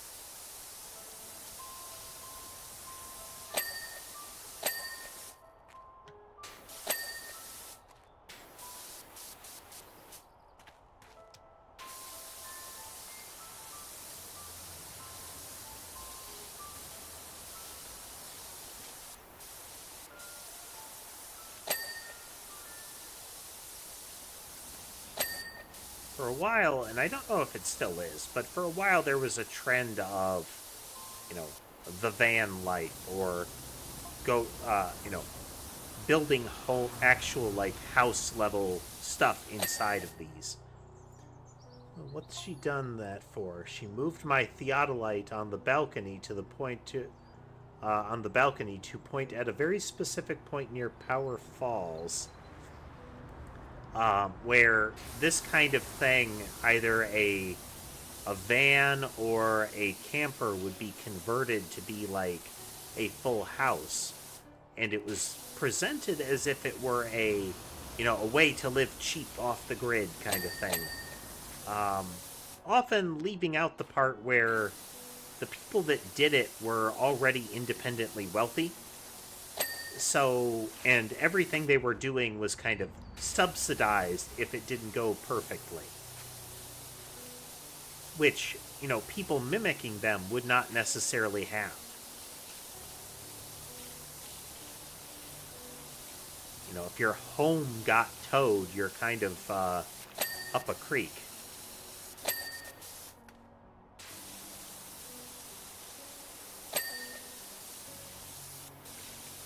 There's another one of those trends that lives in the same space as, tricks and hacks.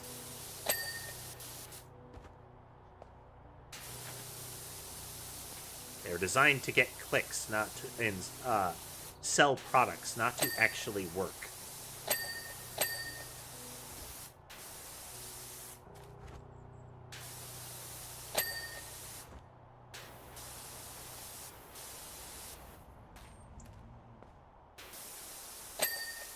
Which does kind of circle us back to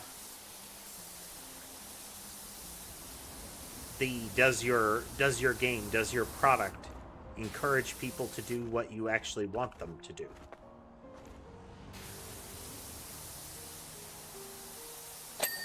Covers the game discussion, also covers that AI advertisement discussion.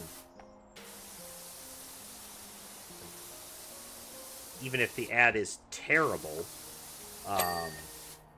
is it getting the people that you're actually aiming at to do what you want them to do?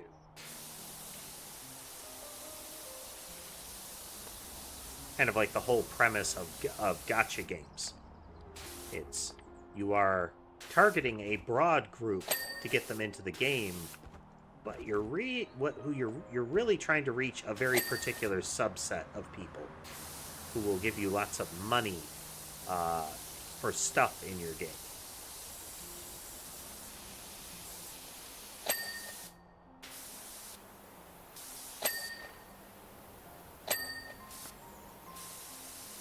So if those terrible ads are actually working for them, then they're going to keep doing it.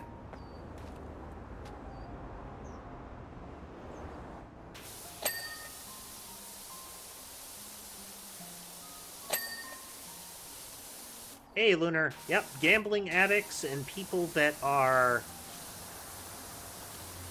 in similar people with similar kind of mental vulnerabilities.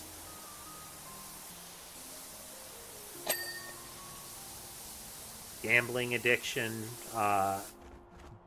fear of missing out, that kind of thing.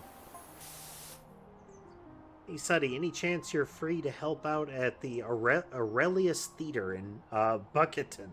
Oh, that looks terrifying. Looks like the whole interior of the place is made of mud. How you doing, Lunar?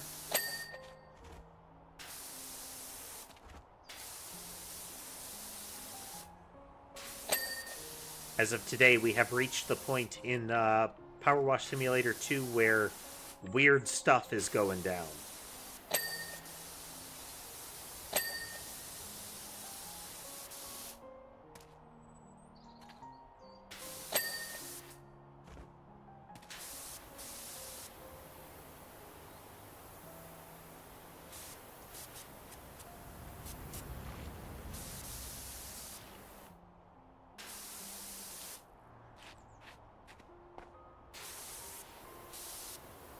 We've discovered that the order of monks that took a vow of silence, the vow of silence monks who egged the mayor's house in the first game, were actually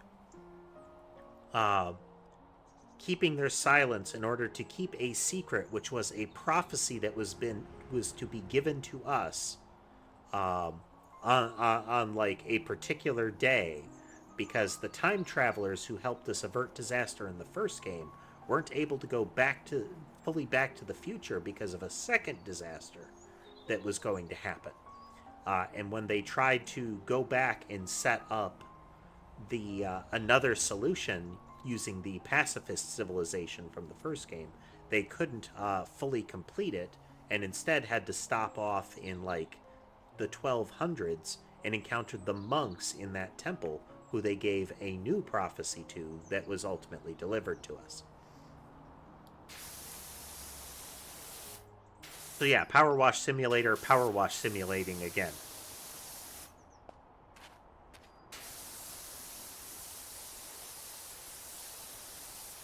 I mean, going forward in time, a short period of time is apparently easy. But apparently it also needs time travel fuel if you want to go further. Faster. This is really beyond the pale. The book we wrote together is left open on a map of the rushless area, and she's drawn a huge X on it.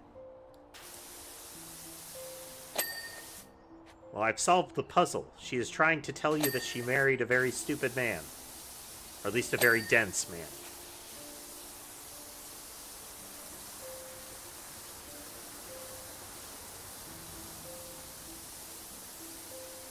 Apparently that's not an option. It seems like it's just purely fourth dimensional travel, like, you gotta throttle, you know?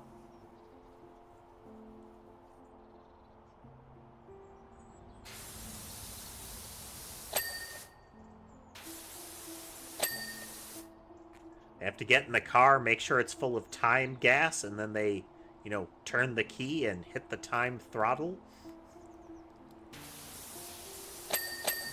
Get up to time speed and travel along the fourth dimension.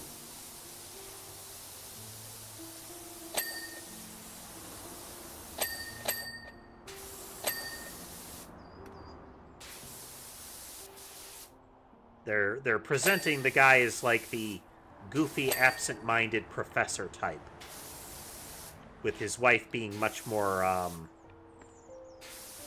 aware of circumstances around her.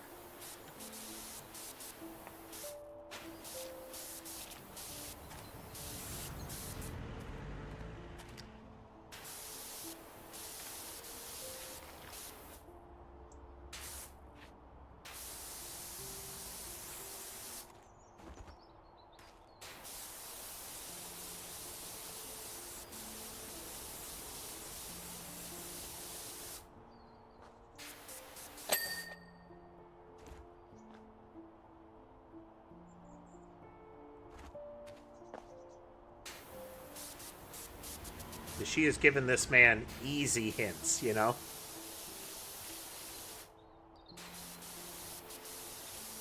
Like, the first tip he encountered was coordinates.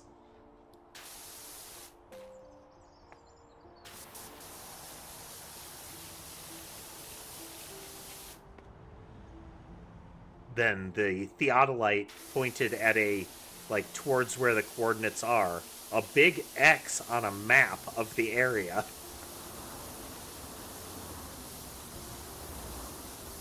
I'm waiting for the last one to be a post-it note on the fridge that says, "Go here, stupid." What's up? Heard from Lou at the gas station that you're who I need to help make a splash at my motel refurb.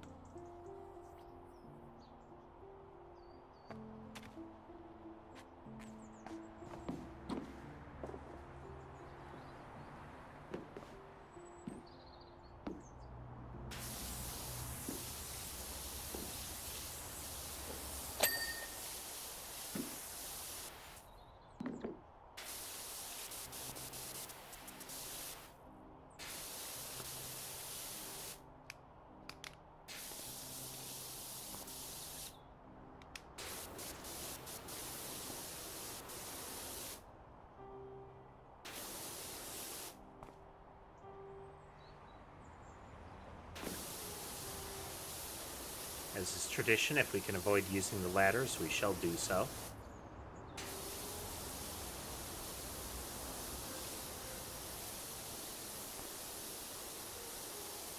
How long have I been going, Colin? We're on about 4 1/4.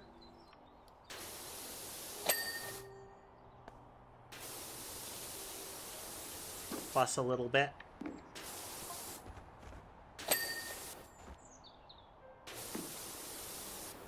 Wait a minute. I'm denser than peridotite.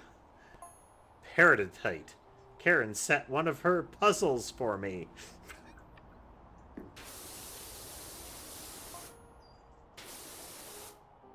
Here I come, Karen, ready or not. I like where there's the moment where he realizes, wait a minute, and you think he's going to realize what all of these obvious puzzles were pointing to, and he's like, this is a puzzle.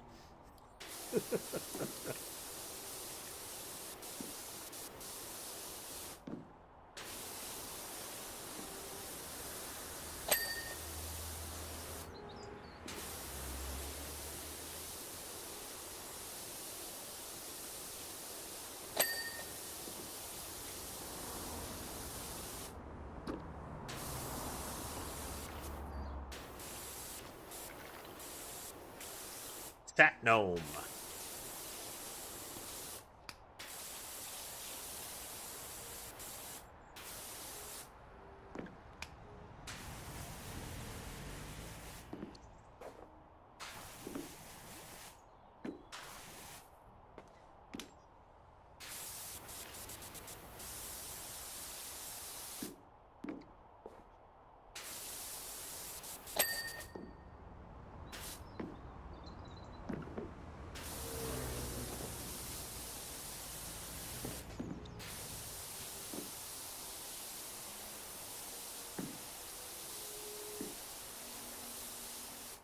I try to stream longer when there's more to stream and that, you know, sanity is still high enough to do so.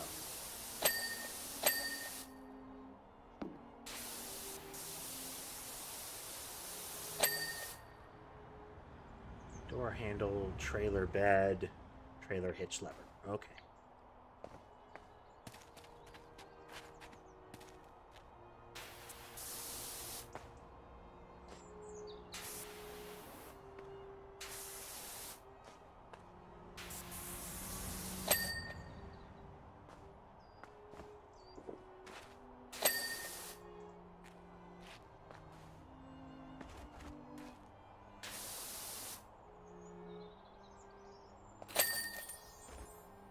Nice. Let's see.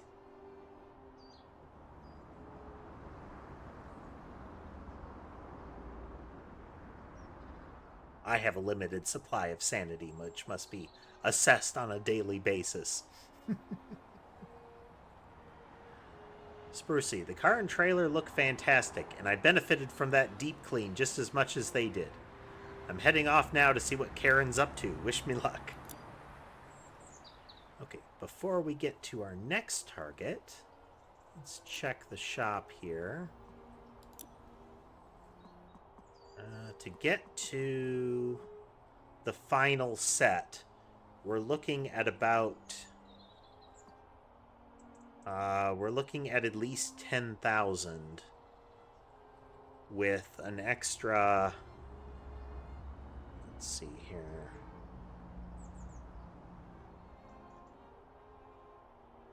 With an extra 4,000, so we can't quite hit that yet.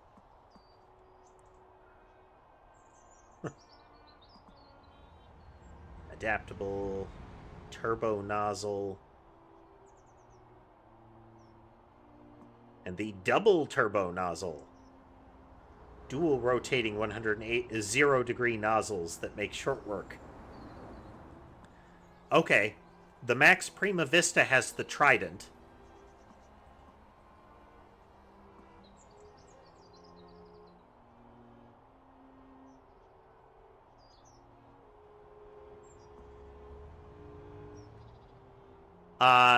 The P is cosmetic points. That's for, like, different outfits and whatnot. So you have cosmetic monies, and then you have equipment monies.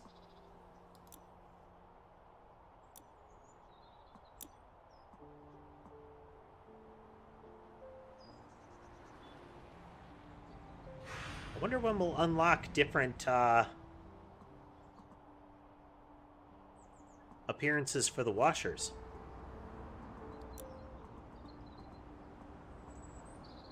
Furniture, we'll get that in that.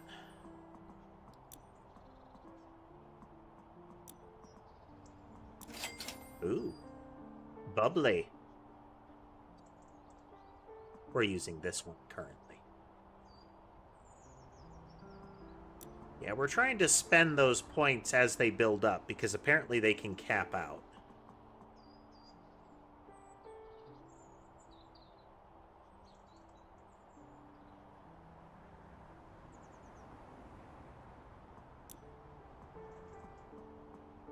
I kind of still want...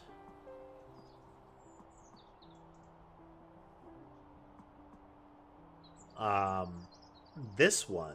I mean, it looks ridiculous. But the high-intensity washer I'd be very interested in. This still is a, like, This is 3 focused nozzles, which gives you more coverage while still having the focus on. But I'm curious of that thing.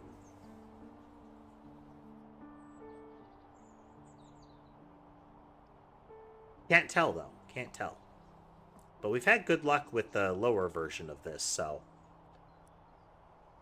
we'll see.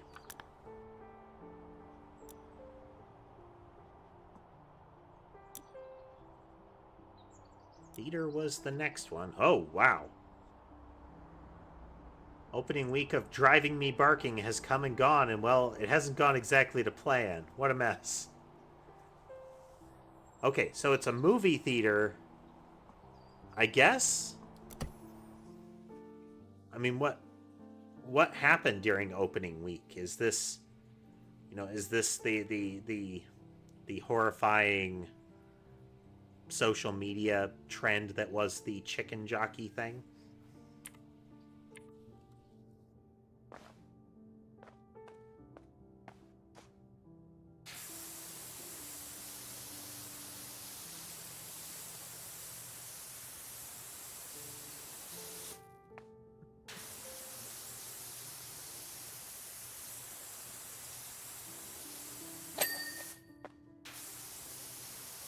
Yeah, see, that's splatter. So right there, there's a blast pattern there. Same with this. Right here, you can see spray to the side, spray downward. That is impact. Hello, gnome.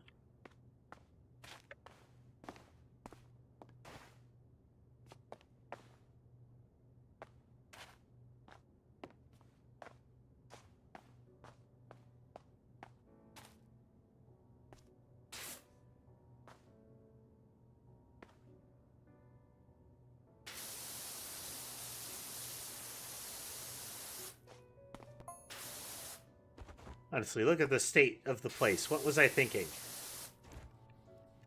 Okay, tell us what you did.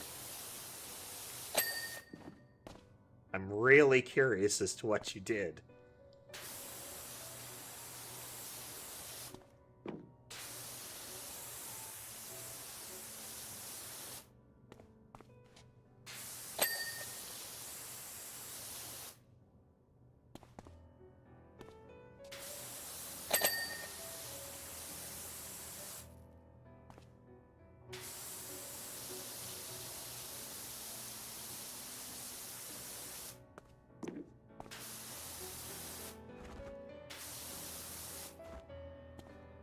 Like, did he take that sort of primal scream thing that happened at the tea house and say we should do that during a movie showing? Here's your complimentary dirt clods. Wing them at the screen.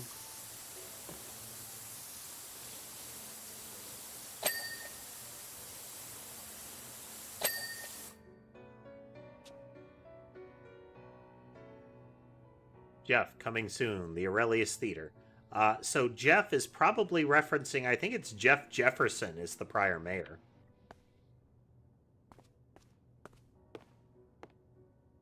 The one who is, the one who owns an airship and is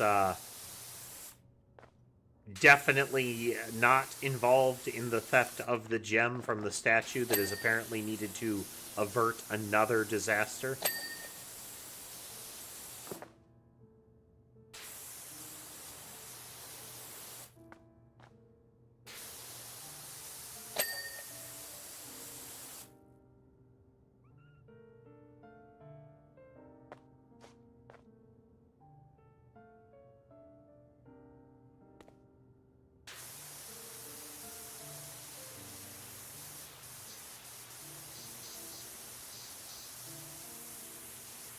I wouldn't be able to say there, Sambar.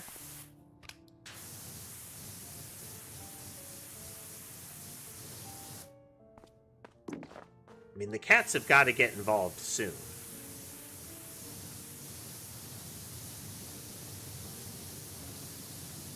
Because apparently the time travelers, at least as far as right now, exist in the past.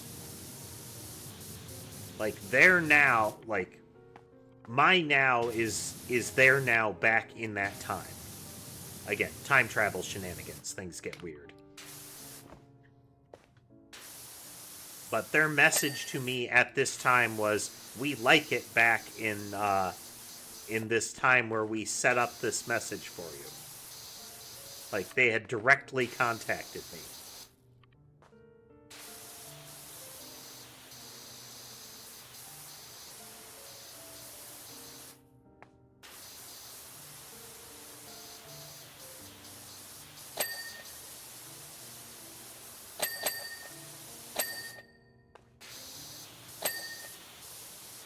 You mean my now or your now? Like, now or then now?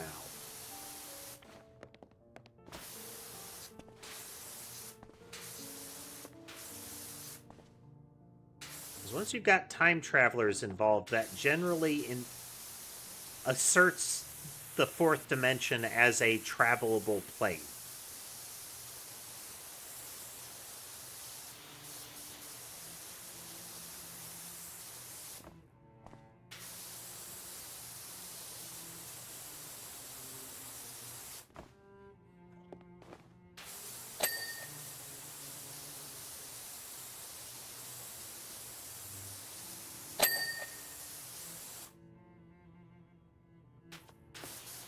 Resulting in things getting very weird and hard to write well.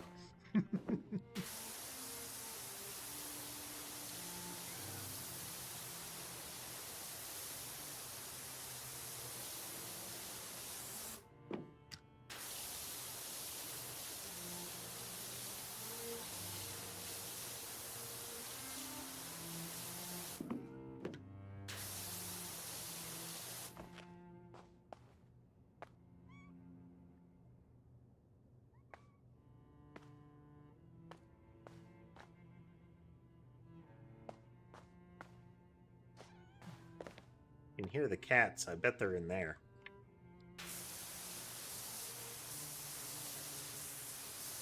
Yep.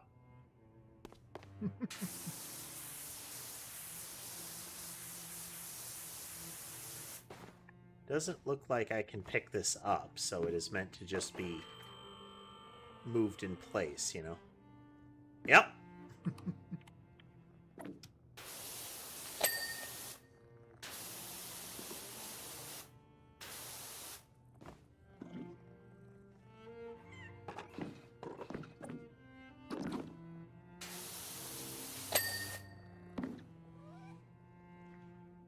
Apparently, his model is close enough that I get the prompt to pet him. You can kind of... Oh, no, it's you are... Yeah, we are close enough to pet Ulysses and Squeak, but Bubble is over there.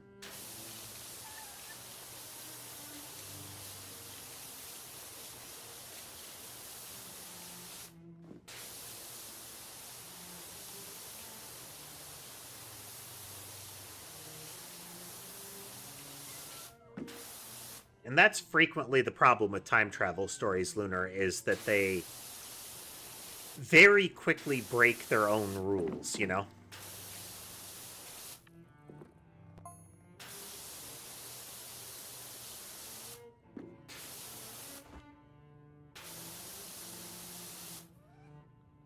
Yeah, I suppose I was thinking big. Isn't that what you're supposed to do?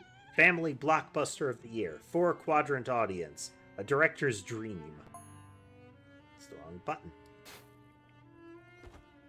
That's not how it panned out.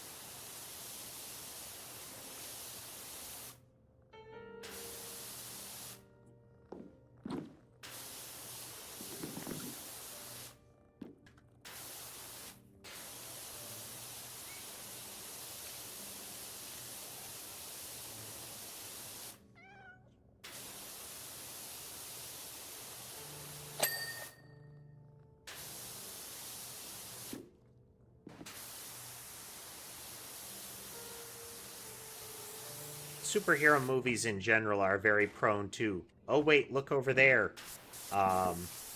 problem solutions.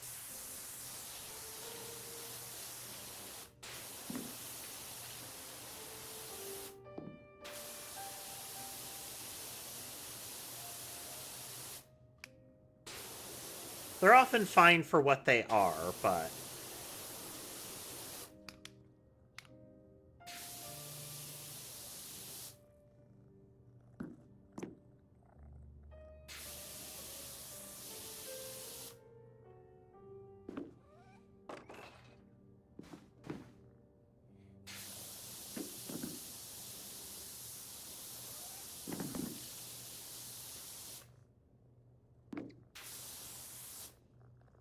often the plot holes are real, you know?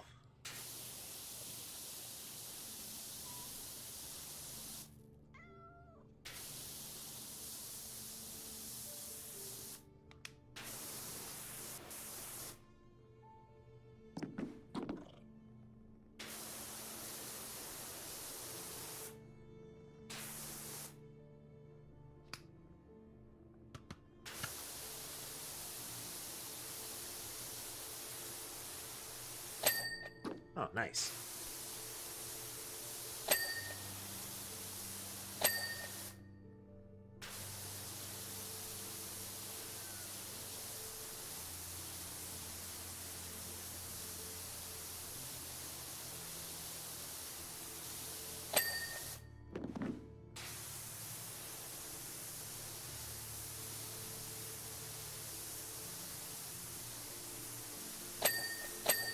Not uncommon with some of the maps where often the dirt is positioned such that from the viable fields of view you can get to it.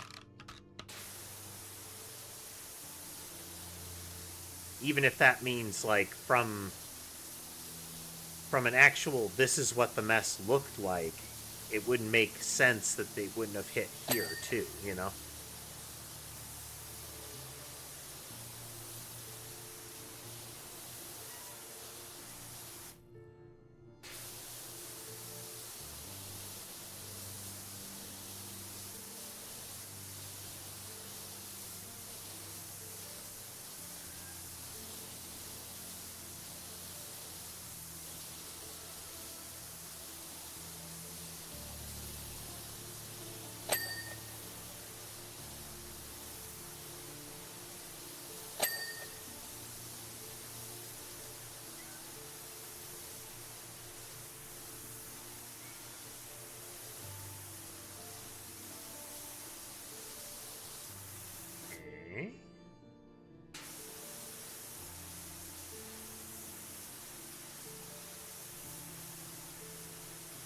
Some of it almost looks like smoke damage running up some of the pillars there.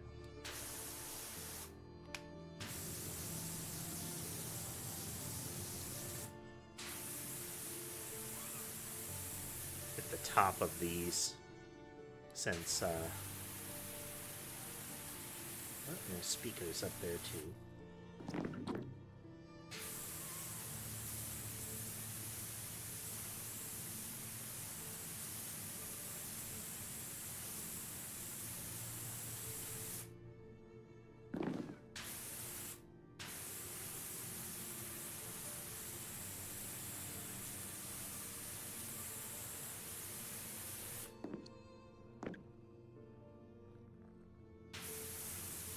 Setting recommendations? I have no idea.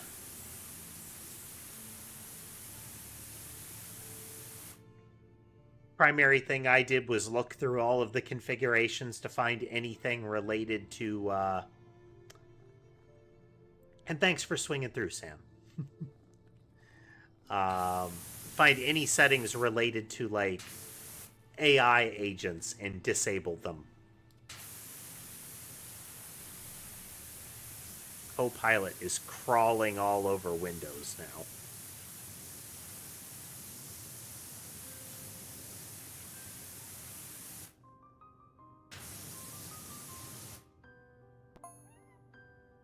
Opening night there were 7 people. One of them immediately fell asleep, and the others laughed as soon as they saw the dog car. They weren't supposed to.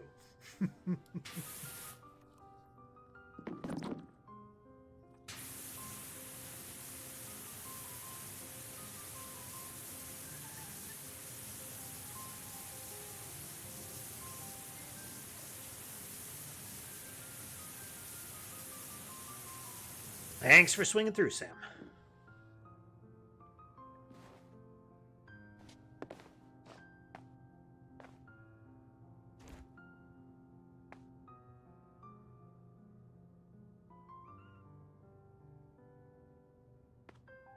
Well, hopefully I'll be able to get that back down somehow.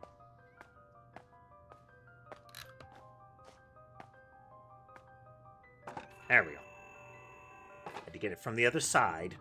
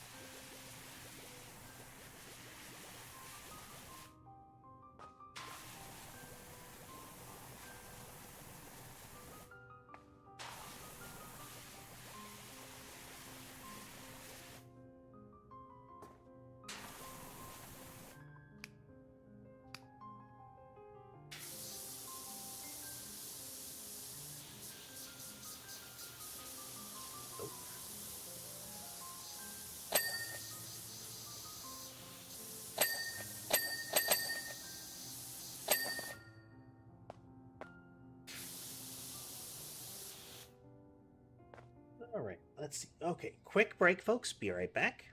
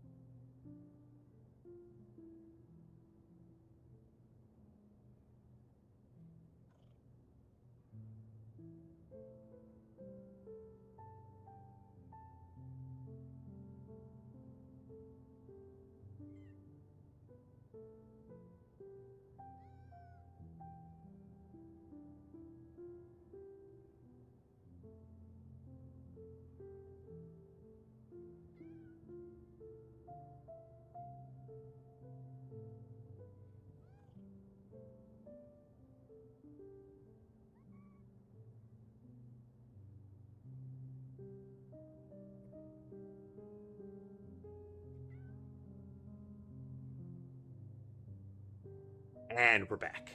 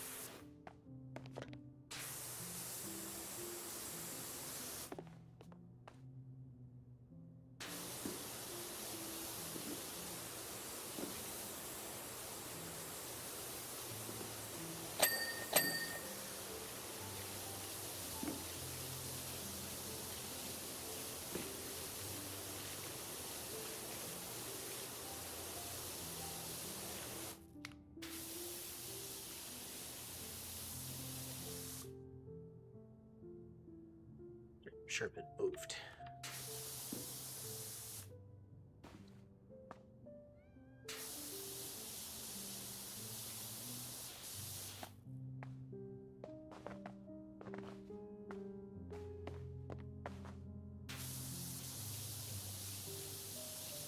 I don't know that the cats are the time travelers, but I feel like the cat has to be in some way important.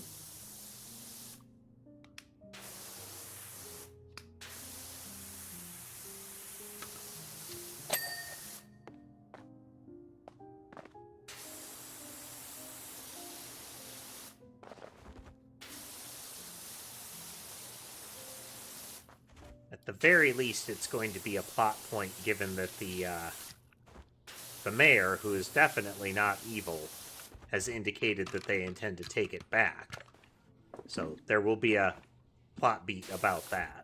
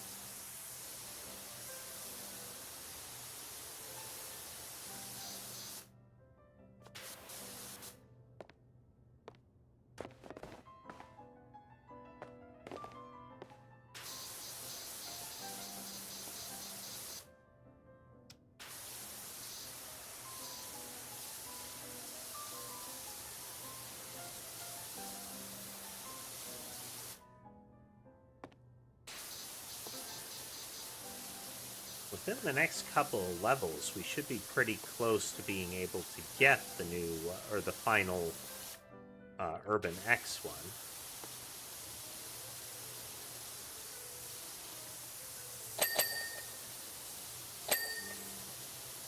So we can use default nozzles on it and get the kind of super nozzle later.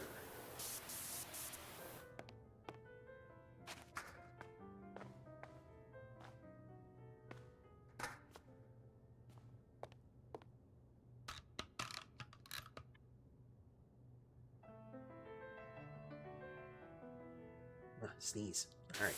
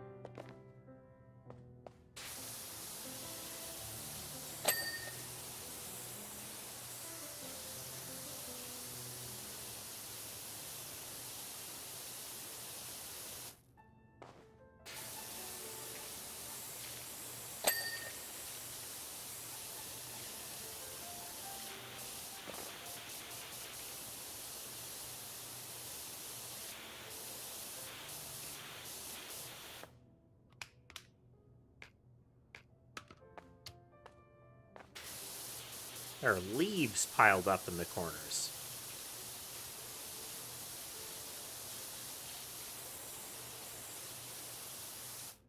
Definitely in what did you do territory. Hello, Sammy.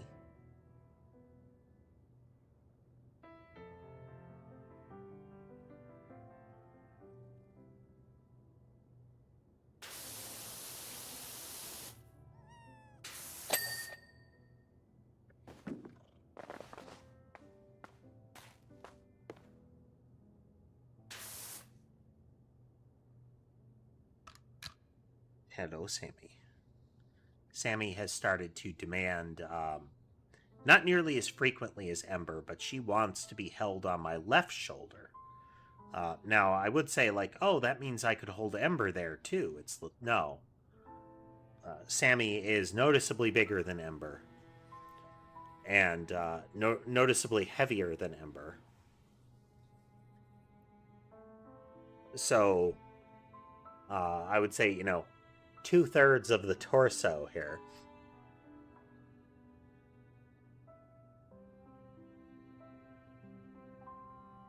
She needs much more attention, or she becomes very plaintive. Yes.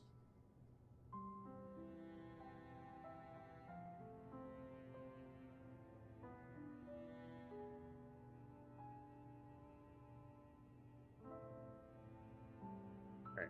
Very much not just a you must hold me situation. This is a I must be cradled and back scratched and ears scratched.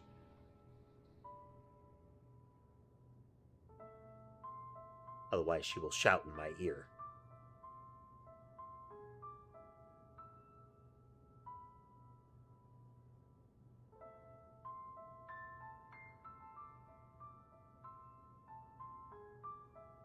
Used to be, like, originally, it was very rare that she'd crawl onto my lap. She kept distant. Uh, then she started infrequently, then a little more frequently, and it's only just within the past couple weeks that she crawls up on me like this.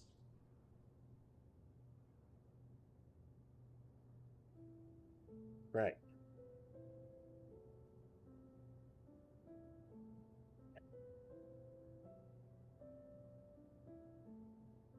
Yeah.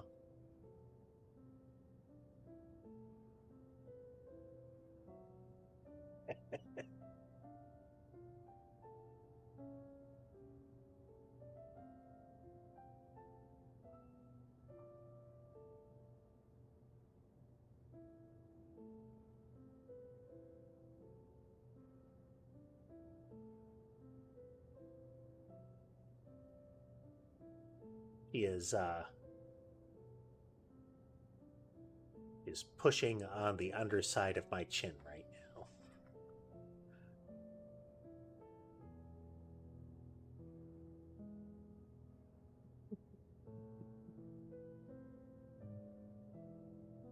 He says, "You've been streaming for a while." Oof. Yeah.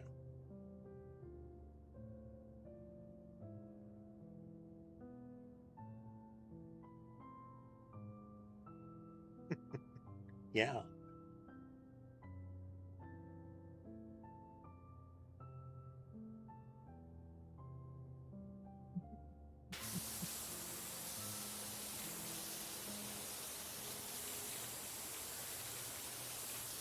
Whenever I walk through the door, they will all be kind of gathered in the immediate vicinity, and all of them need their individual back rub / ear scratches.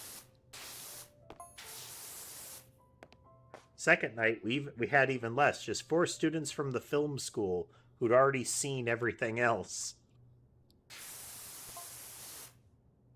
They were in hysterics all the way through.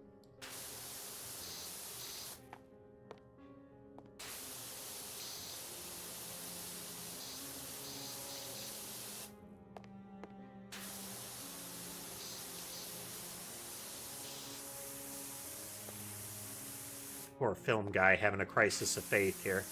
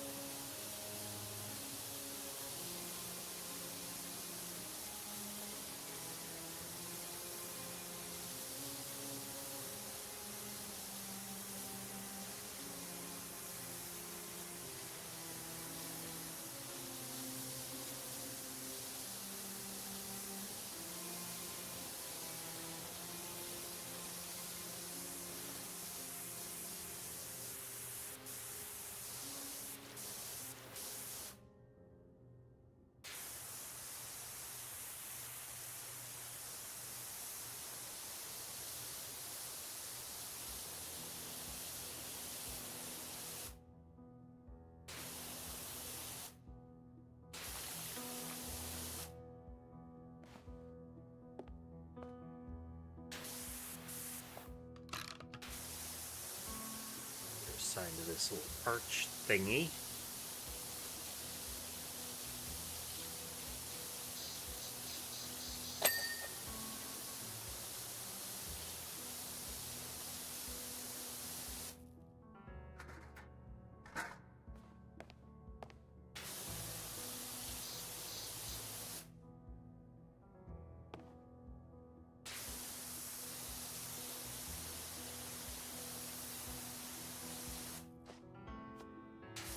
There's just so much going on in this one, it's hard to kind of carve out space. Also a relatively confined space.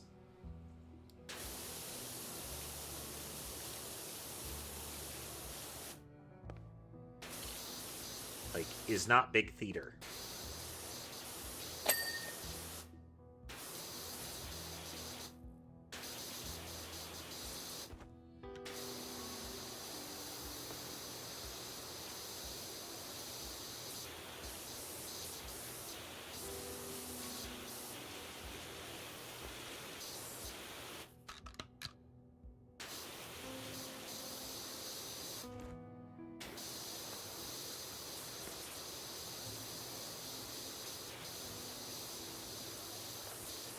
Passes here. We'll get the stage.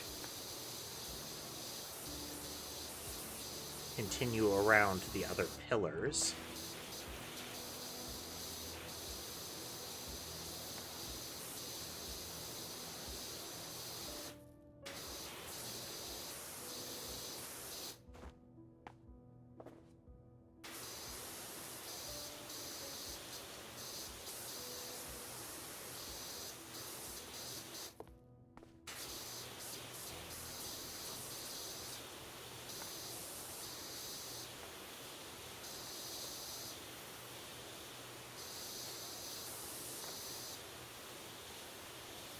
We end up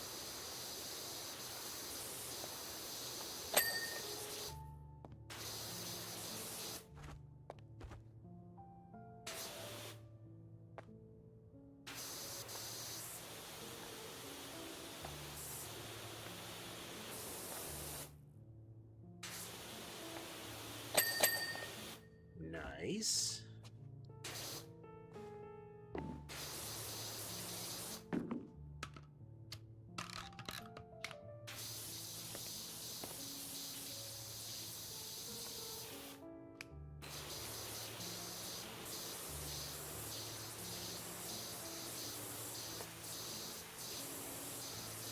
Relatively fancy venue, but it's got a lot of trappings to it that have the... This is a converted old stage theater.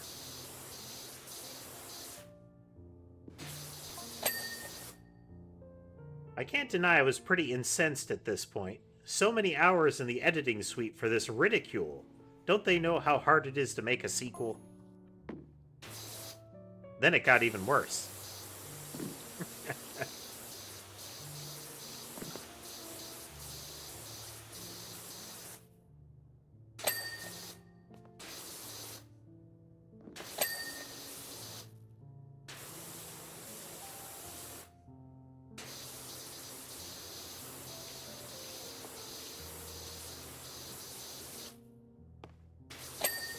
One of the earlier maps was cleaning off the dog car that is central to the movie that he's talking about.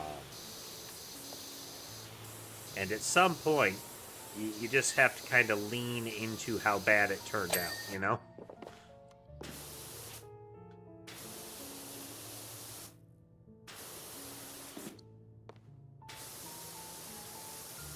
You know, it's the opposite of what they did with Morbius.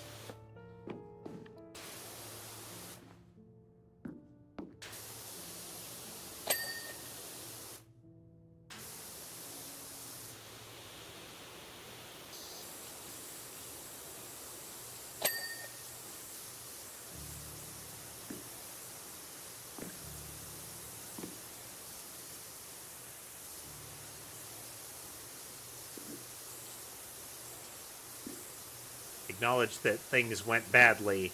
Salvage value.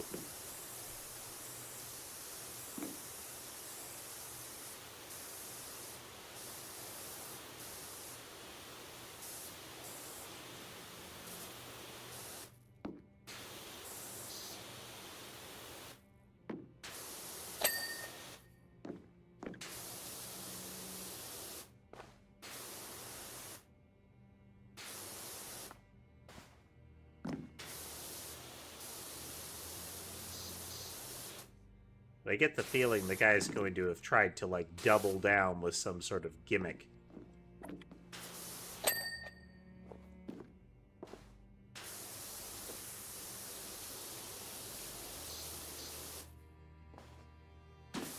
Which resulted in this horrible mess.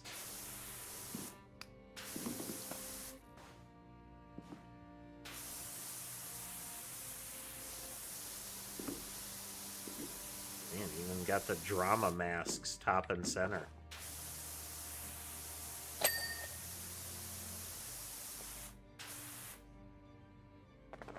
Definitely a ye olde theater.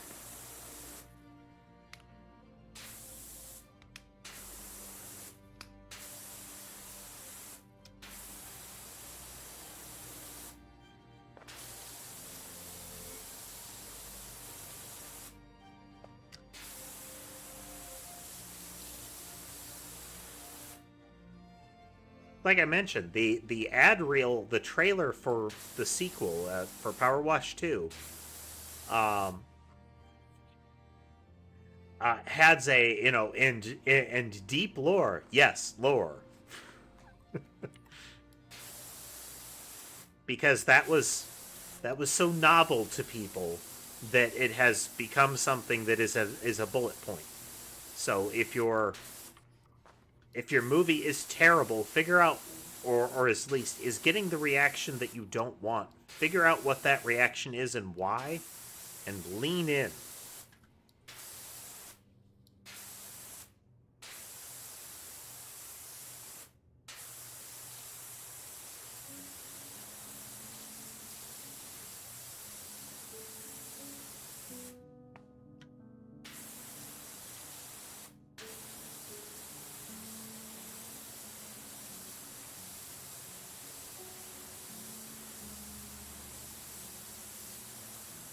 It's like everybody was laughing. Are they laughing because it's so terrible, or are they laughing because it's funny and you don't see it?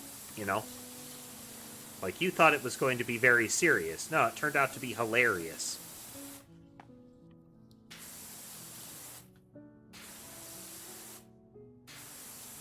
Figure out why, reframe it as a comedy.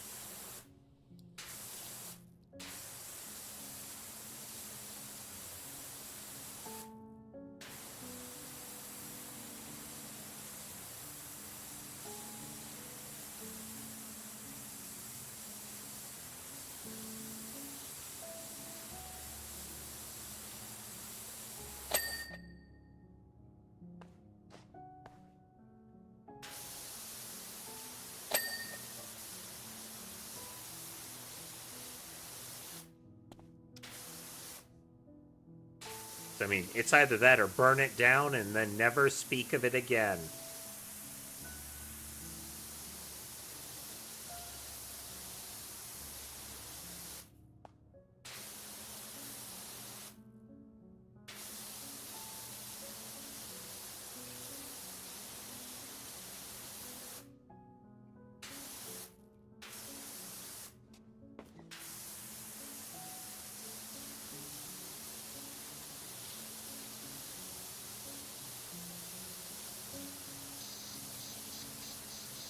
Because you know there are already reviews out there that show what people found so funny about it. So any change is going to be very clearly in opposition to that. And it was very funny is going to be hard to win against.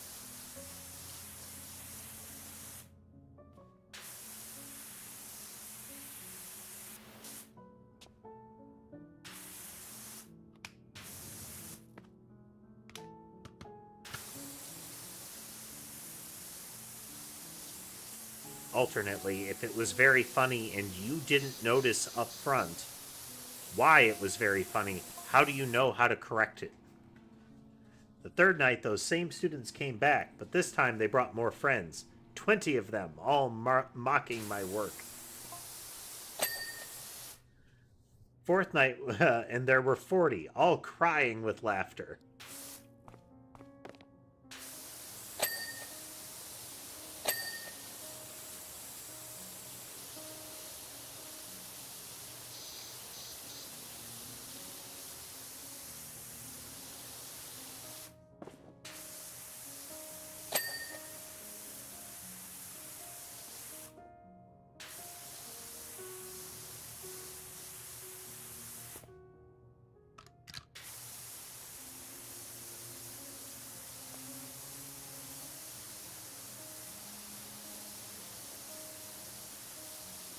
This is very quickly turning into a cheesy villain monologue. I'll teach them to laugh at me.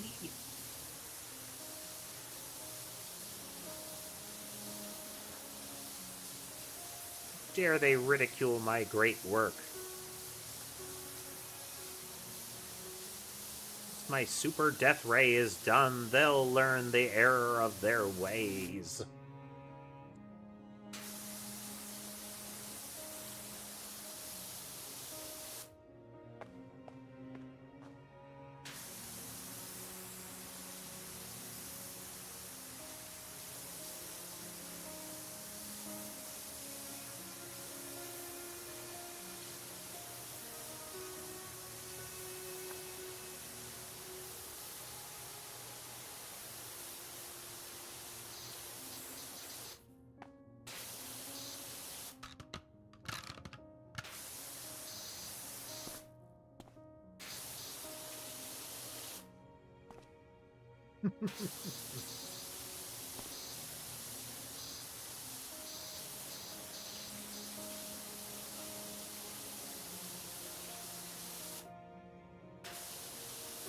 Now, I could understand if having, like, seen them laugh and then he asked them what's funny, and it's that they are legitimately saying your work is terrible and we mock you for it, you know? Okay, there's some legitimate resentment there, but it could be, good job, it's such a funny movie. Hey there, Lore. How's it going?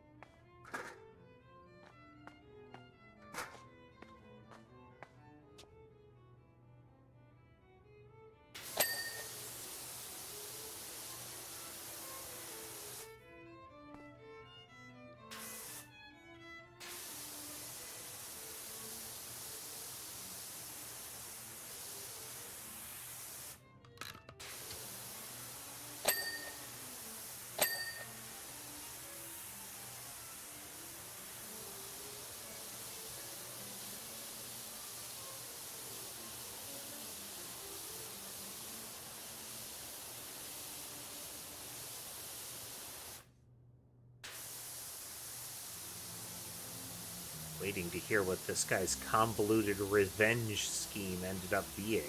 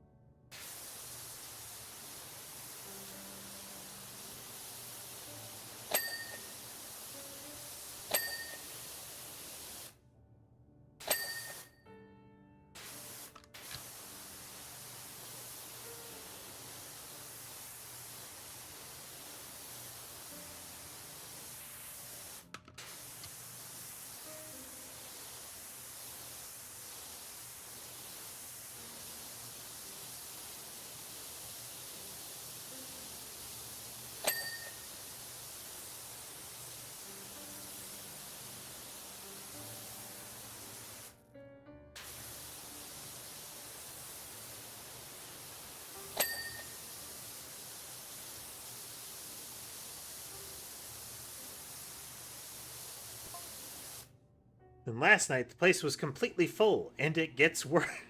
Can you imagine the temerity? Everyone was dressed up as characters from the film, lampooning every scene. I mean, you saw the state of the place. They really went at it.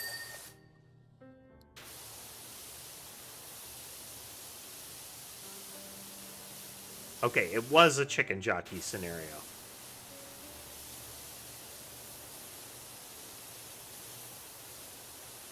Where the fans got, you know, extra stupid.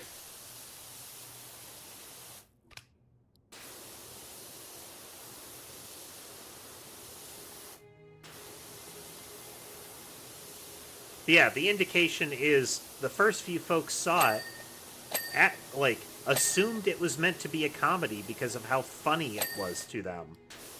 And then it started to take off, like, amazing success.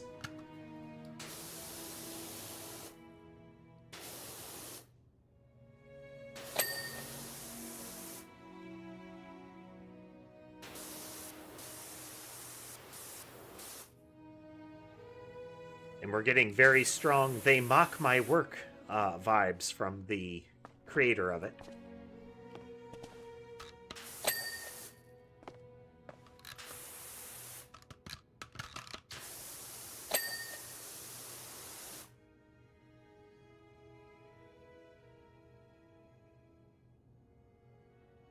I'm not familiar with the name there, Tass.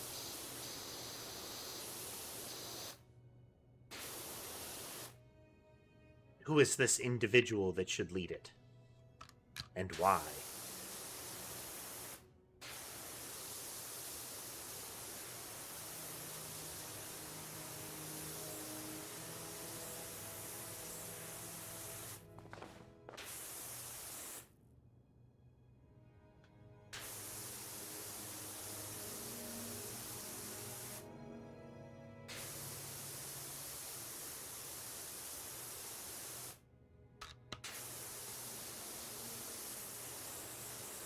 It sounds very familiar, but the room is not ringing any bells.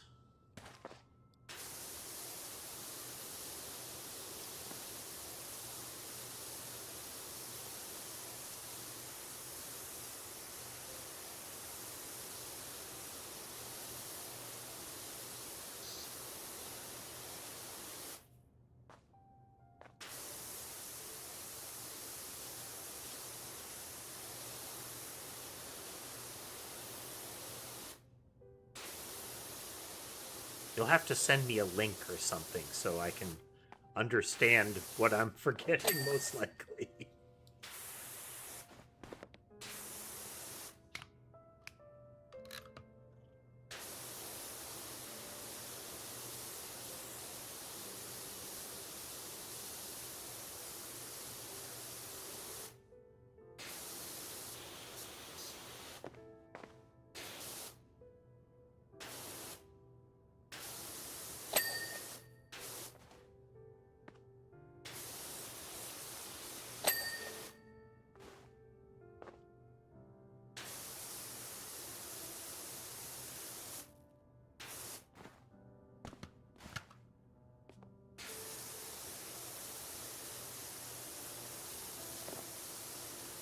From what I have seen of Morbius, clips and descriptions and whatnot, it is definitely a film that takes itself too seriously.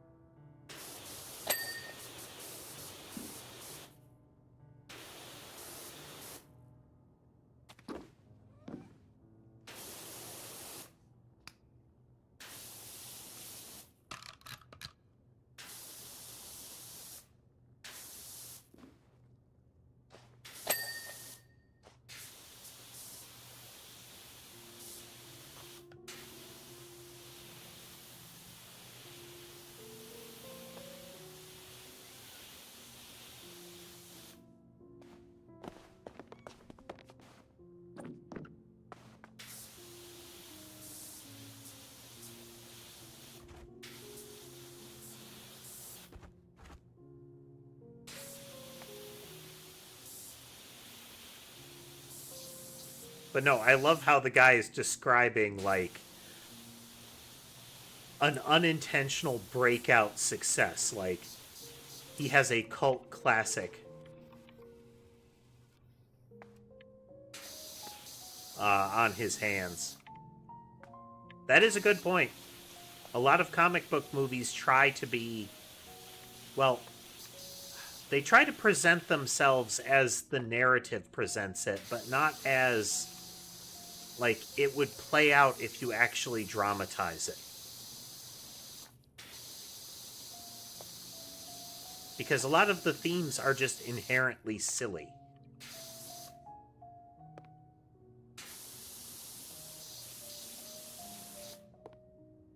Oh, that's right. That was the one where they had, like, Spider-Man stuff all over the trailers, but, you know, that wasn't in the movie at all. Morbius, I mean. Suddy, I just heard from the theater. They want to extend our run by a month. Apparently we're all over the socials. Any idea what that means? Yeah, this is a guy that's just out of touch.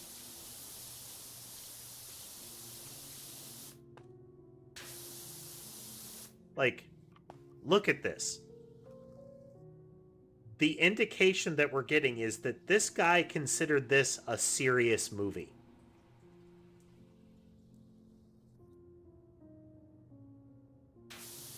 And everybody else saw the poster and was like, this is going to be hilarious. Let's go.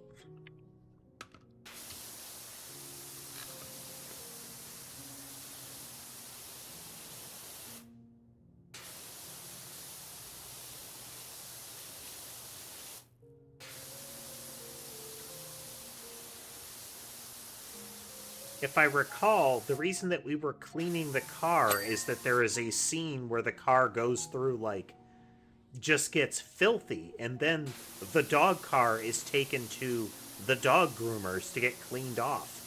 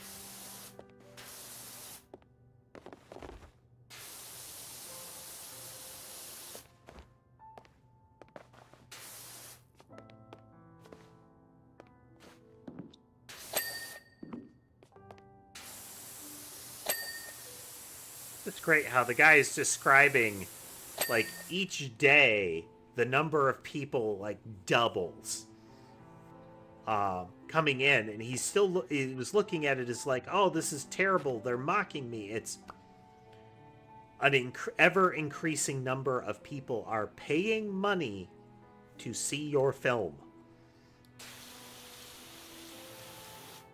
and you didn't stop to ask, but why, if they hate it so much?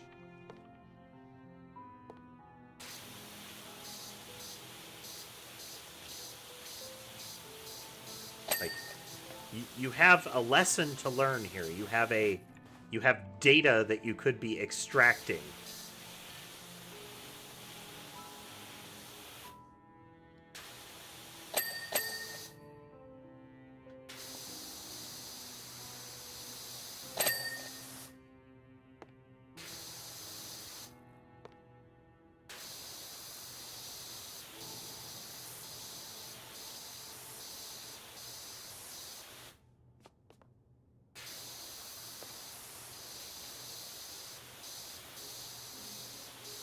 But no, his reaction is clearly, I don't understand what the youth of today like vibes.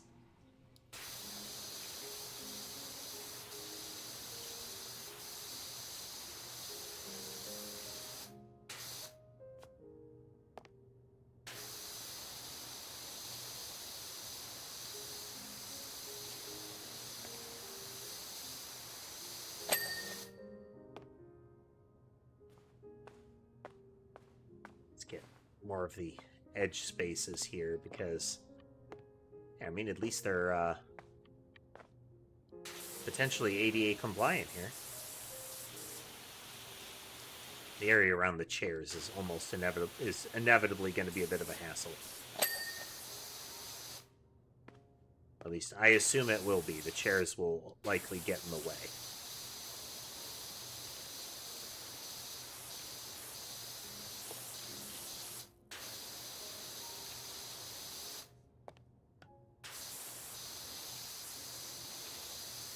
Not only a ramp, but it's a nice ramp.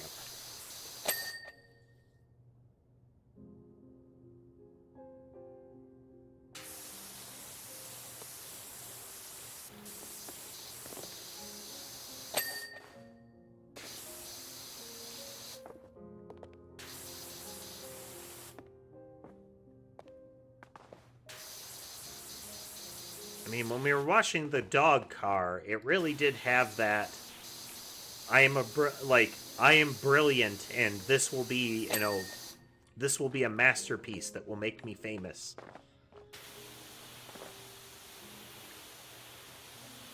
So I doubt they were aware that it wasn't a, and this was a property that they purchased. It wasn't a, it wasn't their original piece kind of thing.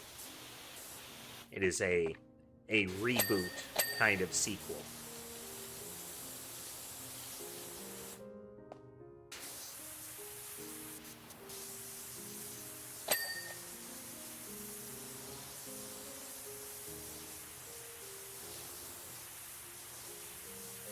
So in a way, yeah, it does have a lot of the same vibe as the Marvel Cinematic Universe. Like, how many times did they try to make a Hulk movie before they got one that was reasonable?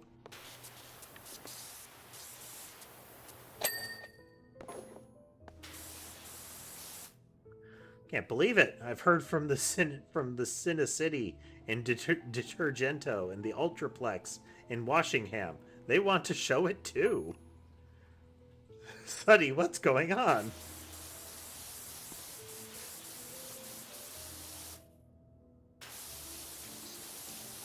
You're out of touch, Grandpa. Go have a seat.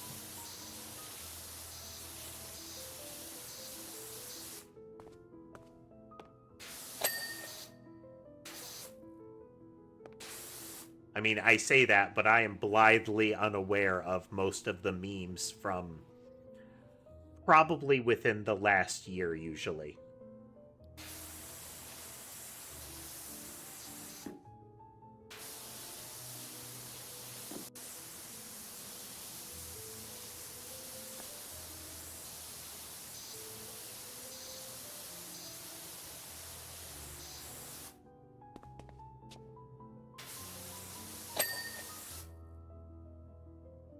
I don't know that that's like... I wouldn't consider that a bad thing. I mean, some of the real trendy memes are just awful.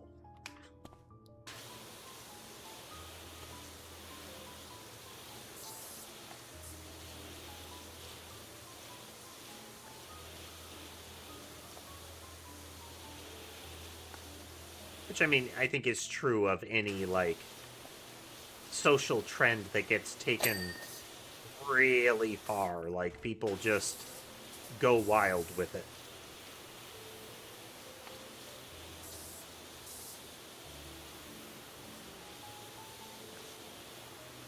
I mean, circling back around, chicken jockey.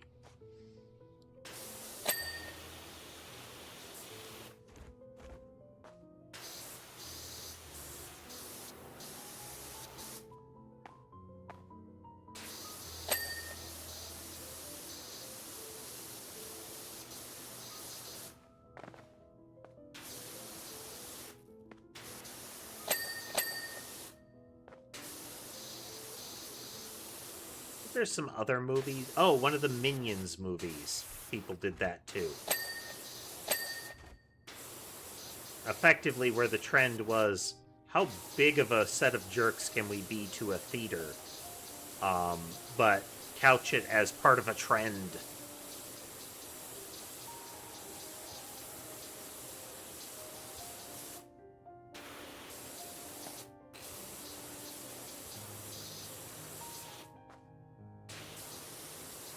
Like, okay, but do you realize your little social media trend is just vandalism? That's just vandalism. Neat. Kind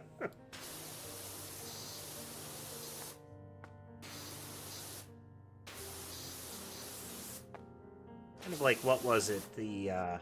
I can't remember the name of the bank, but it was it was the such and such bank hack where people were depositing fake checks, and then withdrawing cash based on whatever value the fake check would grant them at deposit, because the bank would assume or would grant you a period of, like, okay, you can have access to this much money on the assumption that the check will clear. So they would take out the cash, and then some of them would then go and think, oh, I have got this cool trick. I now have infinite money. It was referred to as the infinite money glitch. That's right. That's just check fraud. Your cool social media trend is check fraud.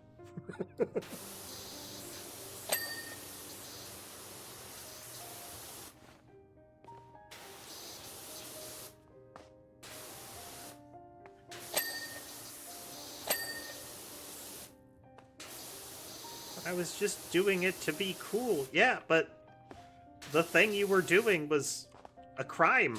You did a crime.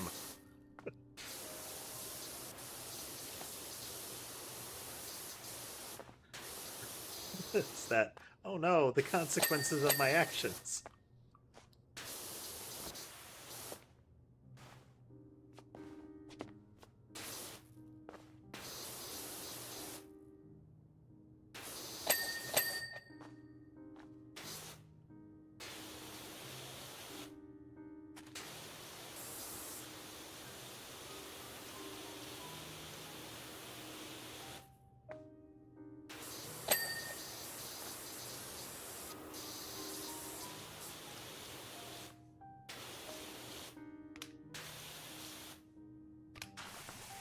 The added bonus of a lot of those situations is that because it's a challenge, or it's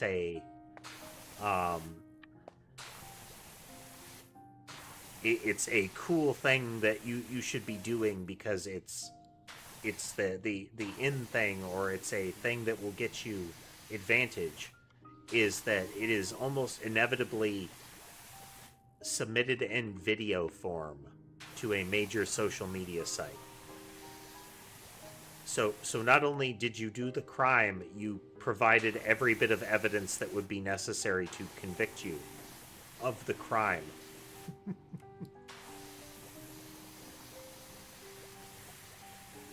Often with captions.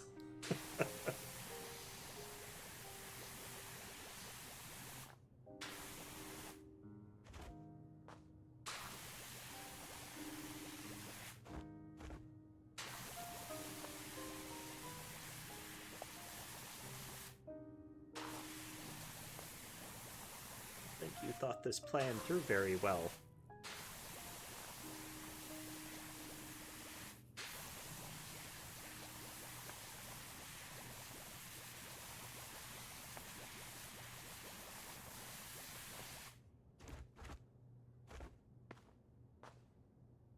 There's another one. Even worse were the people that faked doing things.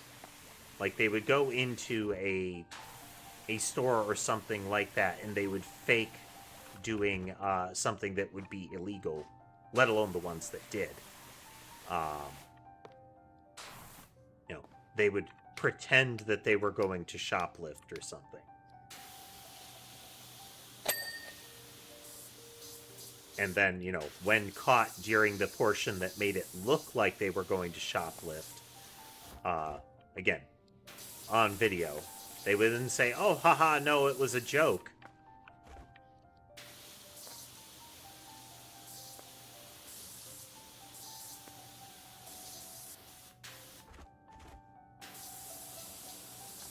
Like, no, they're going to end up calling the police, and they're going to, like, show the footage of you putting something in your pockets, and getting caught by security, and then say, oh, but I wasn't actually gonna steal it.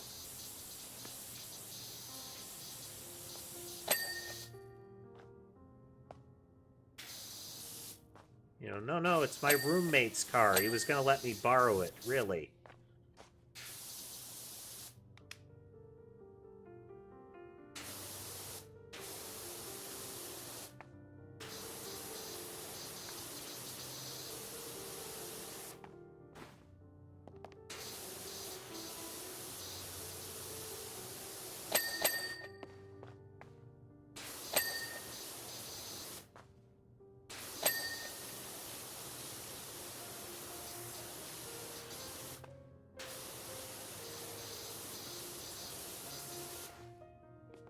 I feel like this guy, you know, it's like, maybe they should make sure to warn the other theaters in advance.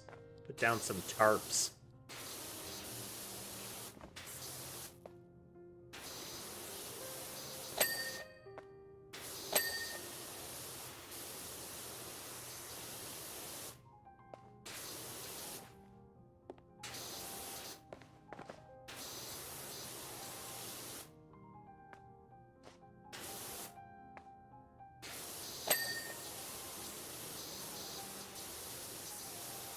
Now, there have been plenty of goofy trends. Now, you know, inevitably people will take some of them too far. You know, they'll turn it into something dangerous, and then there will be an overreaction to it. This is the life cycle of these things. I recall that's how it went down with, some time ago, there was planking, where, you know, people would essentially lay flat and act as if rigid in odd places. Which, you know, was silly social media post material until people started trying to find more and more outrageous places, leading to, you know, trespassing, disruption, doing it on a train track nonsense. And then the inevitable overreaction that, you know, it's a scourge amongst the youths, and we must put a stop to it.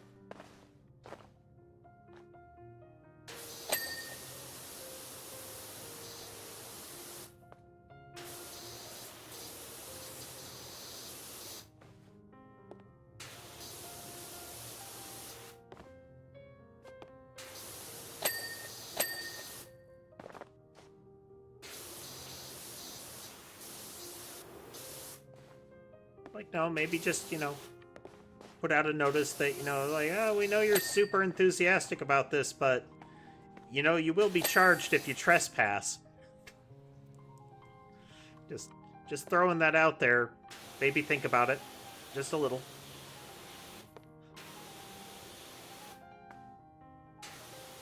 And perhaps if you're going to, don't live stream it.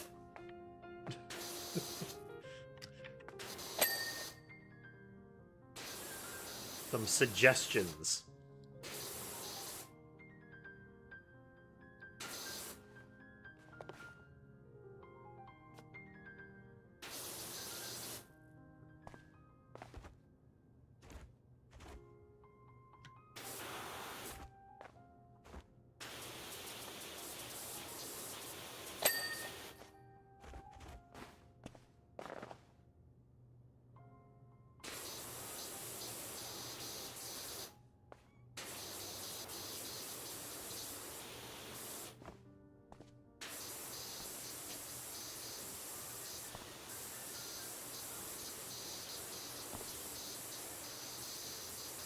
Movie theaters are an interesting example of an institution that, in many cases, refuses to adapt and is willing to throw money at continuing to exist in the format that people don't want. So, theaters have become expensive on top of being something that you must travel to. So generally it's a, get in a car on transit, go to theater, then pay an excessive price for the entertainment, and then pay, multiple times the value of some snacks, sit through advertisements for the theater and other products, then watch the production and travel back. So a huge commitment of time and a non-trivial commitment of monies. During the pandemic, you had the combination of people not having the option of going there, and followed by the revelation that, like, hey, I actually like watching movies in my home, which is something comfy to me, as opposed to watching them in a theater for a premium price. And plenty of theaters looked at that and said, well, that's just because of the pandemic. We need people to come into the theaters again. So all of those, we're going to launch things on streaming deals, dried up in the face of theaters and the like pushing back, as well as traditional studios pushing back on it, because they still thought in a mindset of like release day ticket sales and all of that for how to rate their production. Now, some theaters were already ahead of the curve on this in that they changed it from a, like, this is the only way to go see a movie. Here is the ticket for your frayed and, bubblegum encrusted seat jam-packed in with other people. And, like, took out half to 2/3 of the seating, replaced them with really comfy chairs, and sometimes included, like, meal service and whatnot with some of them. Fully reserved seating, good chairs, nice comfy ones. Quality food for value. And that turned it around in some places. It went from being a thing that was like, hey, let's go out, we'll get food, and maybe we'll see a movie, to we're actually going to see a movie. That is the whole destination. That is the whole event. And it is seen as of value. But, there are places that did not either get that memo or refuse to read that memo.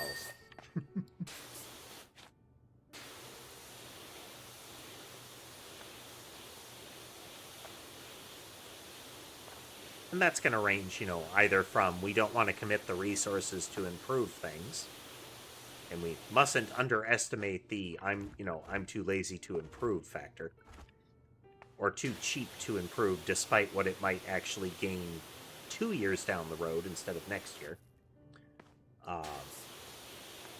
Or just the refusal to assume that things have changed, or to allow for things having changed.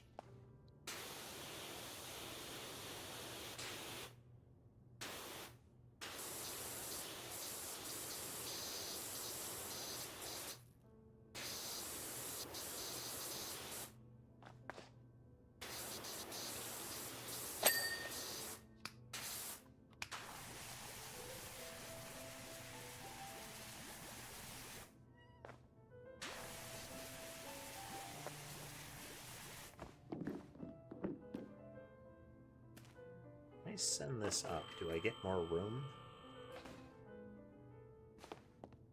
No.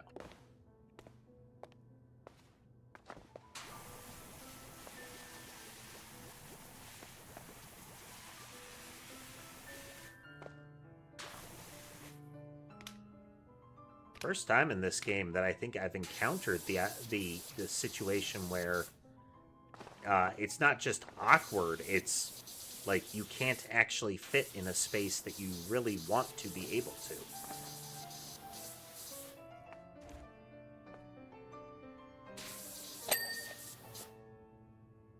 Alright, what do we got? Wow, a lot.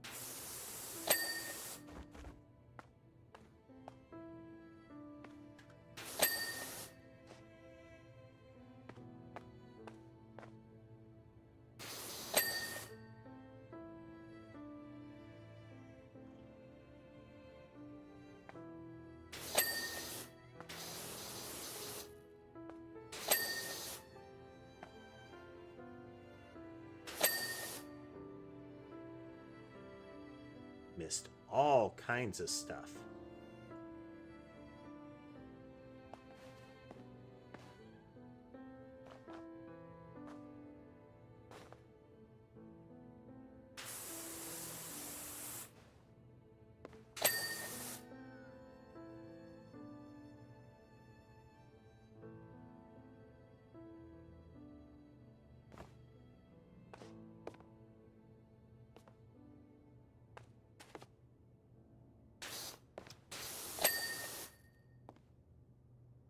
Hello there, drunken dwarf. Welcome. We're in the midst of an extra long session of PowerWash Simulator 2.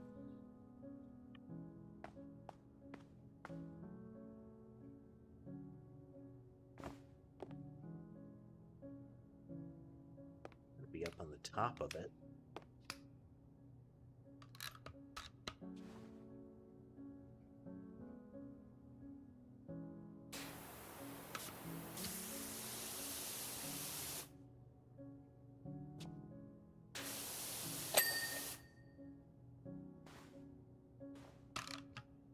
I don't know that I'll end up trying it, but there's one that's like a horror survival supermarket game, which looks like a composite of a lot of recent horror titles. I don't know that I'll try it because survival horror for me gets kind of tiresome. There are kind of genre tropes that I don't like. But there are also some interesting aspects to it that might be fun. Hello, Sky. Hello. Hello.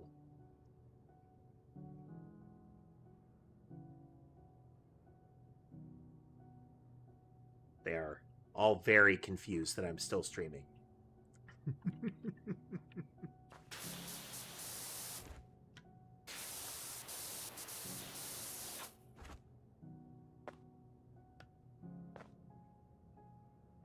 Can't remove this thing, so...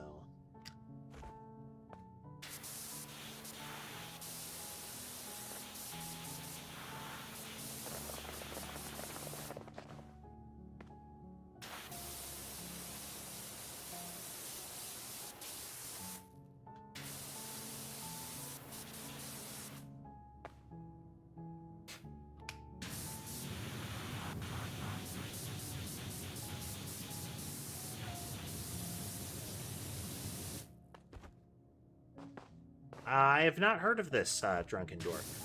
What is the, What does this include?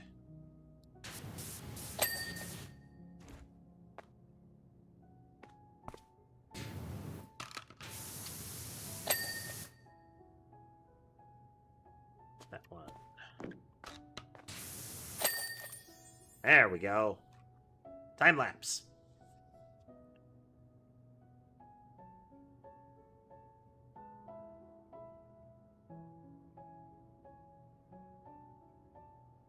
All right. Should be interesting. Genius with that thing. The deposit's in the can. Okay, people don't fully get my vision yet, but at least they're enjoying themselves. And you know what all this means, right?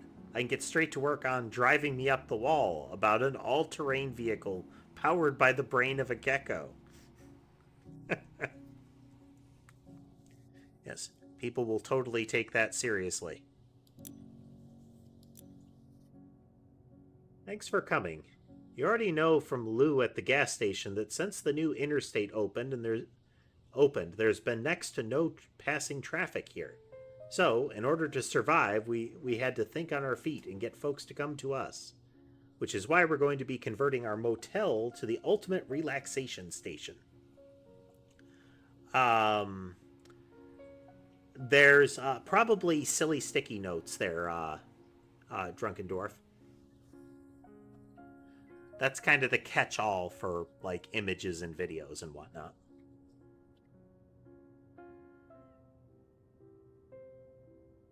Trust me, people are going to come from all over for our little pockets of pure bliss. Pockets of pure bliss sounds like they might be selling substances. You know, if it was like our little pocket of pure bliss, referring to the whole facility, yes, but like they're numerous. They are a commodity that people would be coming to look for.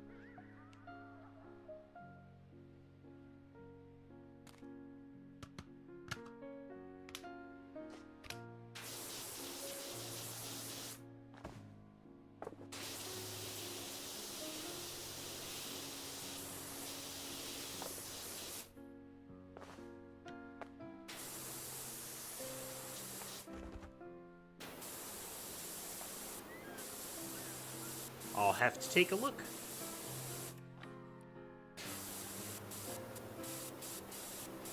The Genesis Super Nintendo conflict era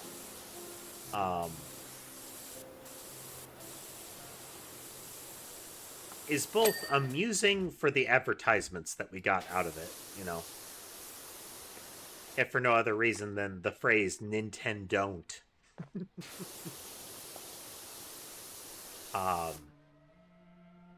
But also sad because it was really the genesis, haha, of the console wars. The idea that it became a sort of fight.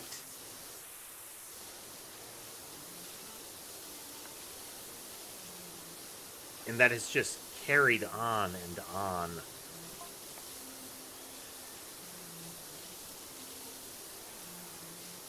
It's fun, the names in different areas. Welcome to the Den of Zen. Obviously, we haven't started on the outside yet, but the rooms are ready to go. I'll take you through our services, just in case you'd like a tranquil breather yourself once you're done.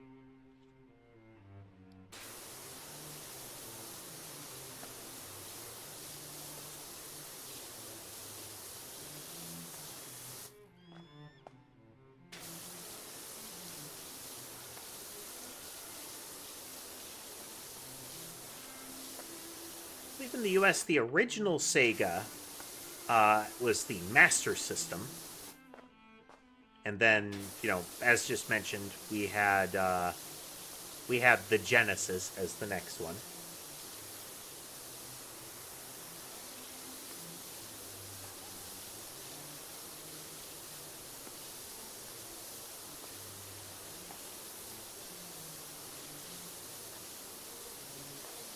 Sometimes you have to wonder why they changed the name. You know, sometimes it's going to be like trademark conflicts.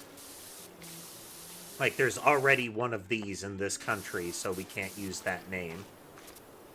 Kind of stuff.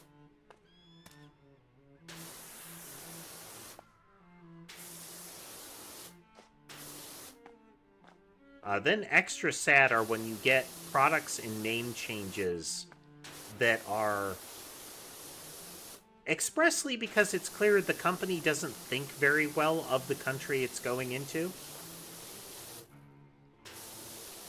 My favorite example of that is a Final Fantasy title. In the United States, it was called Final Fantasy Mystic Quest. I don't know if it was the same thing in, like, you know, European areas. But in the US, it was Final Fantasy Mystic Quest. Its Japanese title, I believe, was Final Fantasy USA. And it was called that because it was a Final Fantasy title that had been...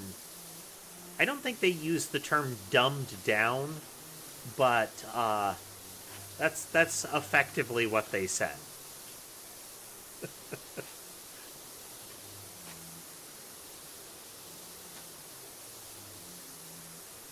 We're going to make it easier and more accessible for your region.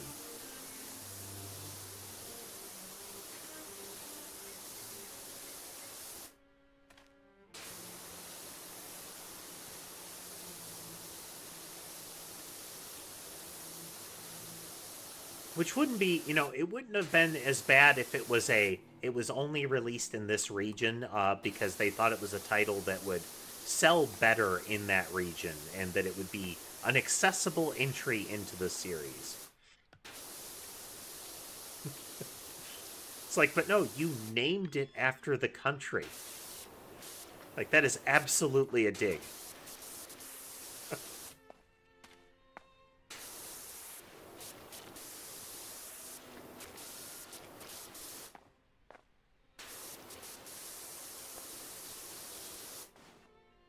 Now, if they had done that recently, I kind of feel like it would be justified that, you know, people look at this country and say, like, yeah, maybe we should put some training wheels on this.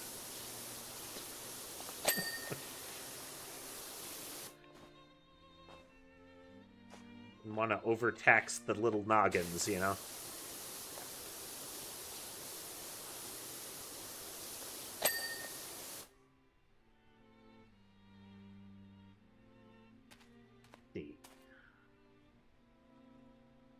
Bubbles.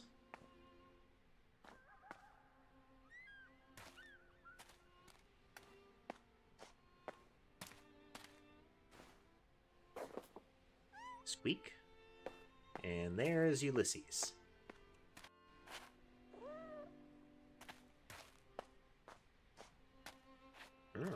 Got the abseiling rig. Or where we're going to put that. I mean, it could be anywhere along those edges.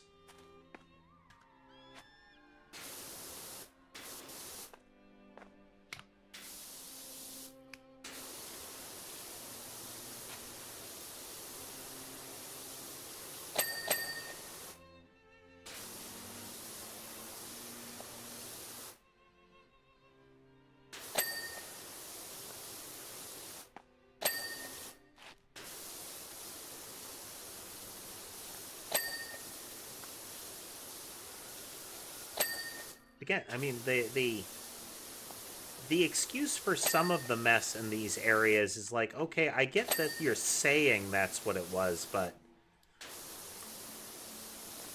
even given that excuse, this is genuinely impressive. Like, they're saying that it's just like with the gas station. They're like, oh yeah, the place isn't getting as much business, and it's because of the interstate. No, it's probably because of the caked goo oozing down from the roof. I feel like that's going to be something that is going to turn people away. Your motel should not have stalactites.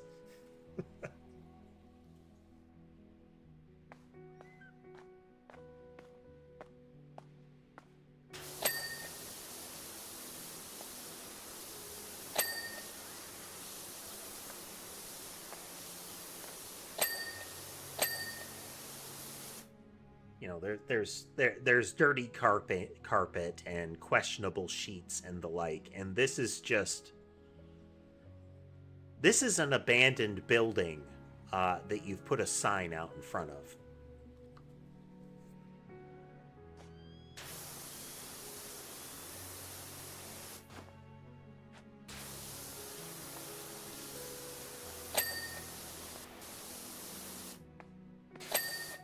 Totally a motel. Don't worry about it.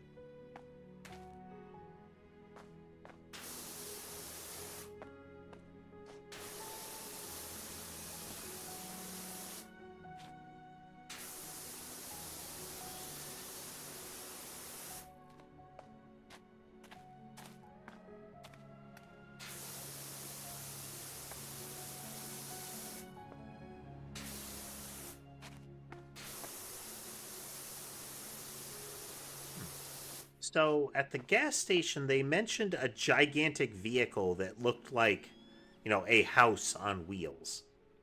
I wonder which. I feel like that's got to be one of the things referenced in the murals. So is that going to be the dragon thing? Maybe the big walking chicken house?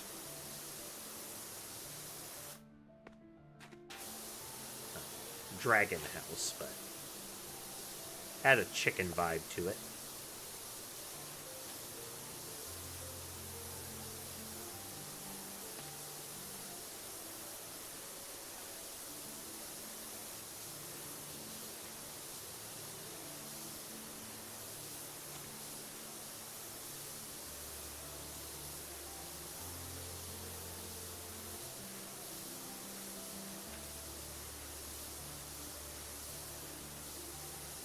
It's still fun that there is, again, lore to speculate about in this game. Like, what's gonna happen?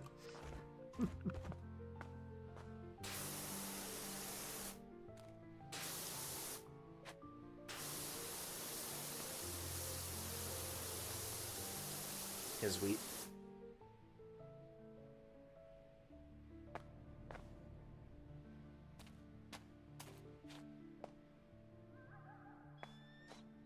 I feel like the handprints, including those of a very small child, in the filth on your building, is not going to attract customers.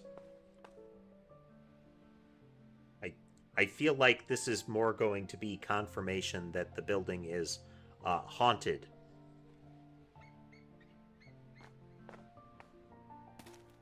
Like, you're gonna die if you come to this place for their little, you know, spa treatment.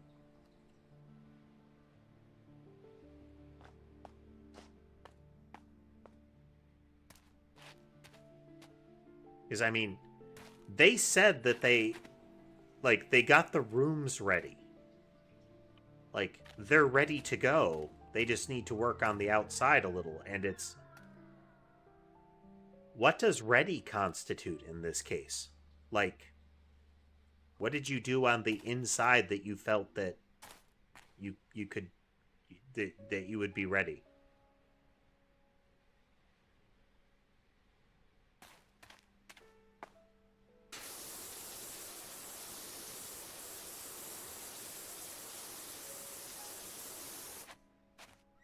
Put another way, how did whatever that you put into those rooms not become hopelessly damaged and degraded on its way in through this muck? Like you needed your waiters to get in here.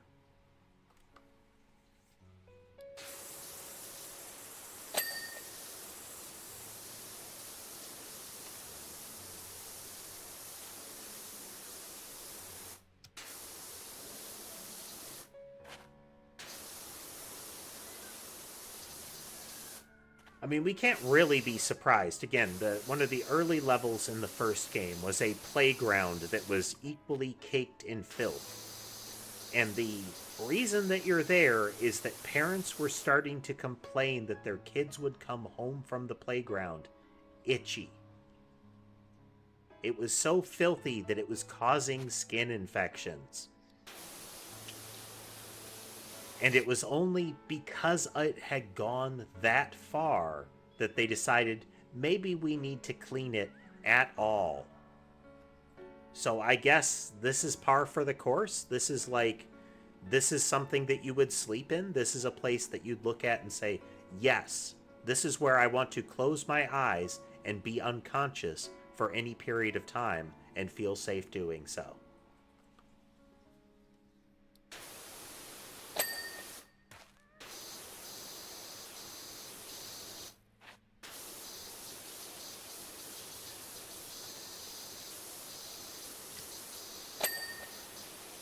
Well, fresh towels, you'd need them.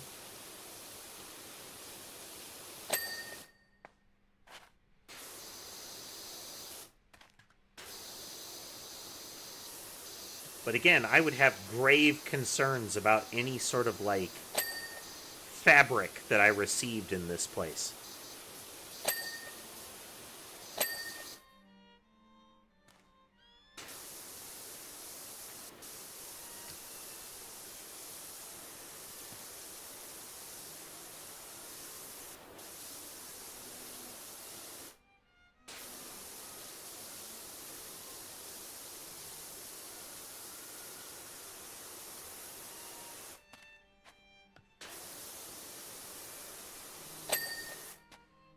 Like,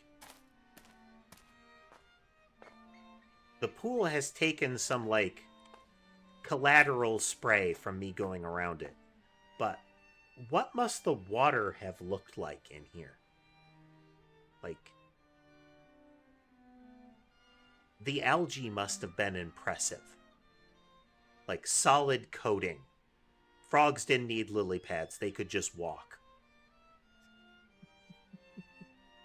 You had to punch a hole to get into the water. It's like ice fishing, but slimier.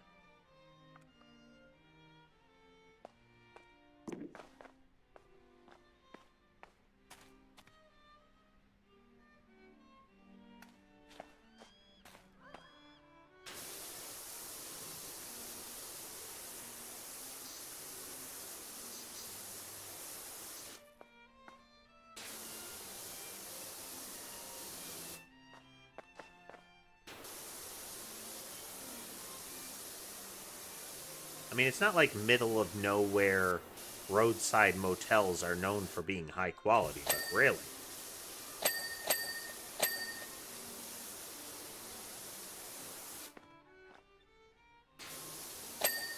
It's like a competition to lower the bar here.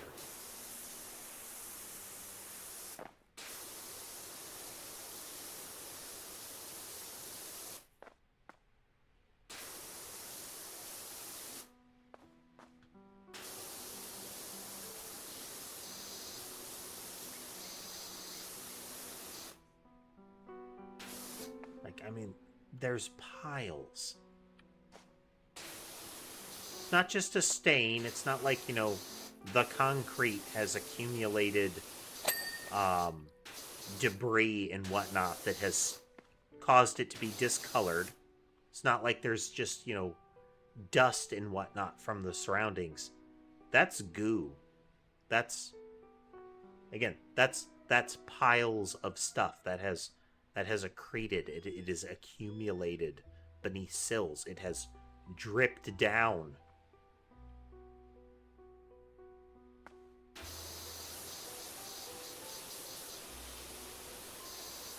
Guess I shouldn't be too surprised. This is, you know, in the vicinity of the gas station that had weird purple pink bubble stains. Like, they weren't gasoline pools or oil stains.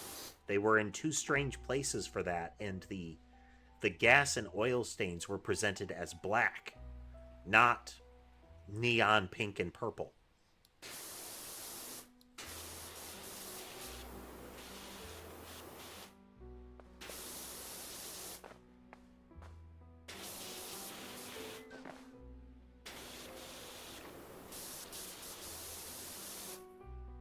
You know, oil is normally presented as, or would normally be iridescent, not luminous.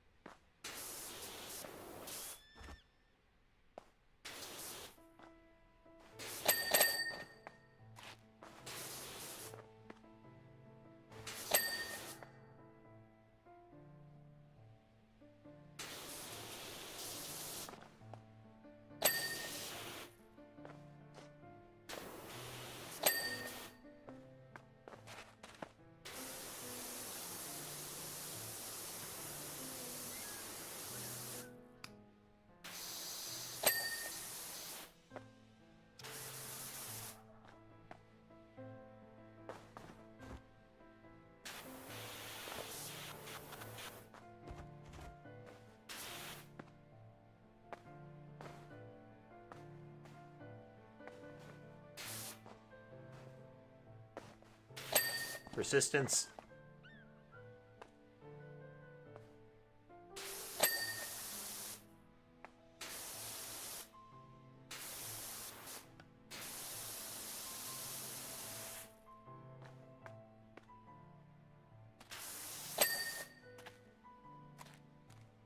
Okay.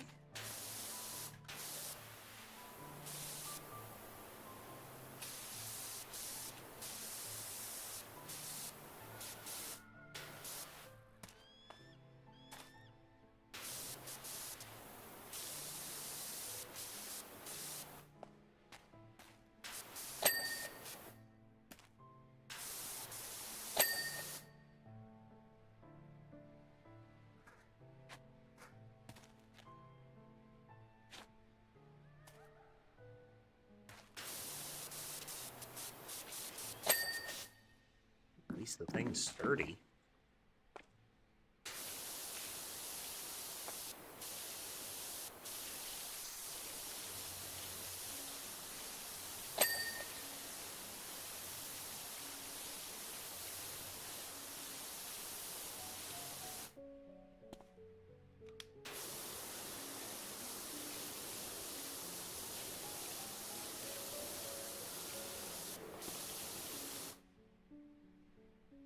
If I do a wide pass there, you can see the layers that form.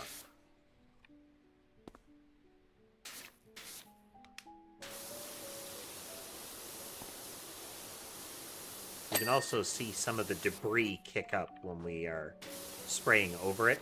Like little chunks will spray out.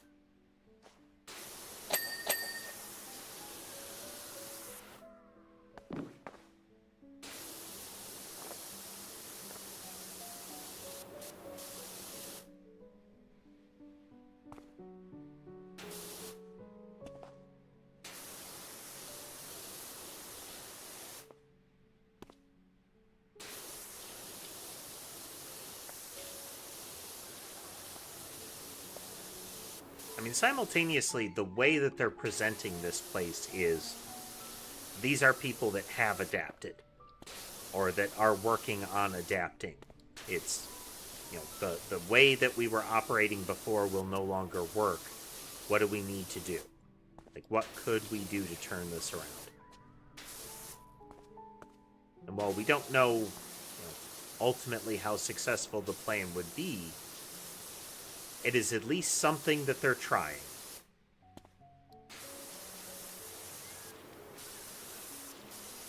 Giving it a go.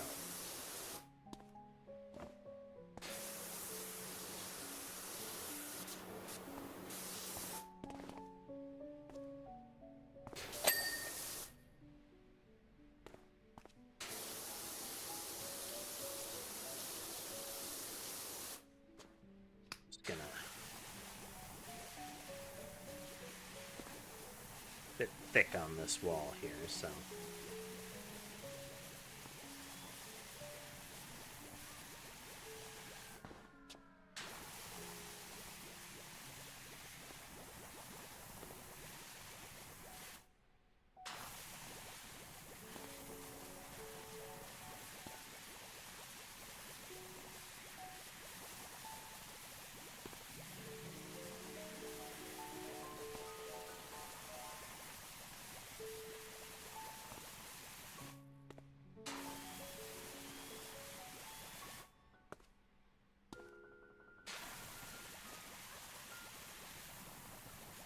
See how much more we can get away with here.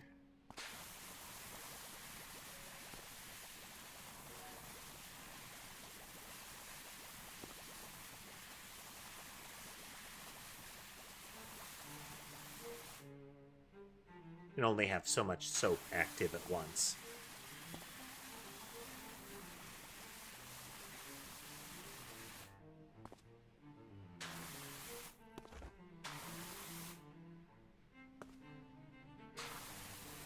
Looks like we had enough.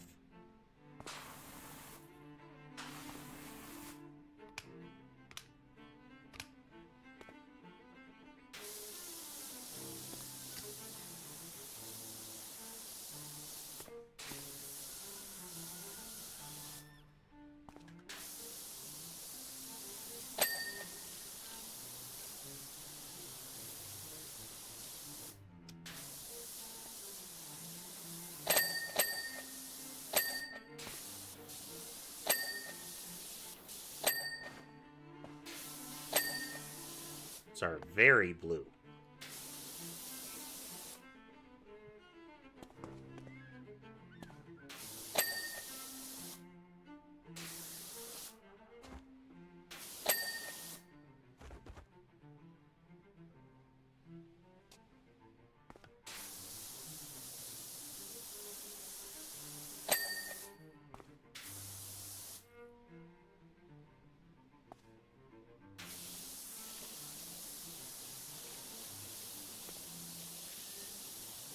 Makes you wonder or be concerned about what's in this soap.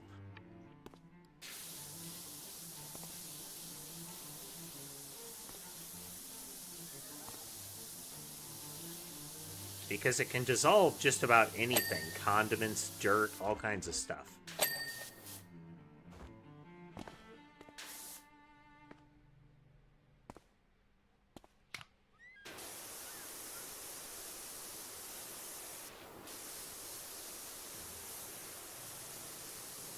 Which implies that it can dissolve / break up organic and inorganic matter. I mean, I guess it's really good we're in this full body suit.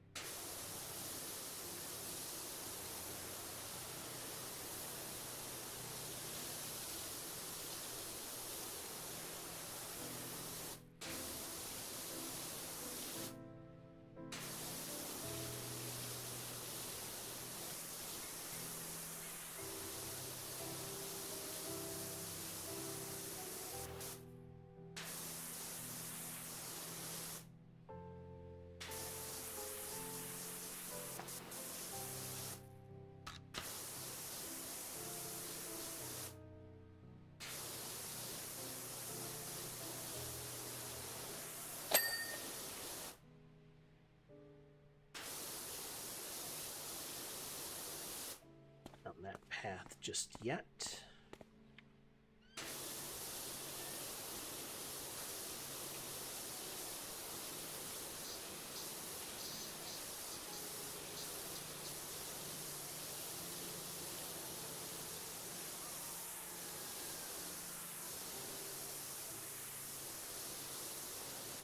All right, up we go.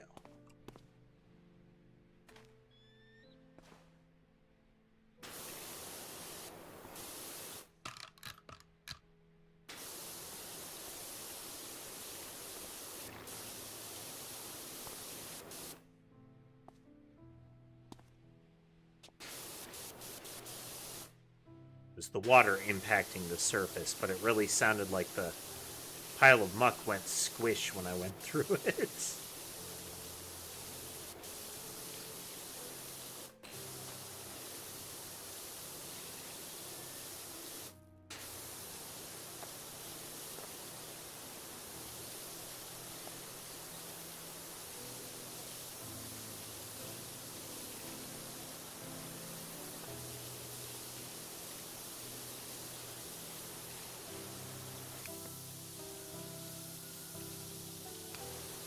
To be at least green to cut through this stuff.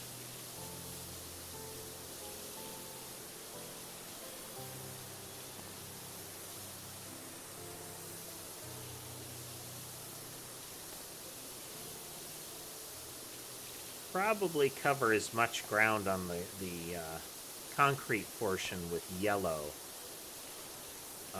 but green is plenty for the edge of the roof.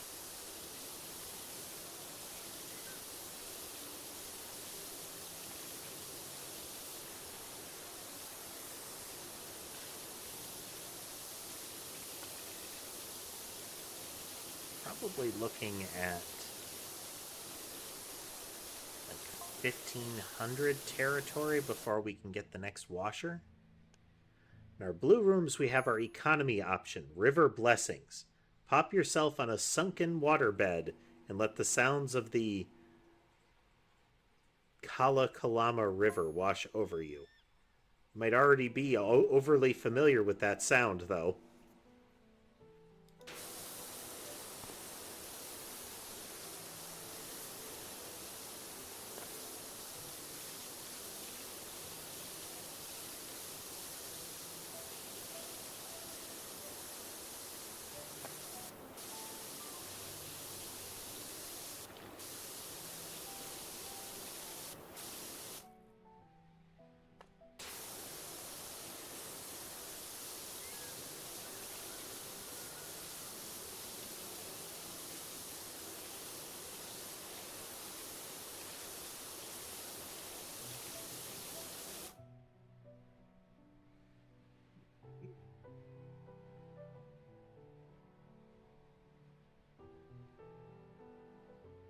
I think, though, this might be a good break point for the night.